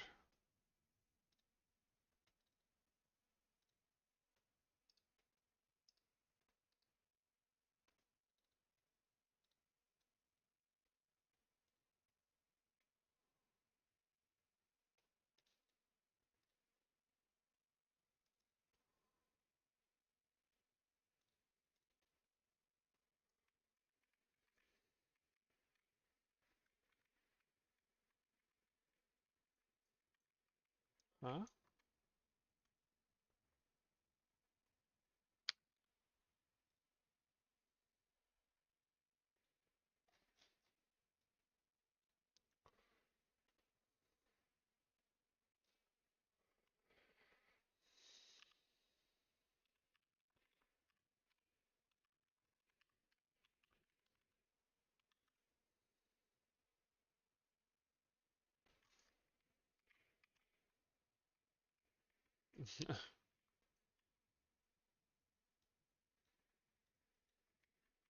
Well, now it's flipped also, so let's redo the texture here.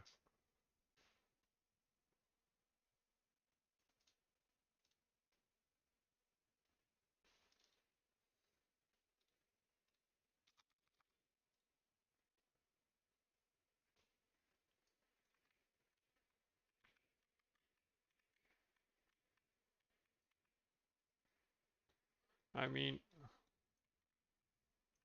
why doesn't it sample the texture correctly? or whether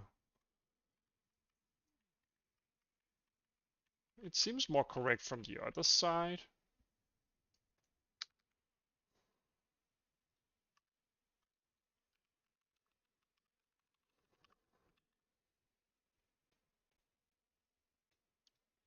Let's try moving it a bit. Uh,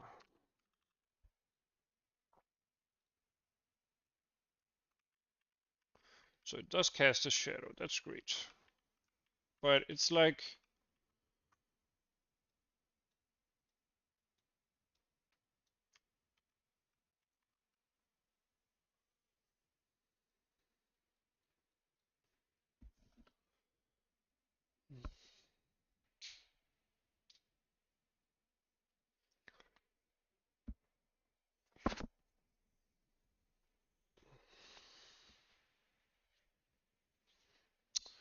okay.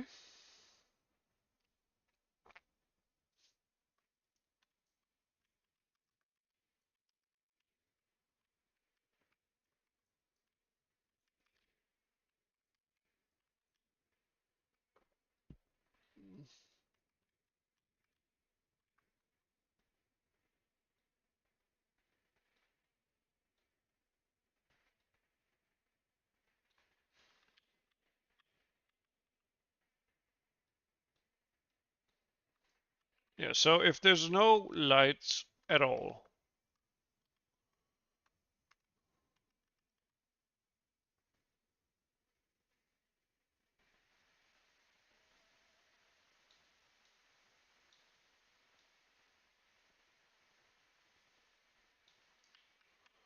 it looks more reasonable, but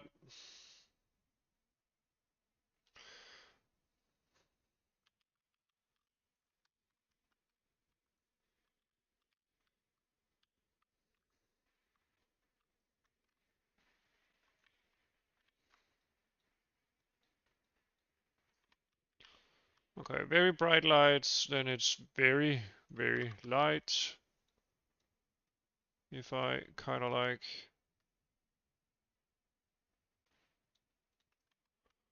it's still very bright.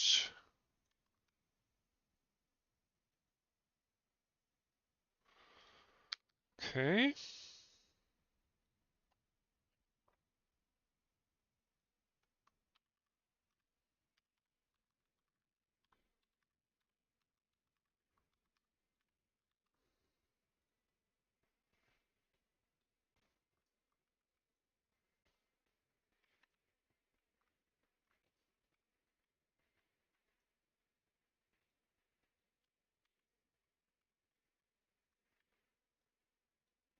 And this light is maybe just too intense or what? I mean, or should I darken the texture stuff? I mean, in shade it looks fine, right?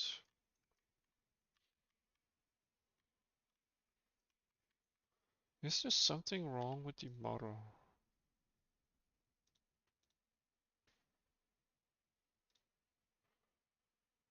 I mean, this is way more like it's supposed to be.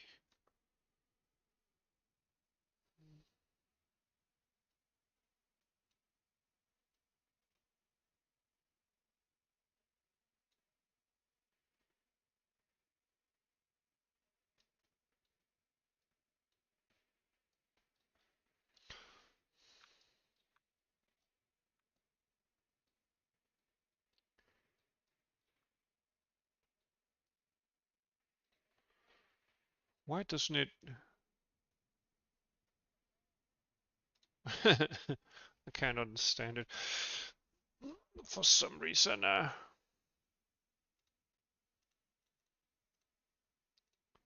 are all right there.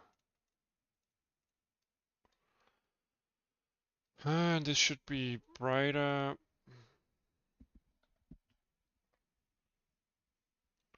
Let's just edit the texture.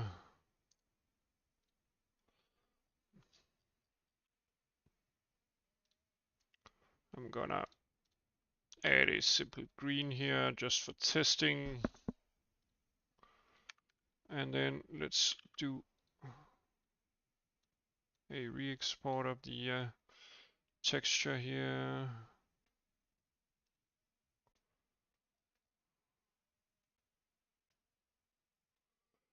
Let's see.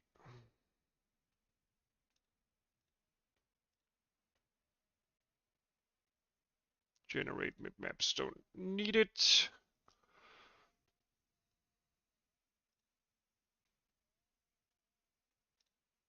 Maybe it's the bitmaps that's bothering us.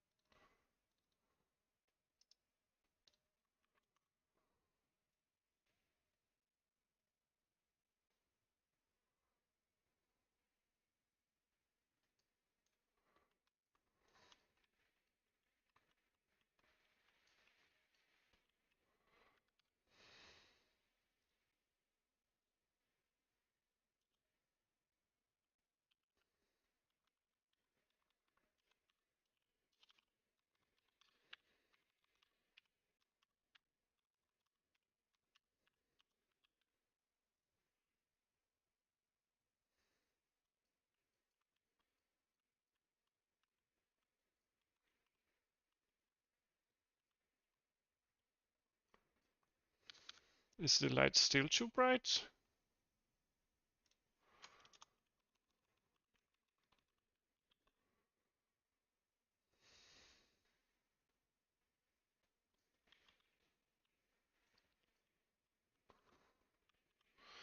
That's pretty weird.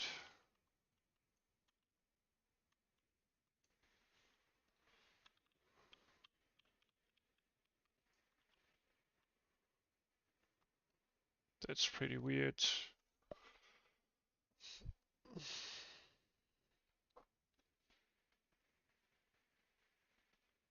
So if I, as before, disable the directional light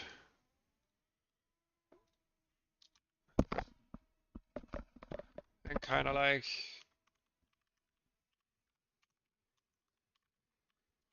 set the material here.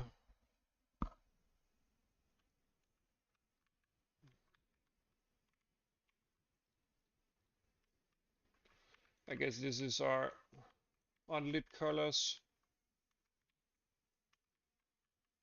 which is right. But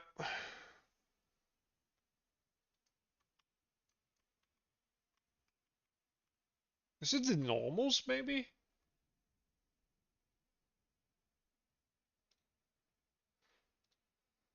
Maybe it's the normals.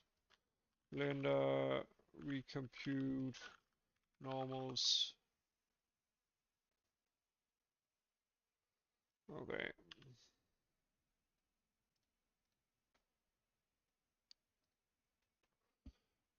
Shift N.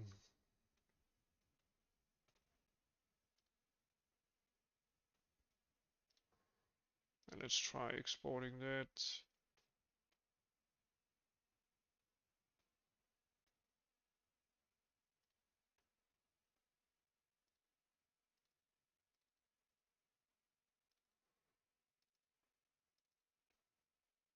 Did I export on the correct settings?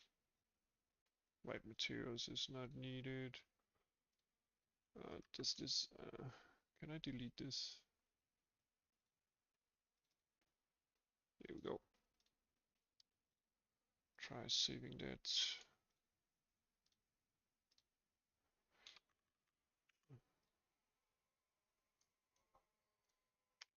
The directional light is just too powerful, it seems. Times 0.5.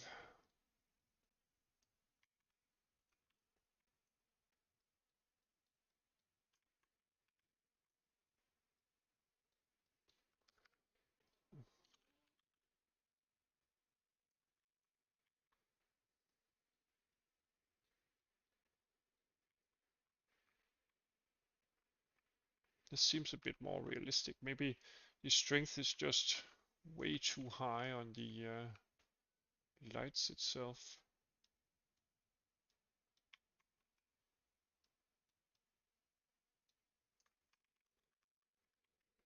Anyway,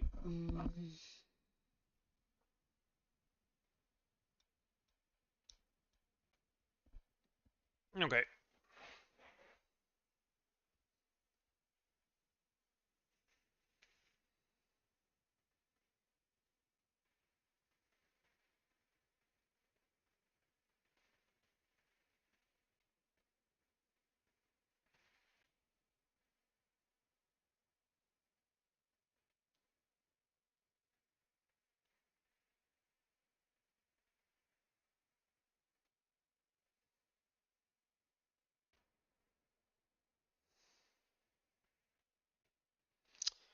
Uh,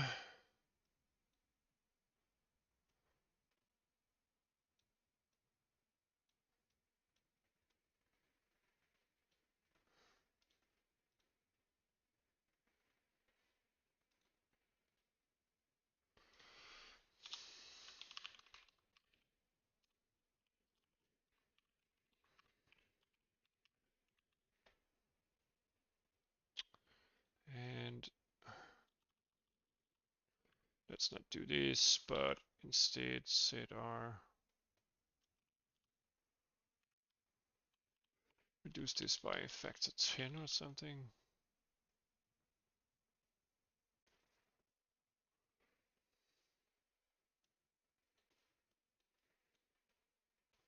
Yeah, this seems really bright, right? And it's supposed to. I don't like, I mean, if we're doing bloom or something,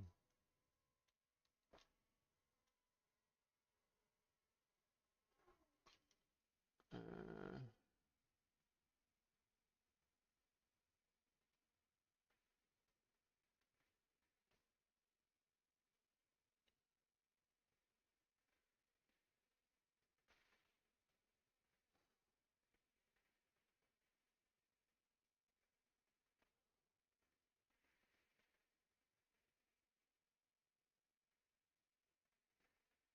yeah, okay. Anyway, um,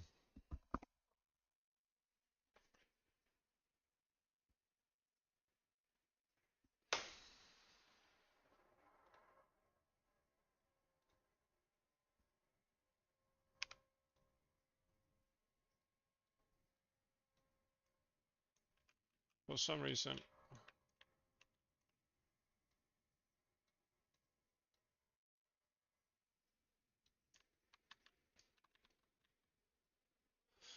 it also makes more sense, right? That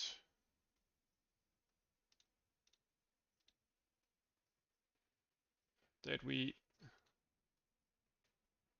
have a somewhat dim world light.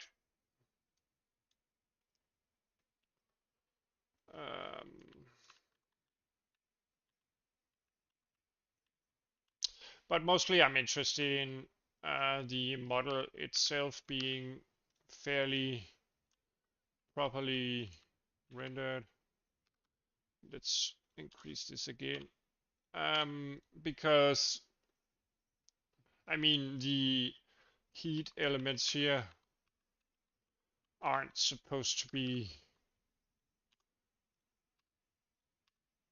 very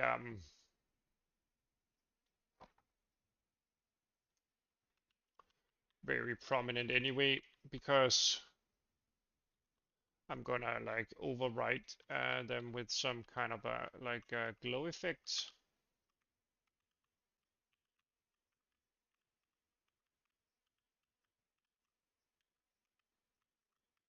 Yeah. And I would want to let's see. Let's open GIMP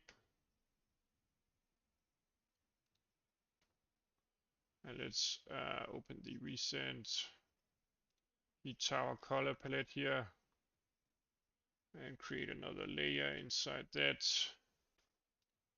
where we do white here, and then select invert, and then do black here.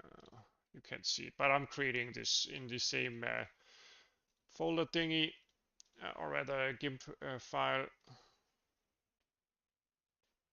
Heat tower, color plate, heat palette.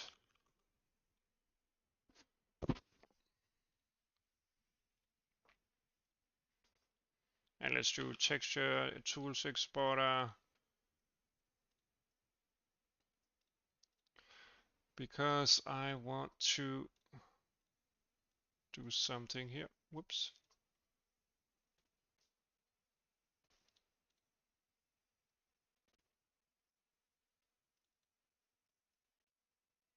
Oh, I saved the... Anyway, I forgot to export it. Heat palette here.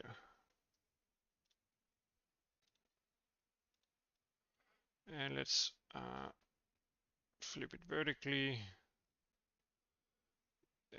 Heat, tower, heat, emission.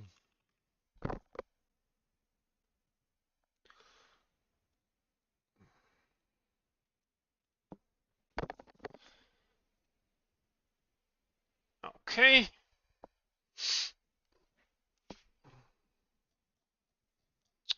Let's see, models, textures.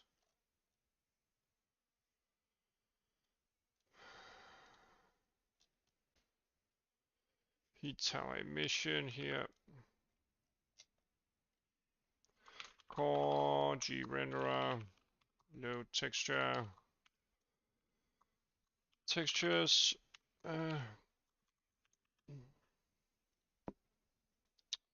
Let's create a emission texture or load an emission texture.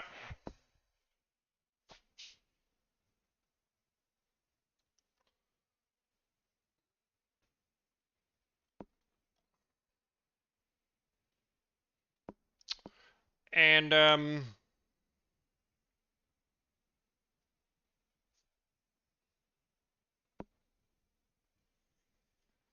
guess these should be loaded.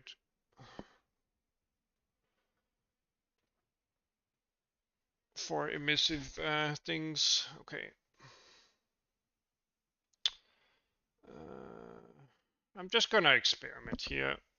I'm not sure what I'm doing.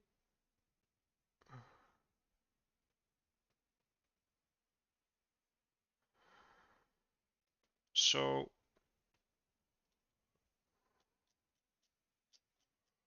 let's increase this. Pipeline 7.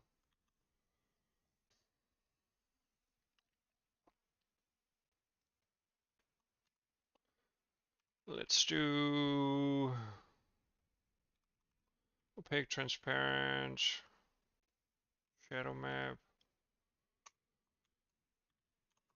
DX backend, pipeline, type, emission.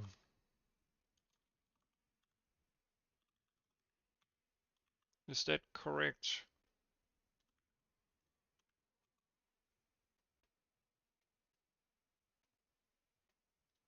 Light.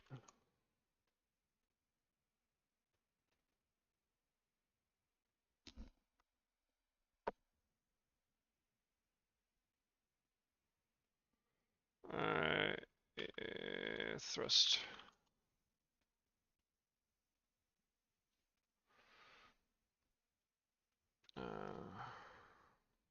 Okay.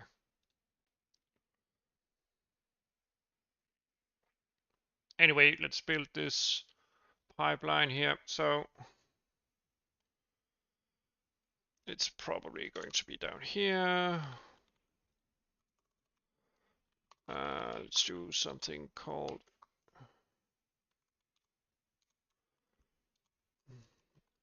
emission pipeline. And let's do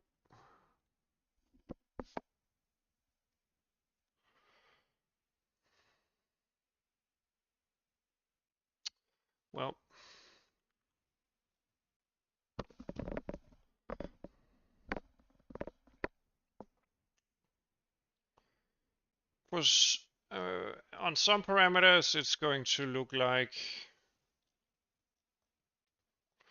well,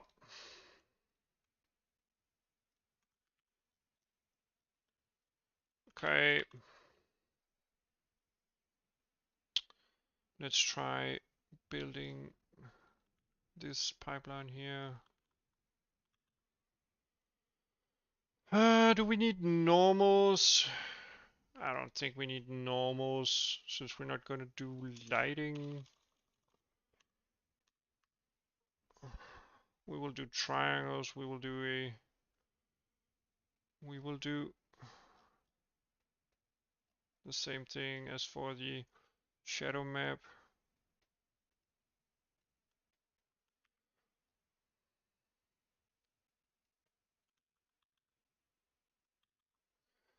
Get the same object thingy going.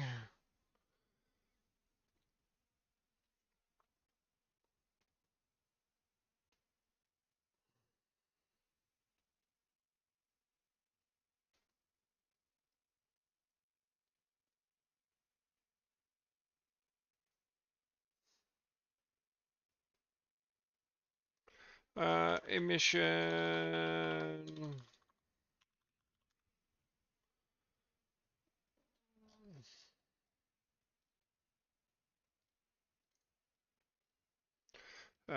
Emission.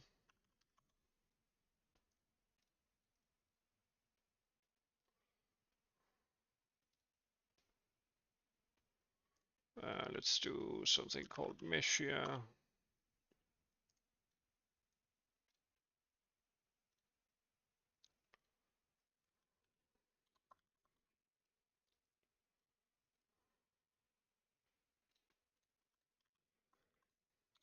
PS.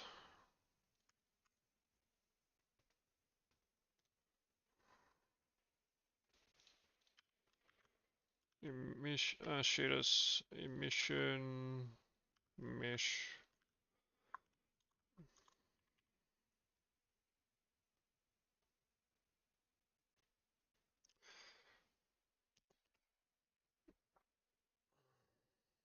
Maybe we even want a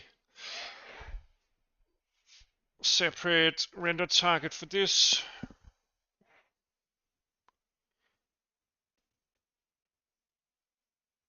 Do we? Well, I don't think so.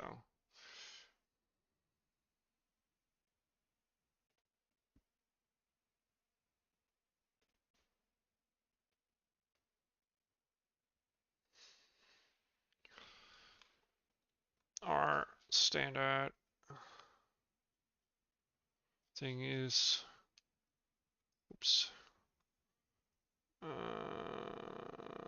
functionless.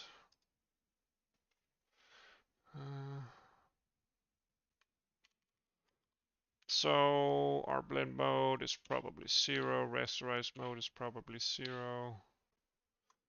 And we do backcalling, but we do want less equal.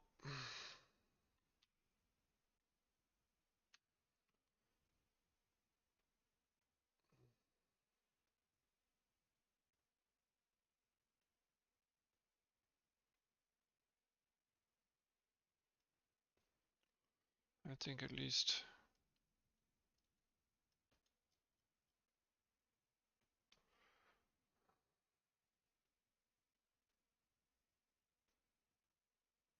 Maybe we don't need that.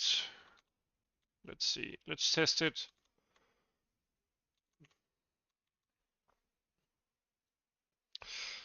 And we don't want any particular particular binding, I think. Okay.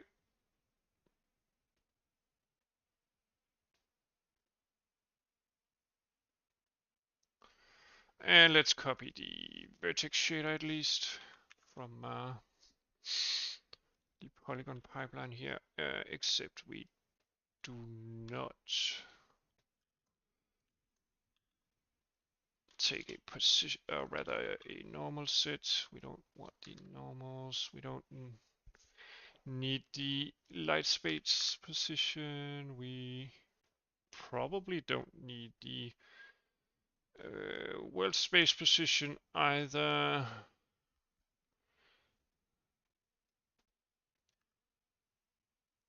We probably only need the clip space position. And inside the pixel shader, let's do inputs. Okay, does this compile?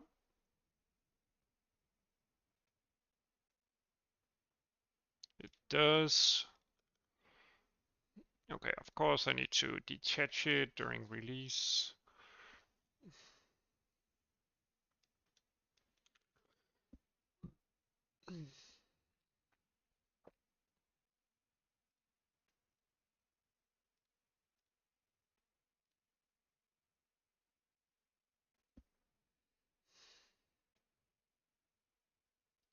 So we reset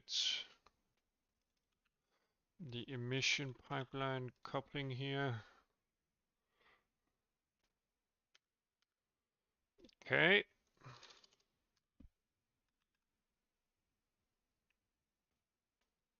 So let's see.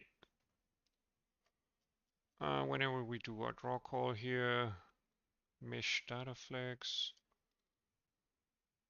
Okay, let's redo this. Type def unsigned int mesh data flags.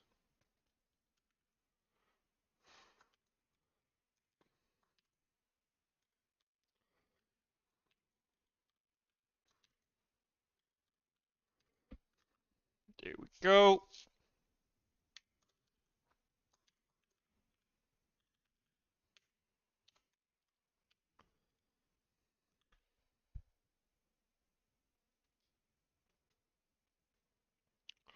Let's try doing that.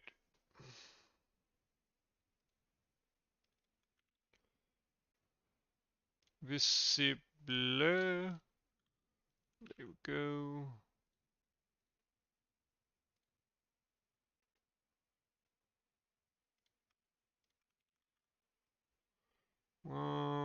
Where do I... Is it in here? No. Core. Oh, it's on the... There we go.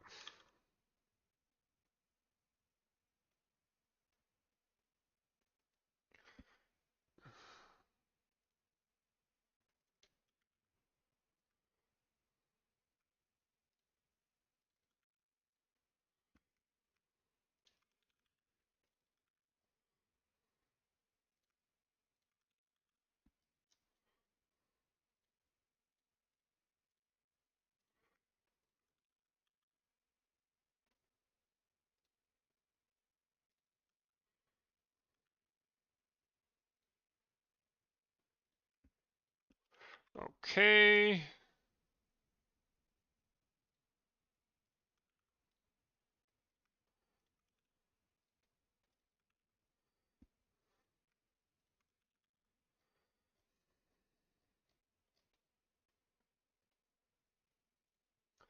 And let's do a 1-bit shifted into the core of mesh data flags emissive here. And inside our renderer, when we do our draw call stuff, aren't we in trouble? Okay.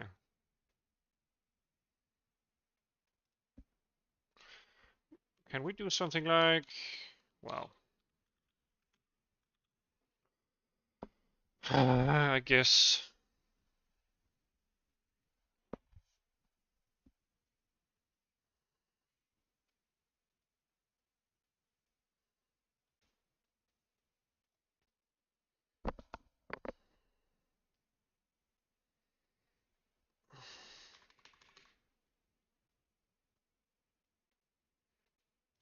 Yeah, right now I think we will do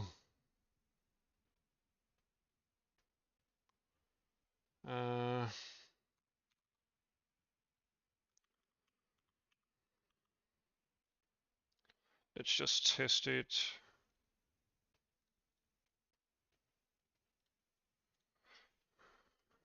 Let's just test it so that we can see what our kind of like flag here will be.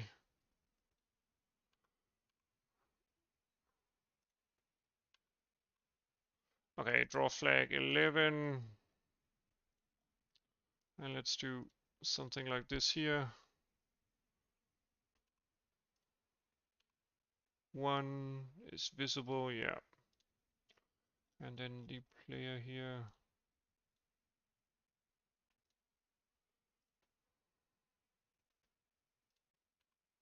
Three is both shadow casting and yeah.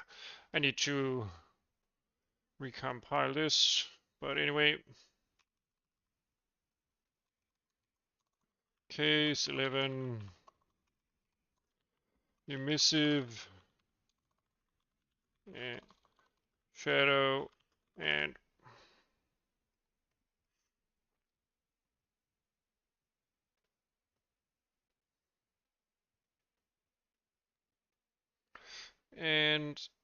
opaque.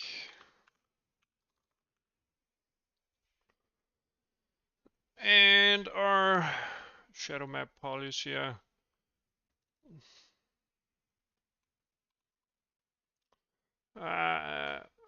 Pipeline, polygon pair,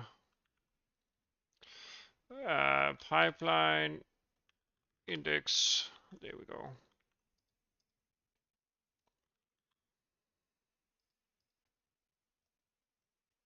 Yeah, so we do the same thing.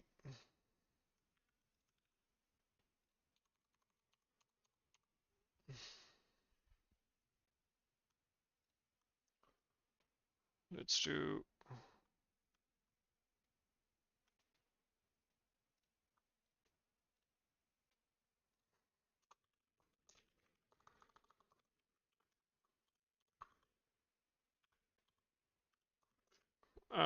emissive polish.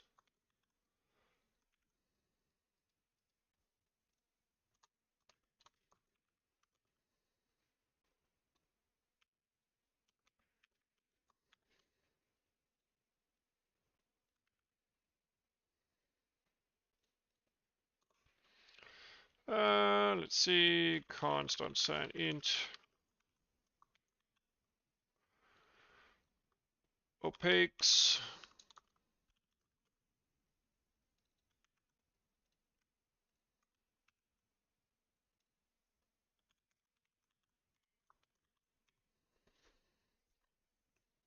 There we go.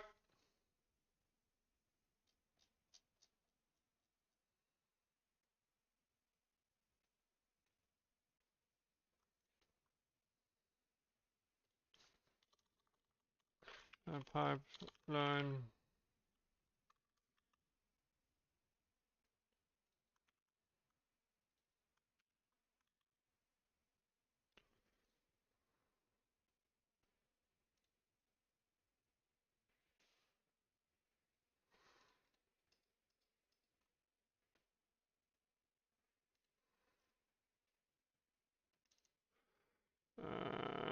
Pipeline index, there we go. We don't want this. Okay.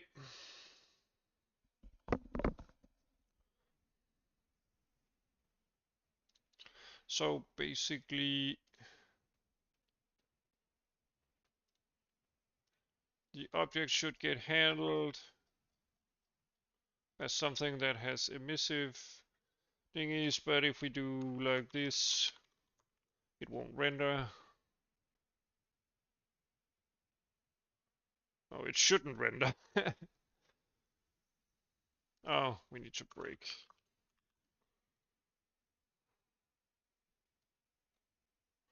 Yeah, there we go. There we go.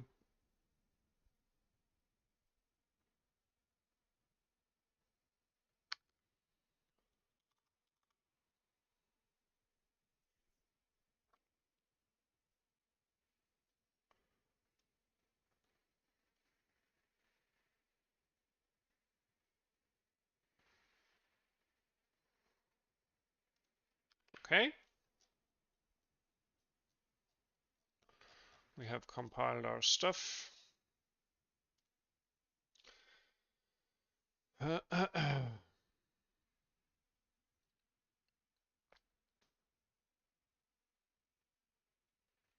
Let's do a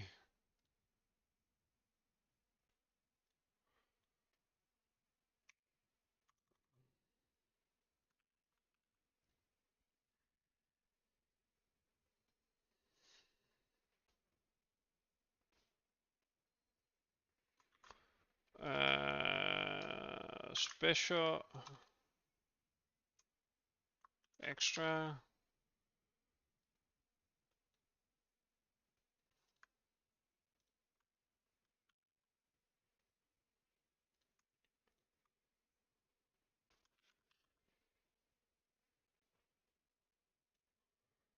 Okay.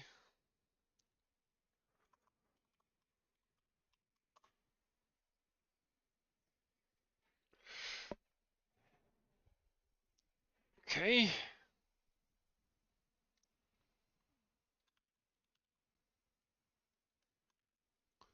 Let's bind the pipeline type here. Let's close it and use the regular pass. Yeah, we will do.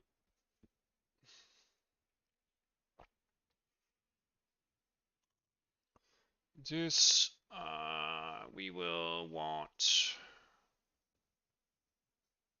What's the root signature table here? We have draw call, pass data, material table as the second parameter, and then, or rather, the third parameter, and then the fourth parameter is the textures. Right? No, that's system textures. Okay, the fifth or the fourth, depending on how you index it. Especially the fourth one then, at least for this pipeline here. And then we do something like this. So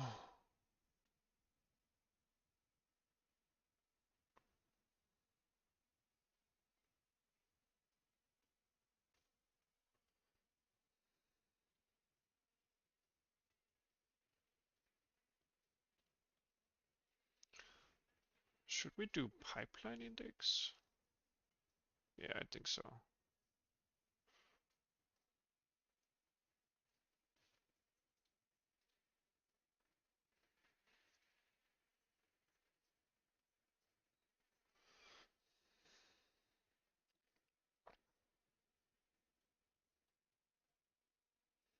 Okay.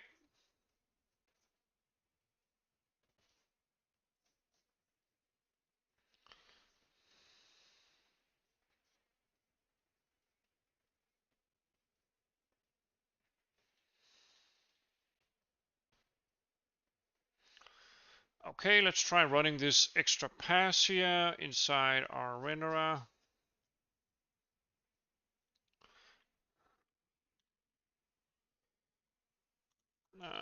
Let's do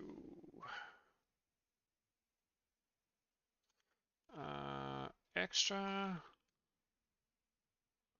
and let's do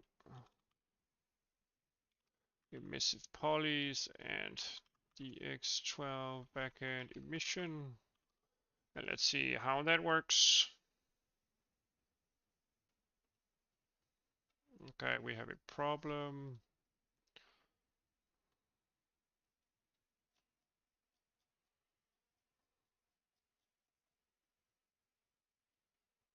Oh yeah, okay, I need to bind the index buffer. Yeah, we definitely need to redo that. Um,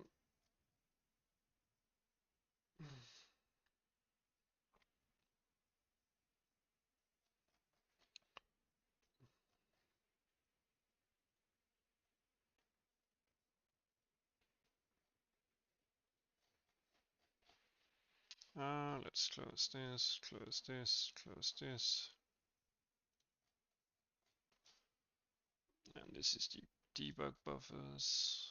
This is texture stuff. I don't know why it opened all of these again, but I guess it did. And then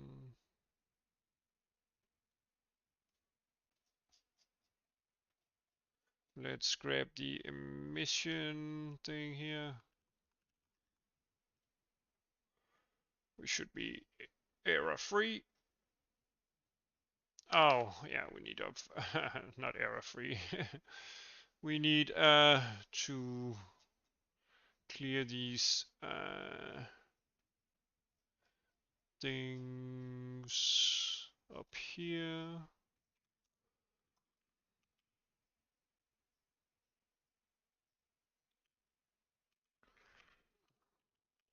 There we go.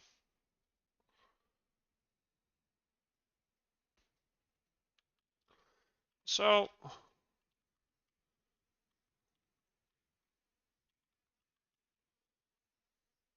I'm pretty sure it kind of like, let's try enabling and disabling it for comparison.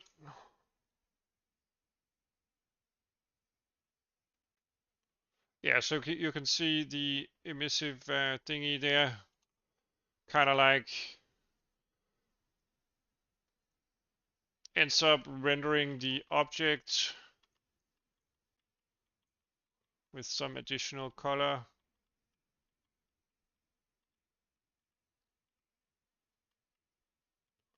So it definitely gets brighter.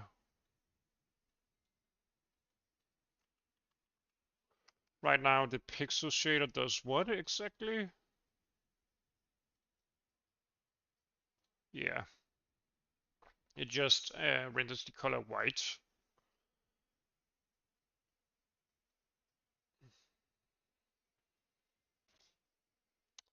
So, not Directx shader. Let's do something of the like of sampling. We have the texture array.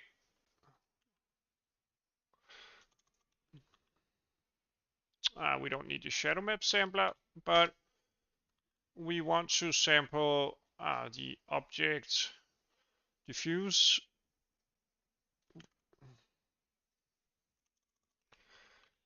But the thing is, this should also include the common.include file.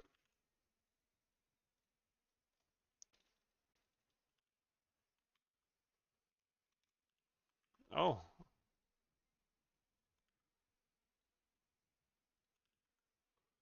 there we go. And the thing is, right now they are arranged in such a way that uh,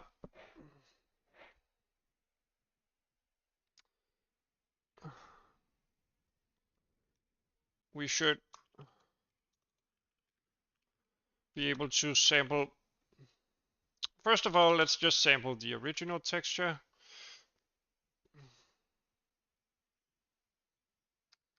Also, let's try just disabling it temporarily.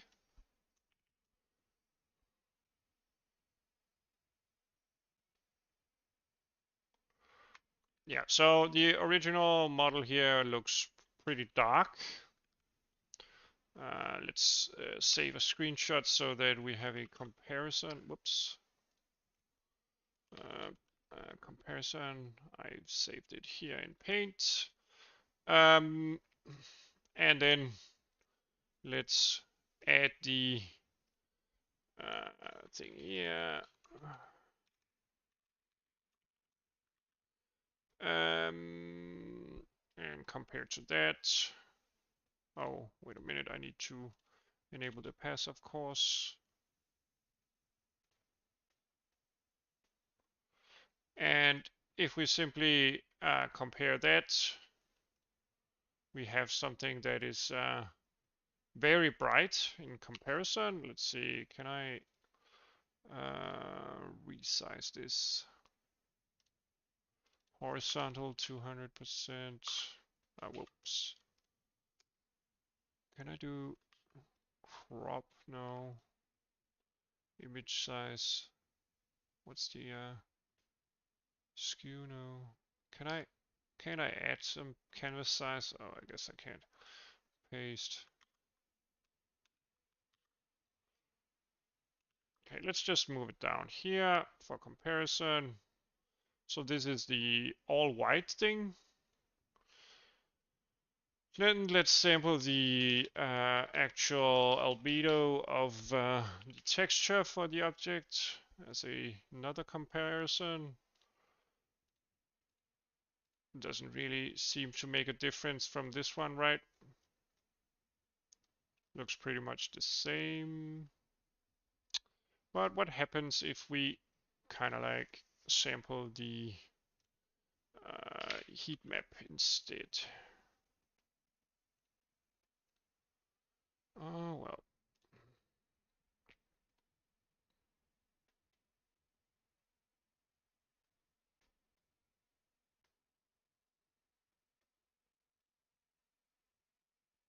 Yeah, it doesn't really make a difference.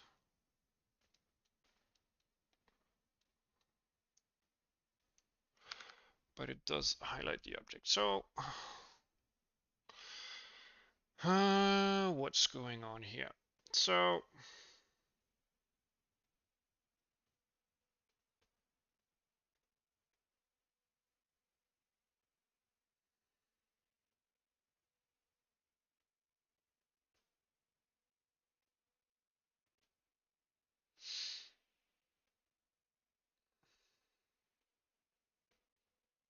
maybe we want a blend mode of sorts. Or do we only want a, or do we actually want a separate render target? I don't know.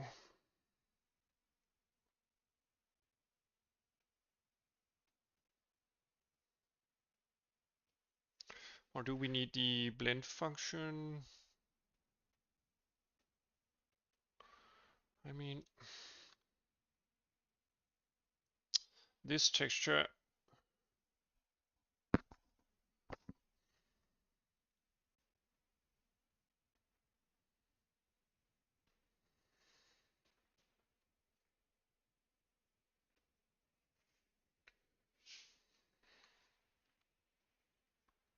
without the pipeline call itself, the object is just pretty dark and flat.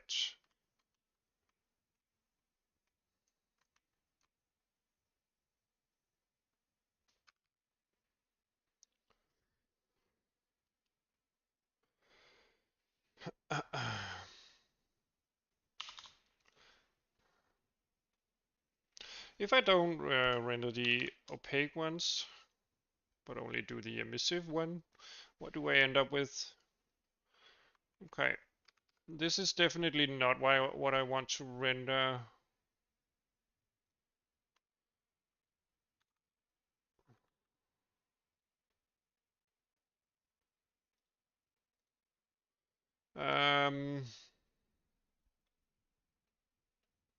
And if I just do this, what happens? It doesn't really update anything. What's wrong with this mesh here?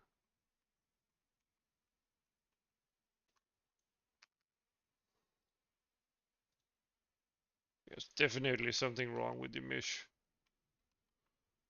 I think.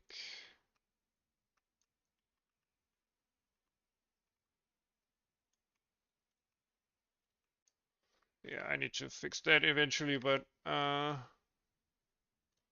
so let's see the pipeline itself. How is the pipeline set up?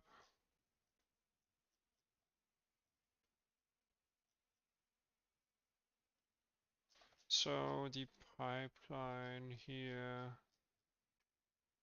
shadow mapping, skybox, transparent, this one.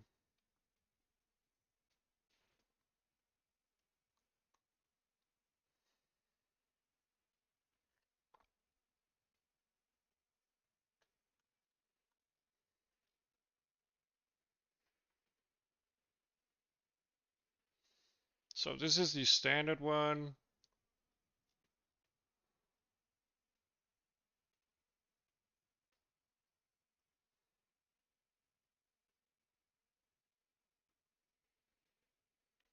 And this is the standard one as well.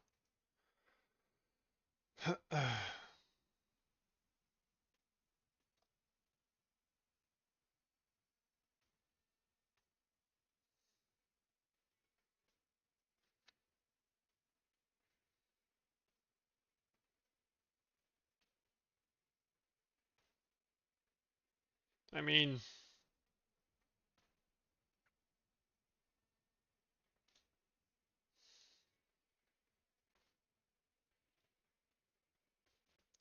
the shader itself should just render something white here. That's what I instructed it to do.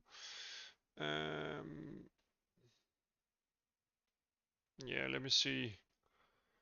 Do I need to clean up some stuff? Maybe I do.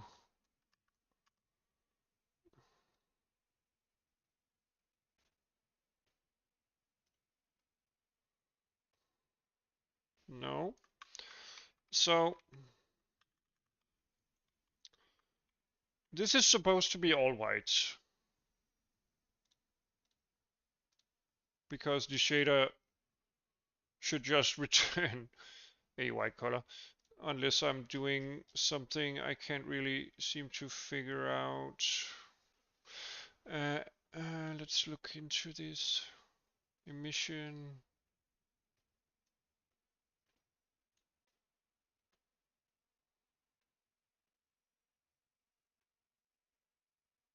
Am I accidentally?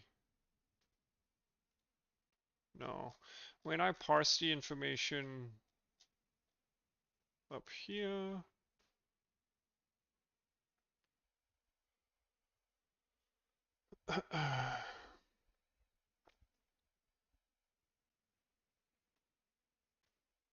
and right now we don't do the opaque run.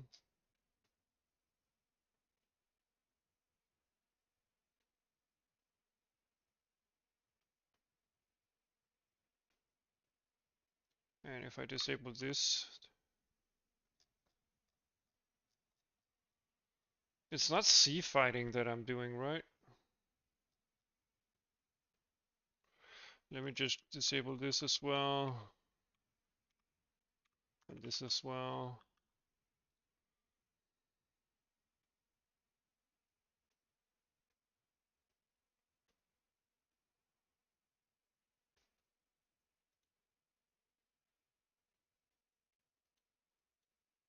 Whoops. Layout.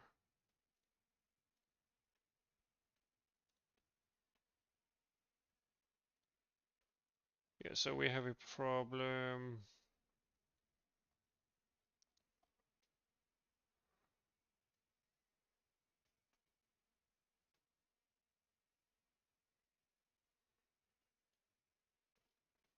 Okay. Can I actually do? Yeah, we have a. So our draw calls here.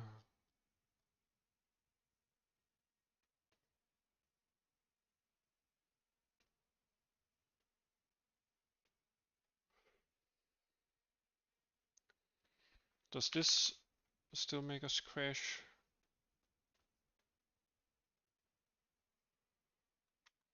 No, then it's fine. Okay, so Yeah, so we can do everything we want.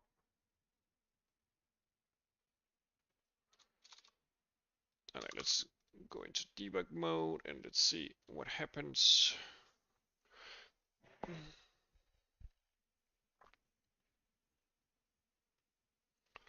So mesh draw, we have a pipeline index. Wait a minute, I'm doing something wrong here, I think. Right.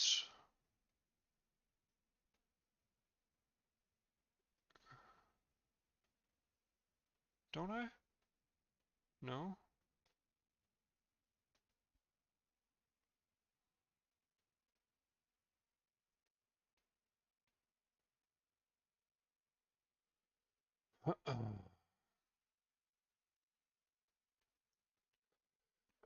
Data store here.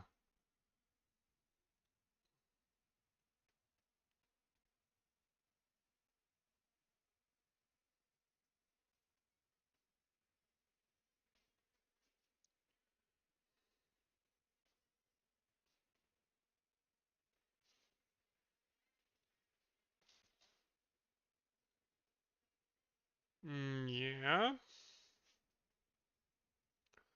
So we have a problem somewhere inside this.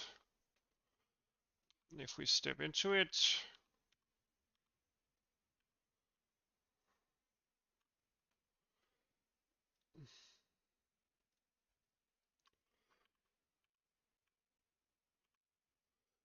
okay.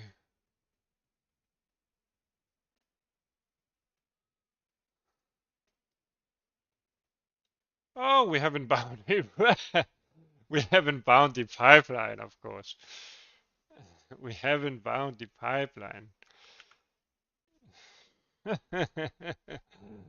Now that is silly.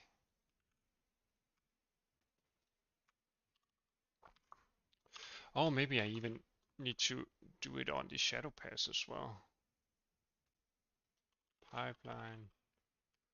There we go. We do it for the render pass. We do it for the shadow pass. We do it for the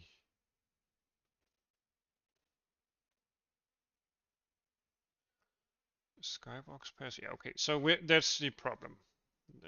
That was giving us trouble.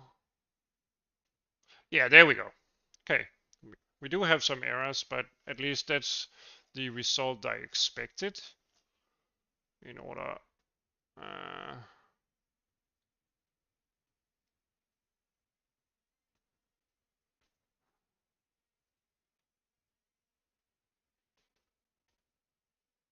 yeah, and since we have a shadow pass, which is linked to all of this, we see that error. Okay, so now it's doing exactly what I want. So I want to render the parts of the object that is emissive. So if we render the original diffuse,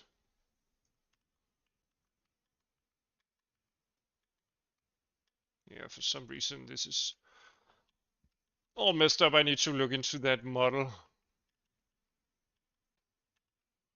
I don't know why it's doing that. Anyway, if I add 1, we simply add, well, that's not how it's supposed to be.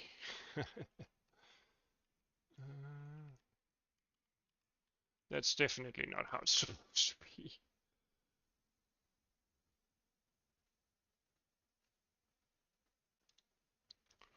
Okay, let's look into the Blender model.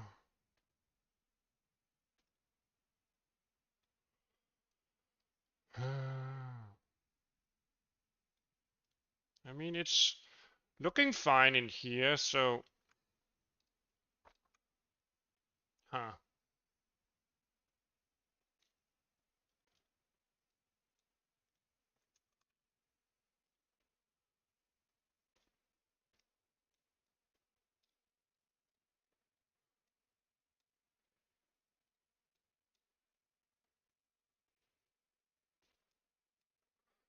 Okay. I mean, it should be all right. Yeah? You think so? The model is fine?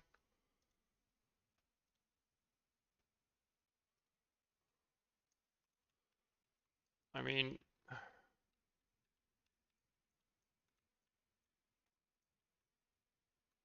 this looks not great because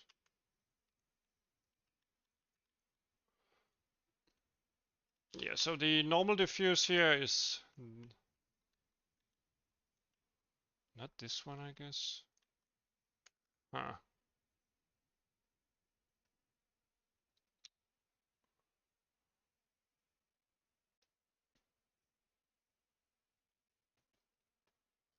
And let me see during our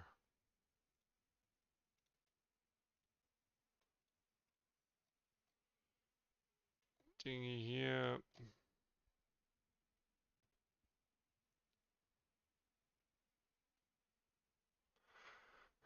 So this is the debug pass, and this is the shadow pass, which we don't need to edit. The extra pass here.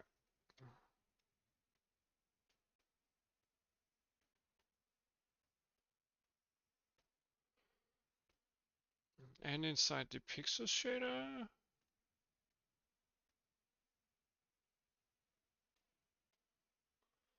This is somewhat weird. Did we mess up in the vertex shader?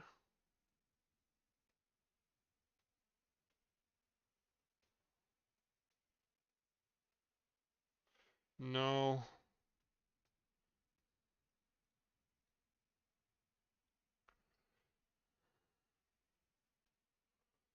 So I mean, this is not correct, but it's closer to being correct. So what I wanted was to kind of like imagine if we open Blender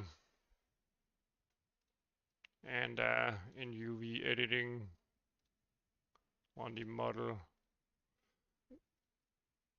or shading here, if we do something like heat palette here instead, you can see that it gets rendered with a black color and then white here on the thingy there, and that's how it's supposed to be rendering.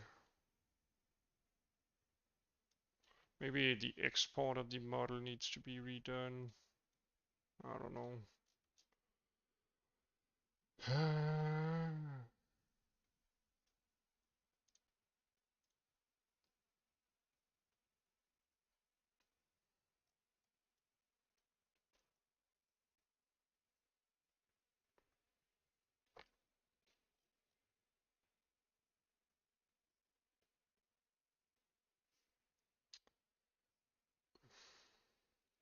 Let me see.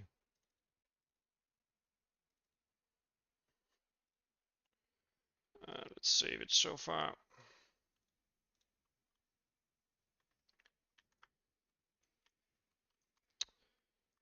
And as you can see, the model doesn't get rendered correctly. Uh,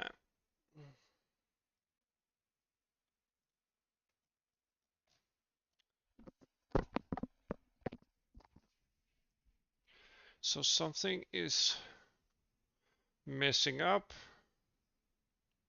We do draw the correct model, and if I turn off the what do you call it, emissive flag here, it doesn't show up anymore during rendering. Yeah. So it does get passed to the correct pipeline. And I do render the correct model. Oh, whoops.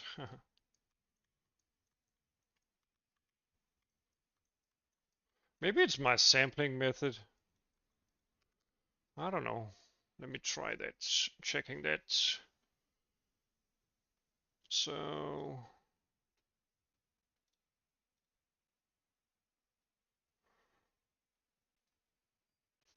no, but it shouldn't be the sampling method, right?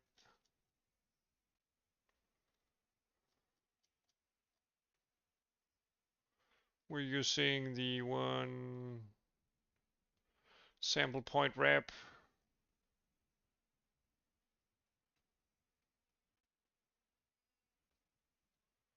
Shader register S1.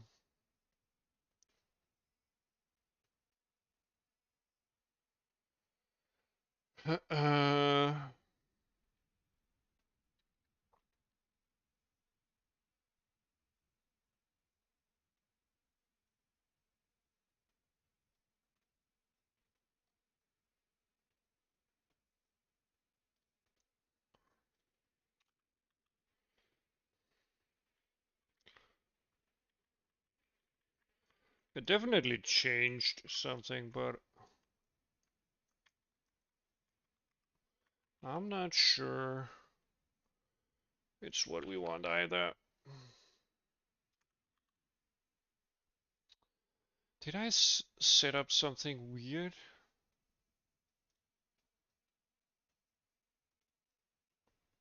I mean, are we using the wrong set viewport?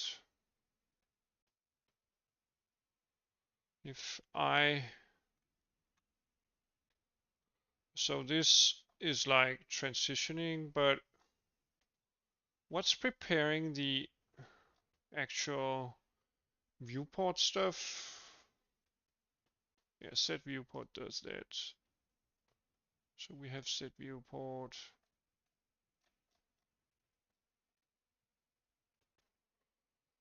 And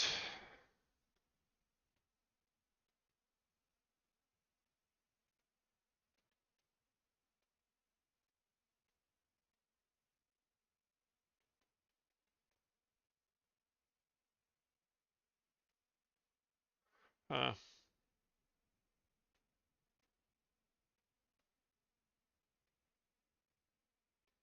do I need to set this perhaps?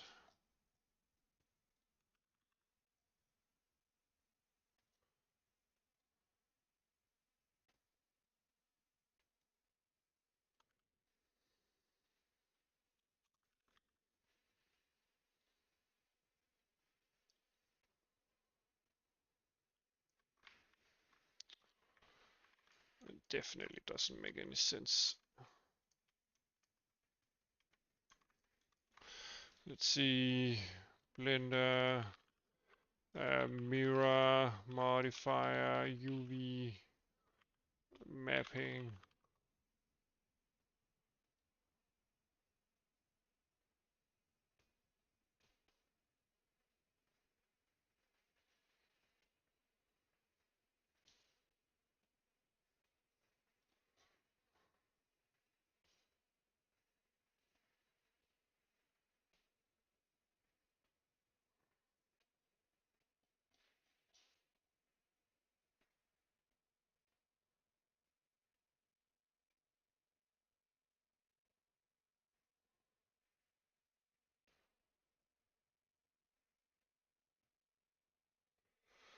Uh,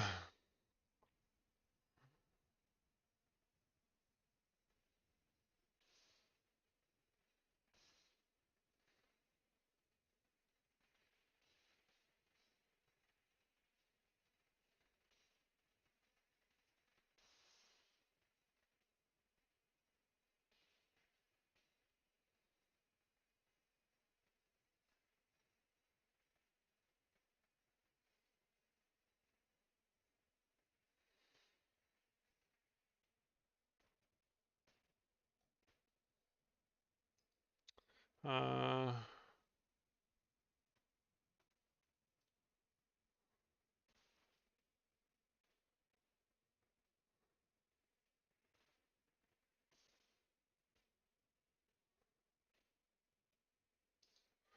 let's see. Do I need to do anything else then? I'm such a Blender idiot. Let's see. Edit auto mirror.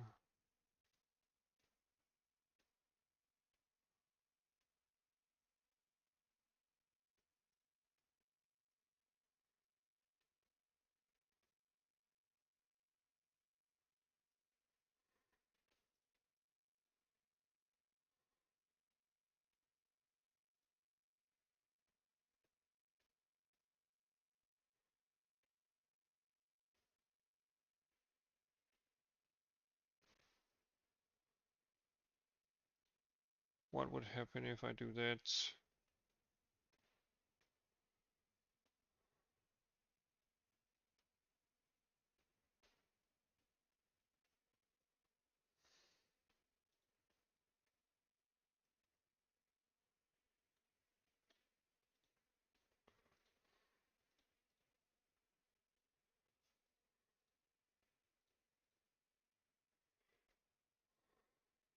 Huh.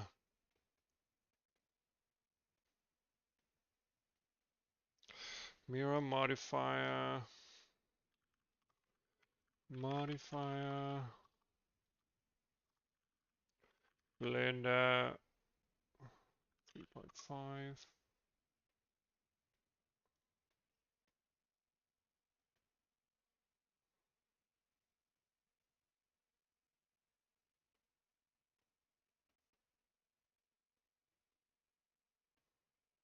Oh, flip UV. Yeah, okay, we definitely don't want that. Um,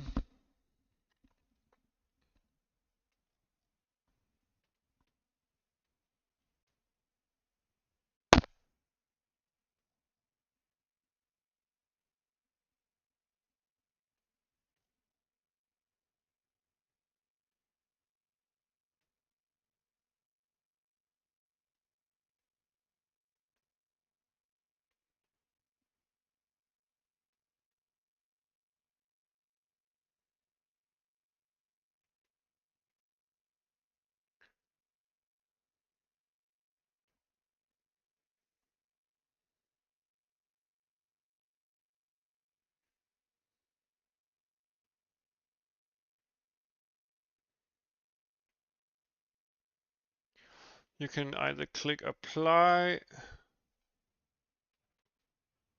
with your fly.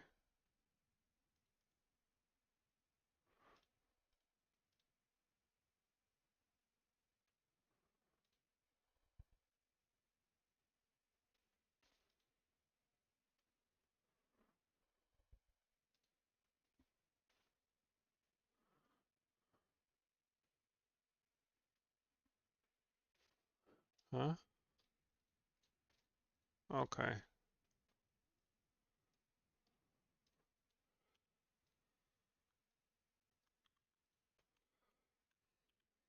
Okay, let's try exporting this one instead.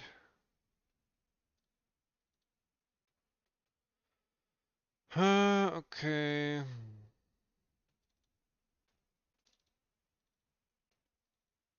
Oh, did I select the correct stuff? No, I didn't. Triangulate faces, blah, blah, blah.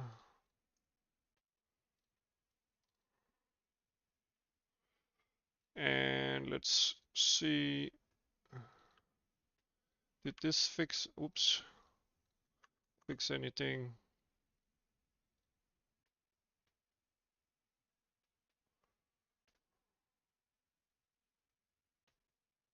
Nope, didn't fix anything.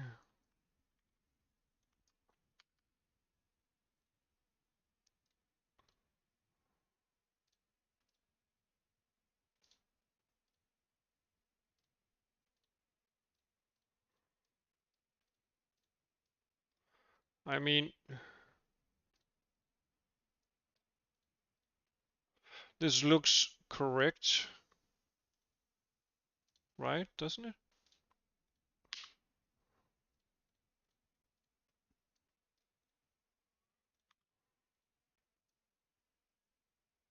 Yeah, it works fine in Blender at least.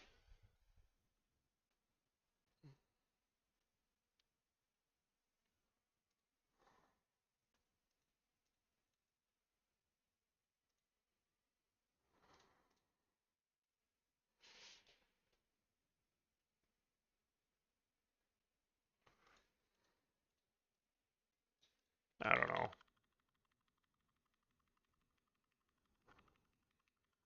Let's not save this.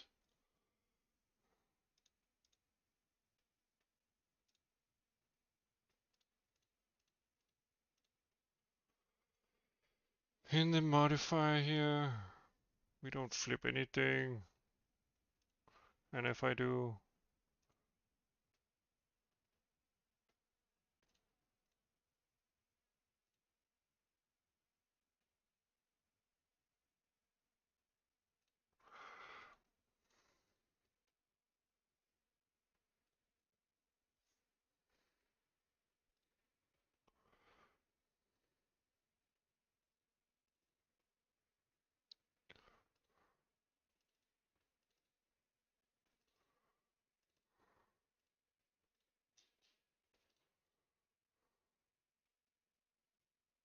what's polygroups?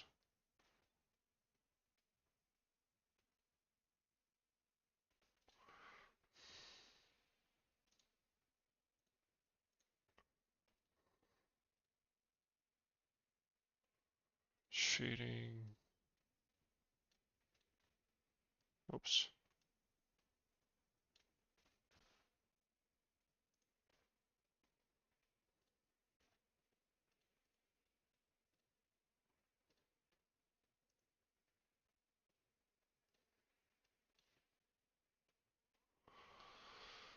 Hmm.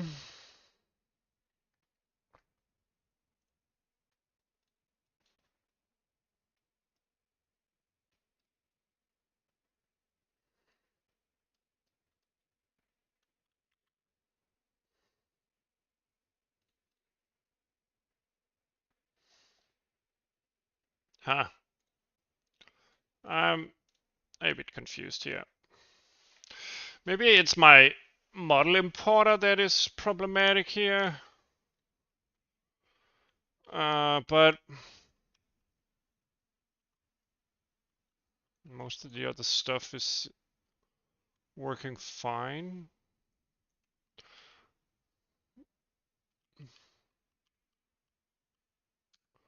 So if I never call it, we just don't draw anything. And if I do all the opaque stuff,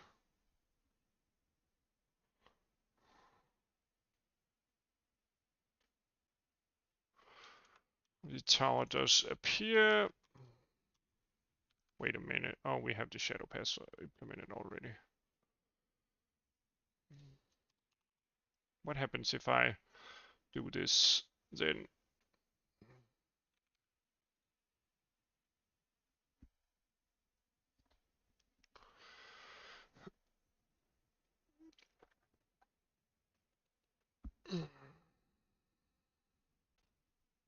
Yeah, I think maybe we should change the blend mode.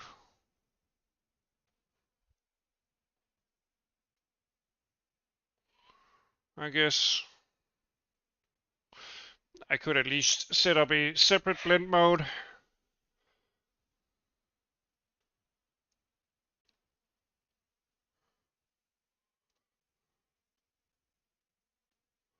I don't use Unreal Engine, so I can't. Sorry.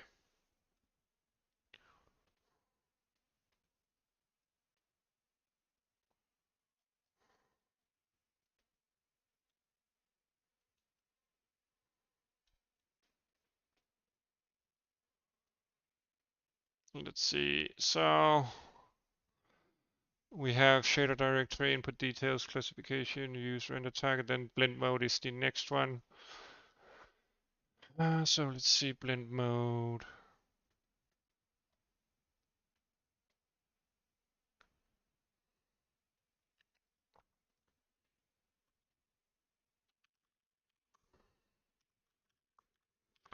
Blend mode equals maybe 2 instead.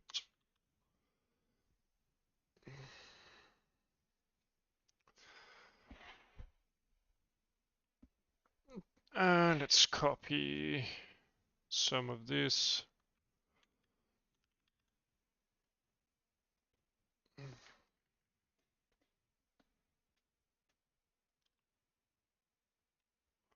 And let's blend the color.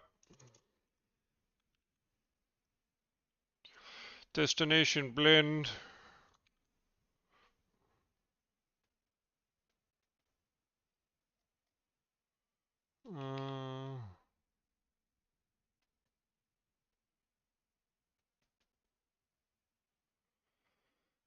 Destination.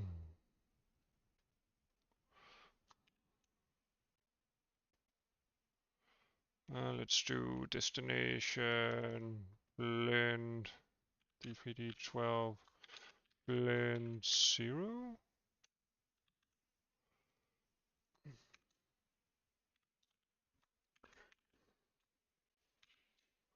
Blend 1.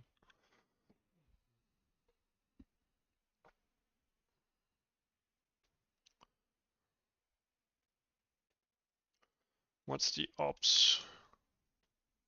D3D12 blend op add max.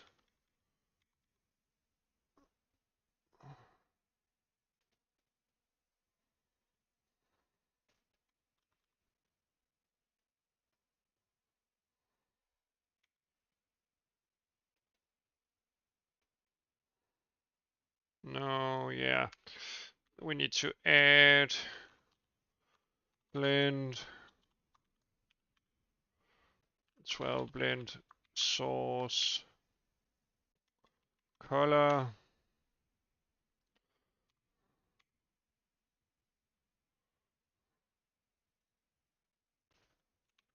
And let's do the same.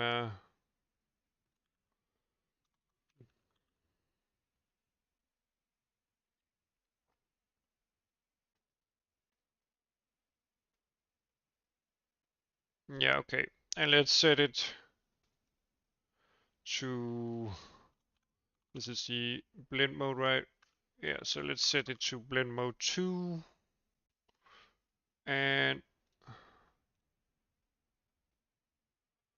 let's not draw the opaque stuff.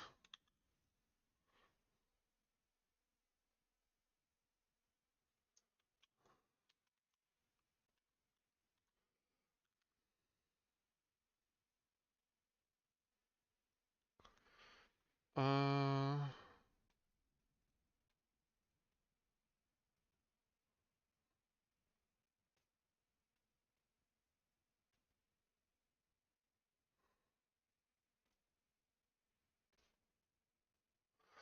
let's try doing something here in GIMP. Open up the heat palette here. And maybe instead of black, let's duplicate this layer and hide this one and then delete this one. Hide this one and hide this one. And let's save a copy of this. No, export this as a heat palette 2. Let's see.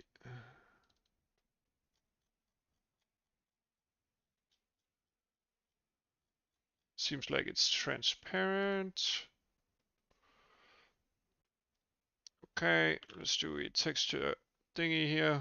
Yeah. And let's flip it vertically and let's replace this. And let me see, let me just clean up the assets, models and textures.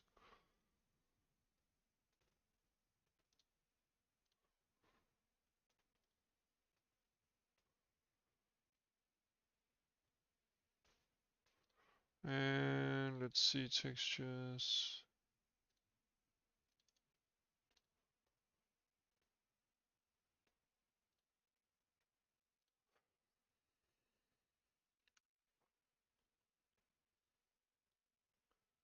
Did I close the Visual Studio stuff? Yeah, I did.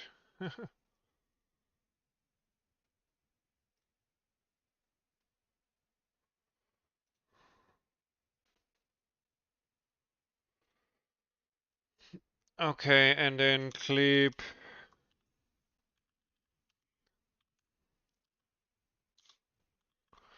Uh,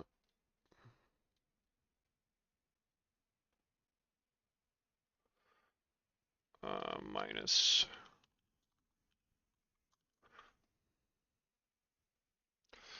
Okay. Now we cut out the transparent stuff, but yeah, the texture mapping, the UV mapping here is definitely not correct.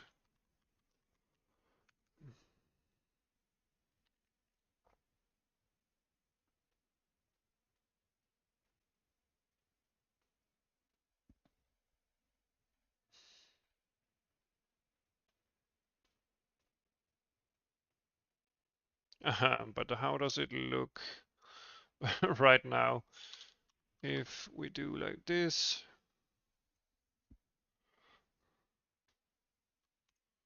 then it's probably just looking weird, right? Some of it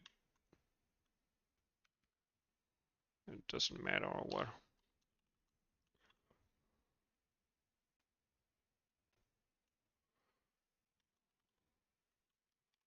Let's see.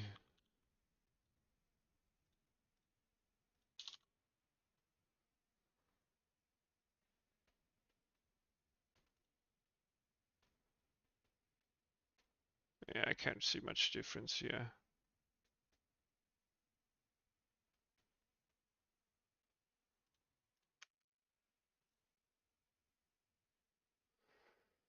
Maybe I need to also set the depth thingy. We could also clear the depth buffer, but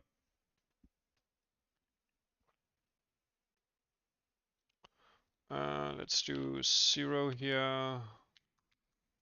Let's do back less or equal.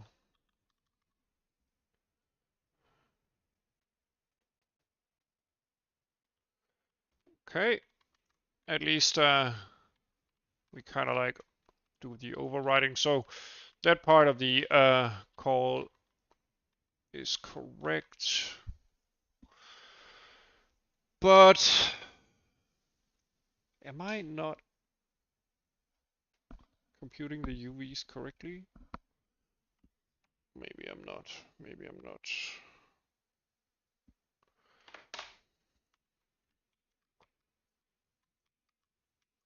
I mean, what I want to do is kind of like override these white areas here with white colors.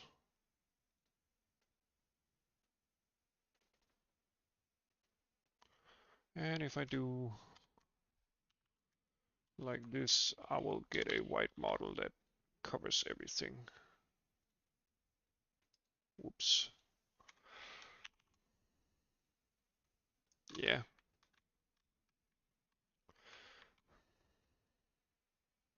So it's not rendering the model correctly.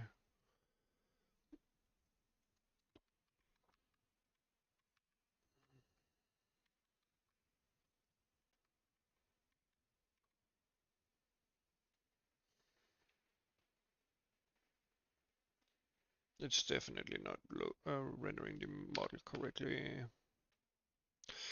Let's see in render doc. Can I debug this in here?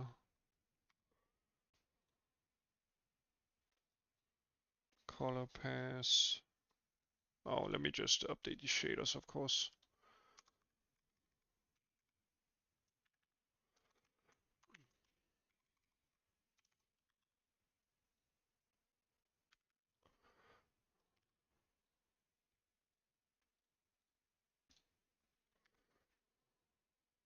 Huh. This looks different, right?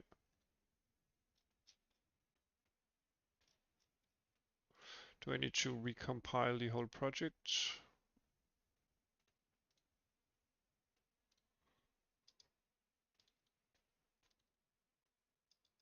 Let's see, let me clean up the old stuff.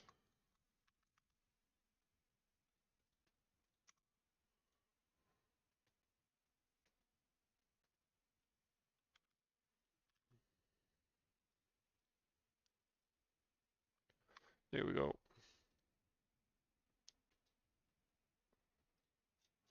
Should be some of the last color passes. Oh, that's the debug primitive. Skybox.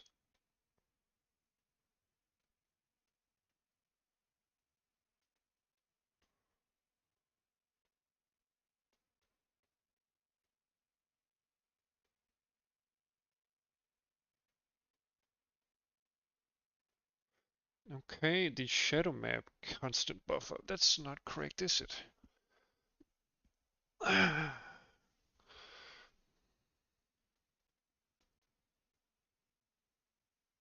Maybe it's the same. What's shadow map constant buffer? It's just called that, right? Polygon PSO, yeah, shadow map constant buffer. Shouldn't be called that, but it's basically correct.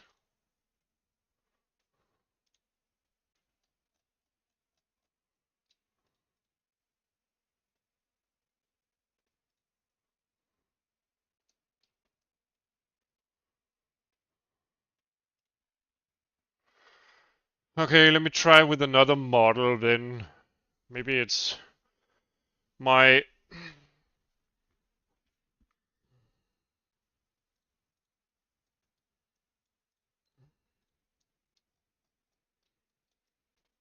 No.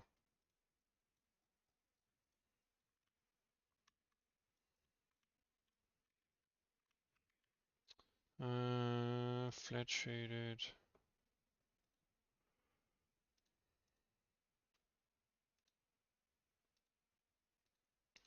Show this draw.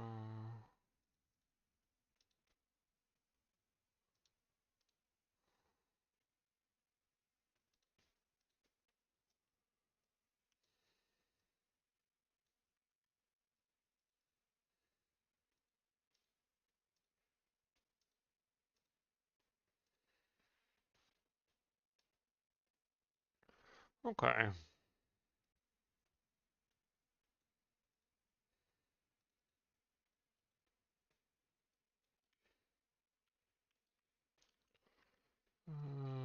Texture coordinates.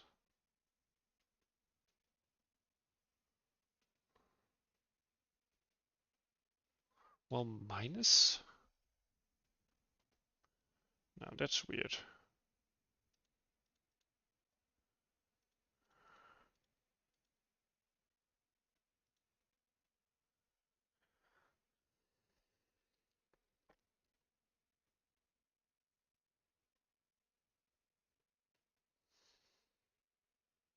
I'm pretty sure this is messed up.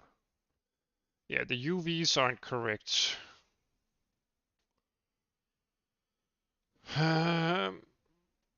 It's never supposed to be minus.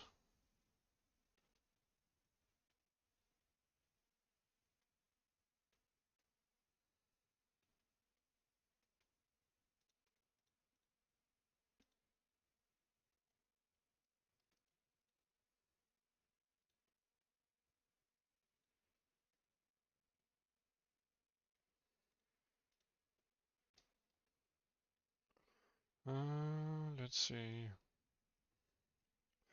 Render doc, mesh viewer.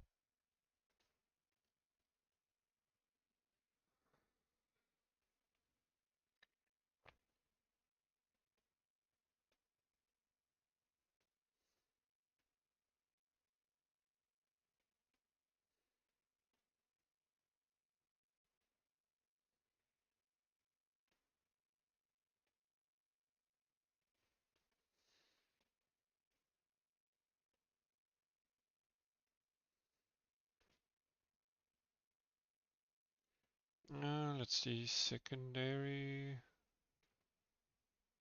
How do I set the...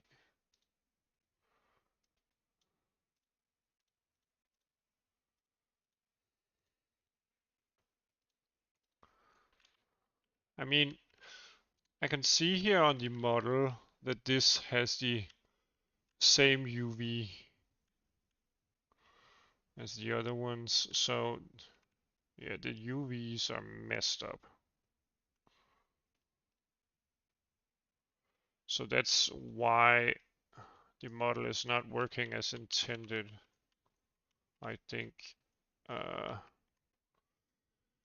so somehow the secondary.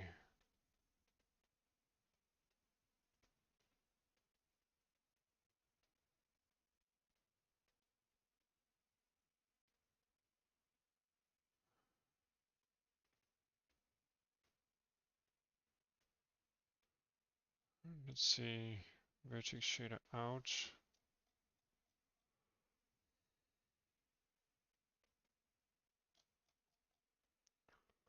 Let's see.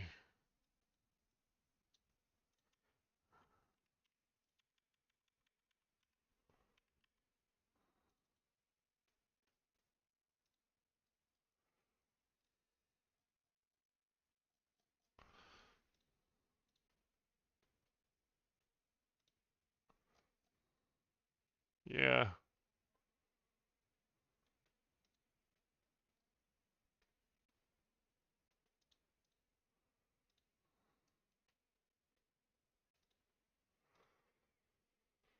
What's the secondary option here?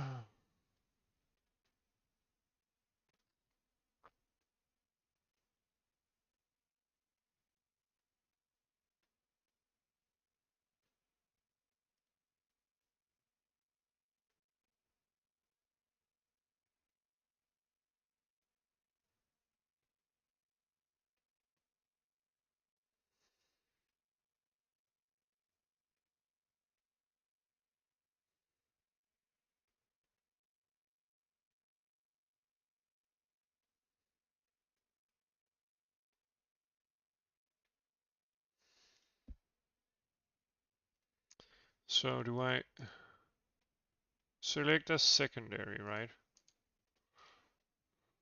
Whoops.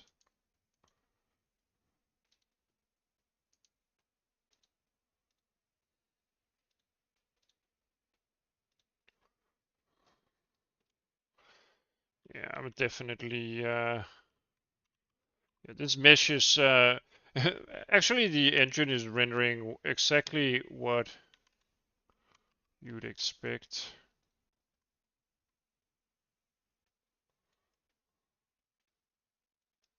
But as you can see here,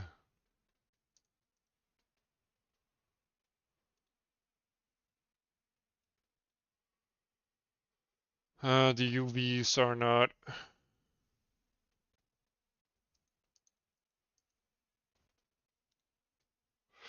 correct, at least from, maybe these are correct, right? No?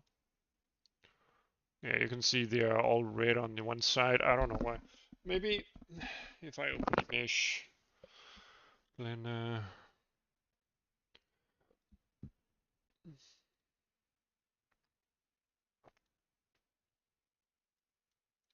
let's do all.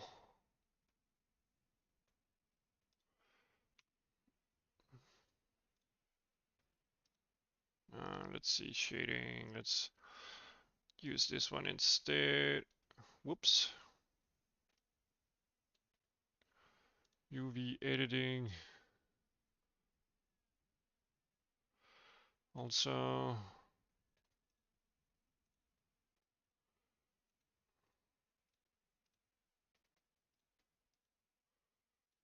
But we also had that weird flickering.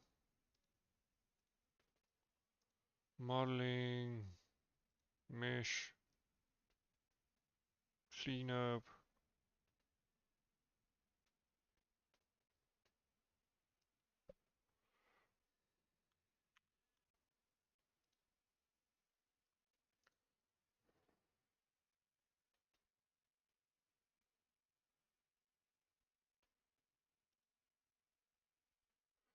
No.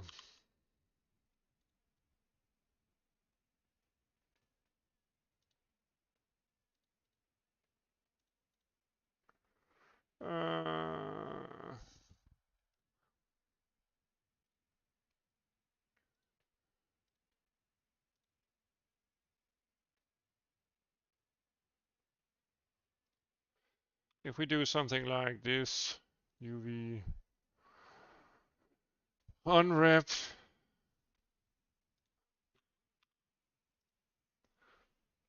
I mean, how on earth?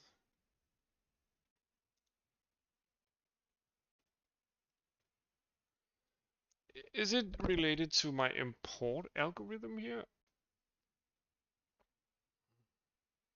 Oh, I know why now. I know why now. I definitely know why now. Mystery solved. So, mystery totally fucking solved. Let me show you guys. So, this one here is actually not our input, is it? Or wait a minute. Am I just blabbering here? Yeah, it's actually not correct this state because we're using the same index and vertex buffer as our what do you call it? Um, regular polygon pipeline. So that means that right now there's actually a normal here, which is not part of the input stage. So um, the application doesn't know it, but it's already there in the data. And that means that we're kind of like reading normal data as the actual UV data, and that's wrong. There we go. Everything is working as intended. Okay, great stuff. So far, so good. Also, this might end up actually rendering our... Thank you. Finally figured it out. It's the clue is always in the data. Anyway, so our pipeline here.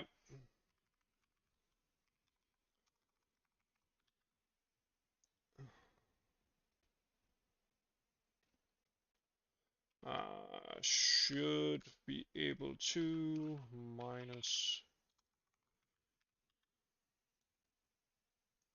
Yeah, so as you can see here now, we simply uh, um, swap the, what do you call it, yellow areas. Um, yellow areas here, and we overwrite them with a white color because we want to make this area here emissive.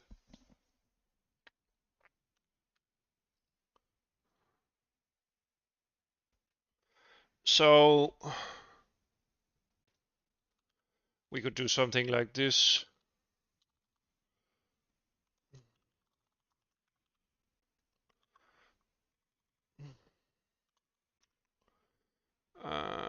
Let's see.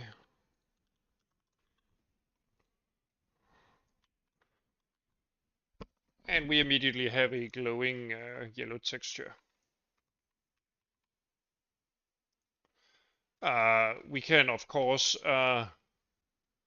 make so that if we even if we turn off the lights, you will see that it will still be glowing, and we can make blur effects on it and stuff like that. So yeah.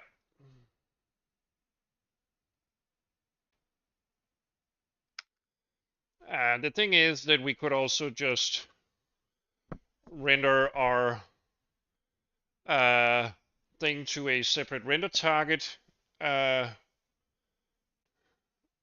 and throw it into a compute shader and do some blurring. Oh my god, the time is so late. So I I spent so much time figuring out that bug. Anyway, um,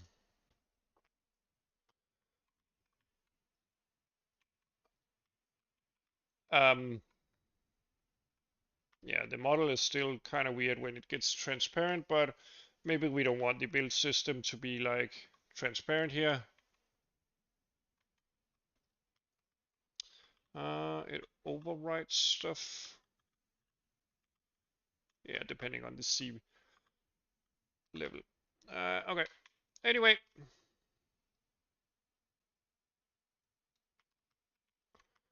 we have a heat tower here. Um, maybe we want to add the post-processing effect during the next stream. Um, yeah, I think we'll have to see.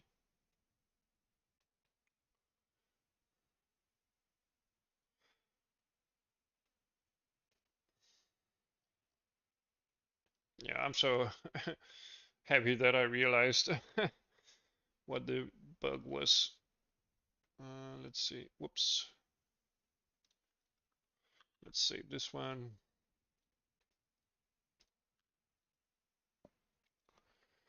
So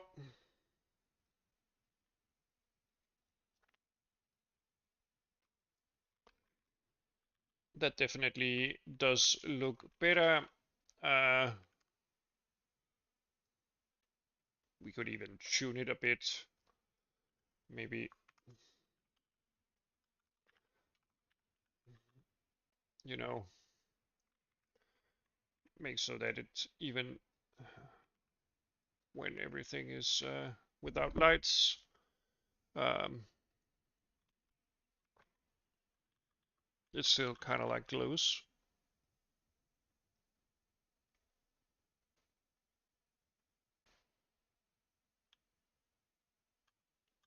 Yeah, but if imagine if you added some glow here, some glow effect by probably blurring it a bit and maybe animating it with delta time.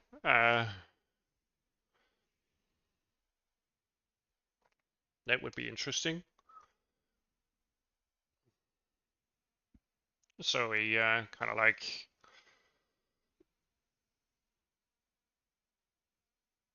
um,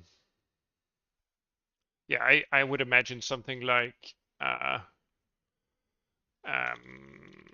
pass through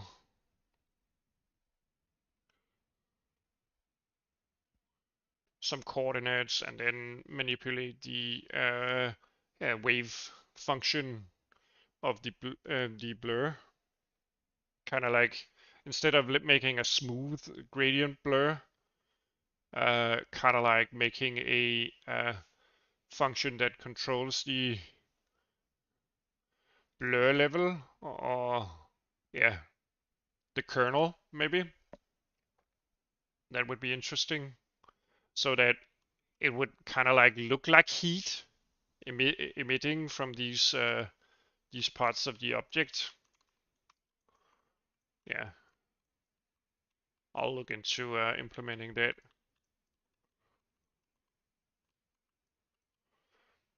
Anyway, let's see.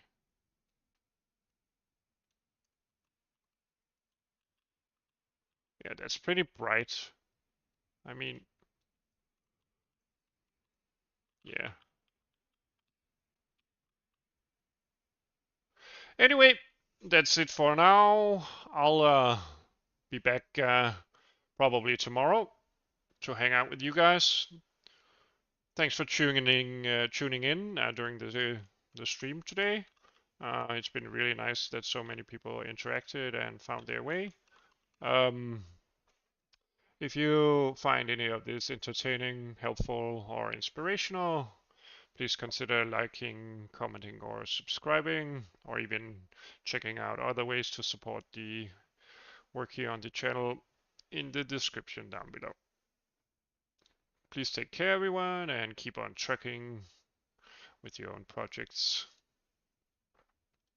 Bye bye.